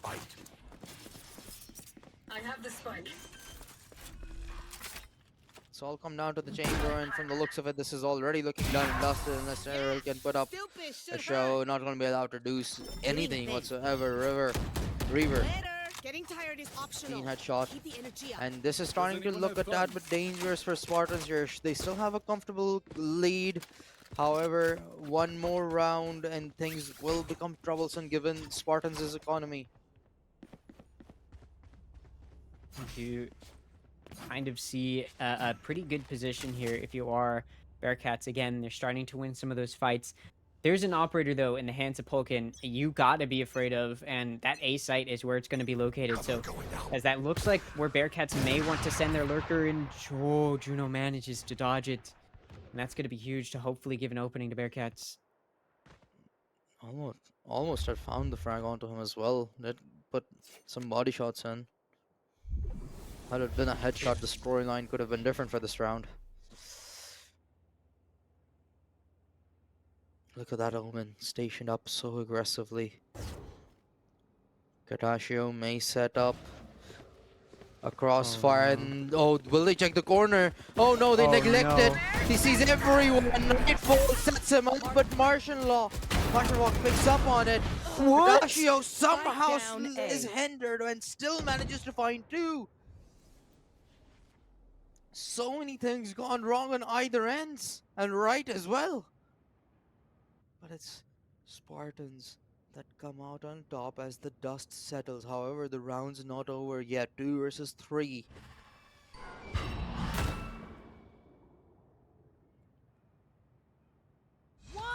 30 seconds left. Where they all out. One enemy Vulcan remaining. try and hold the line, No and he more delivers. Sisyphus last alive. The op misses the first shot. And now it's up to the chamber. Terrell, he spotted him. 1 versus 1, 15 seconds on the clock. The plant needs to come through. 40 HP on Sisyphus, and the final shot delivered by Terrell. 12th round secured, and series point achieved. Match point. And that, as you mentioned, series point, 1 win away now is the Spartans from 4-0, sweeping the round robin group stage. Up until this point, there are still 1 more match after this for them to play through, but they are in a really nice spot right now. They've asserted dominance against the previous opponent, and they are very much so asserting dominance right now. They've shown that they can win every fight that they're put into. Just comes You down want to to can play? Bearcats Let's play play. around that.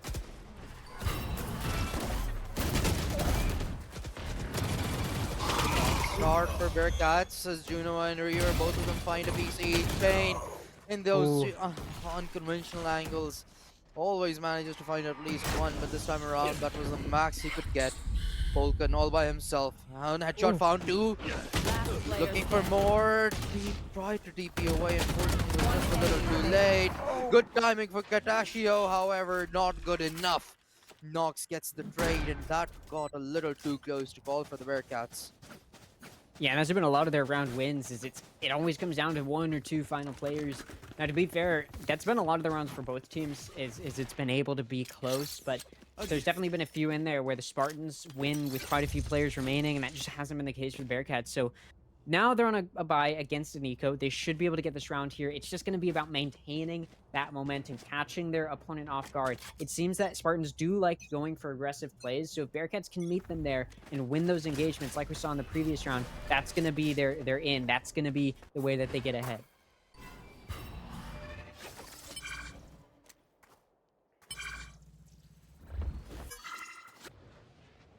Money not looking good on the side of Spartans, but they still are in a really, really good spot given they've achieved 12 already, but they might not even need money. They might not even need rifles if Pain continues to get kills like that. 4 versus 4. Push going in towards the A side. And the Nightfall will only make matters worse, but Pain! Down A. He's living up to his name, and he's delivering as much pain as possible onto the Bearcats. It's come down to a 3 versus 2, and Pain, he wants more, he wants blood. But he will be denied as Juno and Sisyphus saved Bearcats from a miserable end.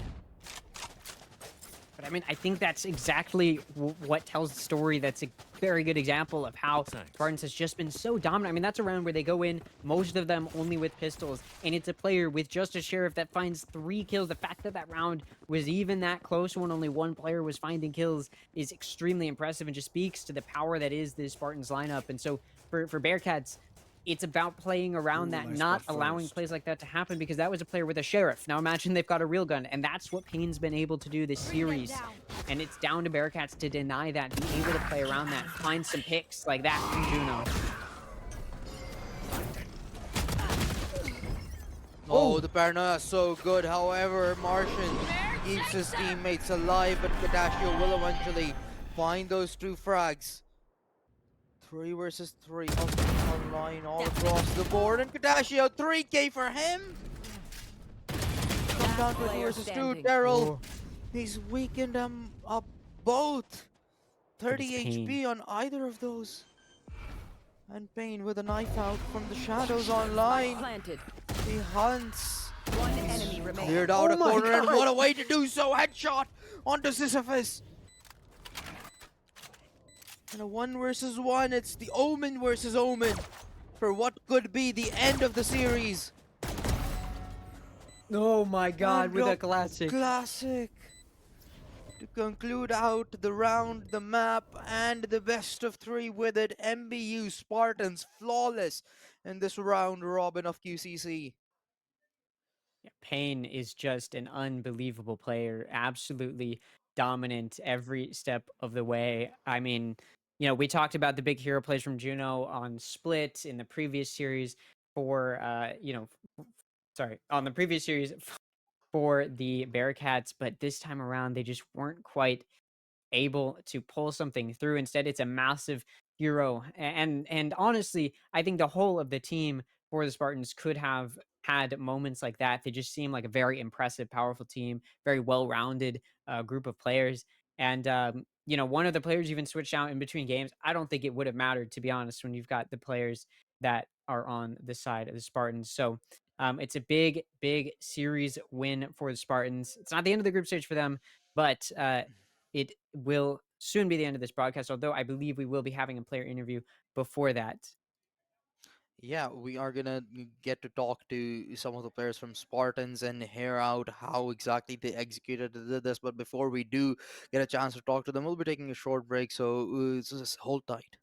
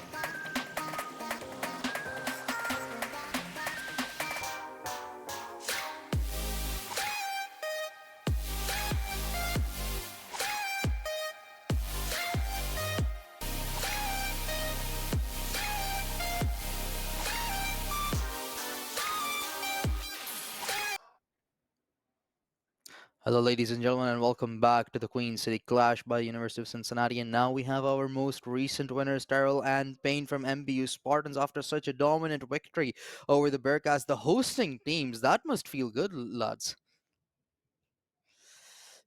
Can you hear them? No, we can't. We can't hear the. I can't Oh, hear you. oh. There. Well, I suppose we're Right, facing. We're good. But okay. I guess you should be able to hear me now. If you could give me a thumbs up for confirmation, that would be very awesome. Okay, there we go. So, all right. Well, you guys just came off of a really, really hot victory, and you guys had a really good one in the very first half, in the very first series of this round robin as well. So, and from the sound of it, it seems like teams are scared over there. So, what is it that that sets you apart from practically everybody, including the hosting team of this tournament? Say, probably just our aura, bro. Keep it a buck.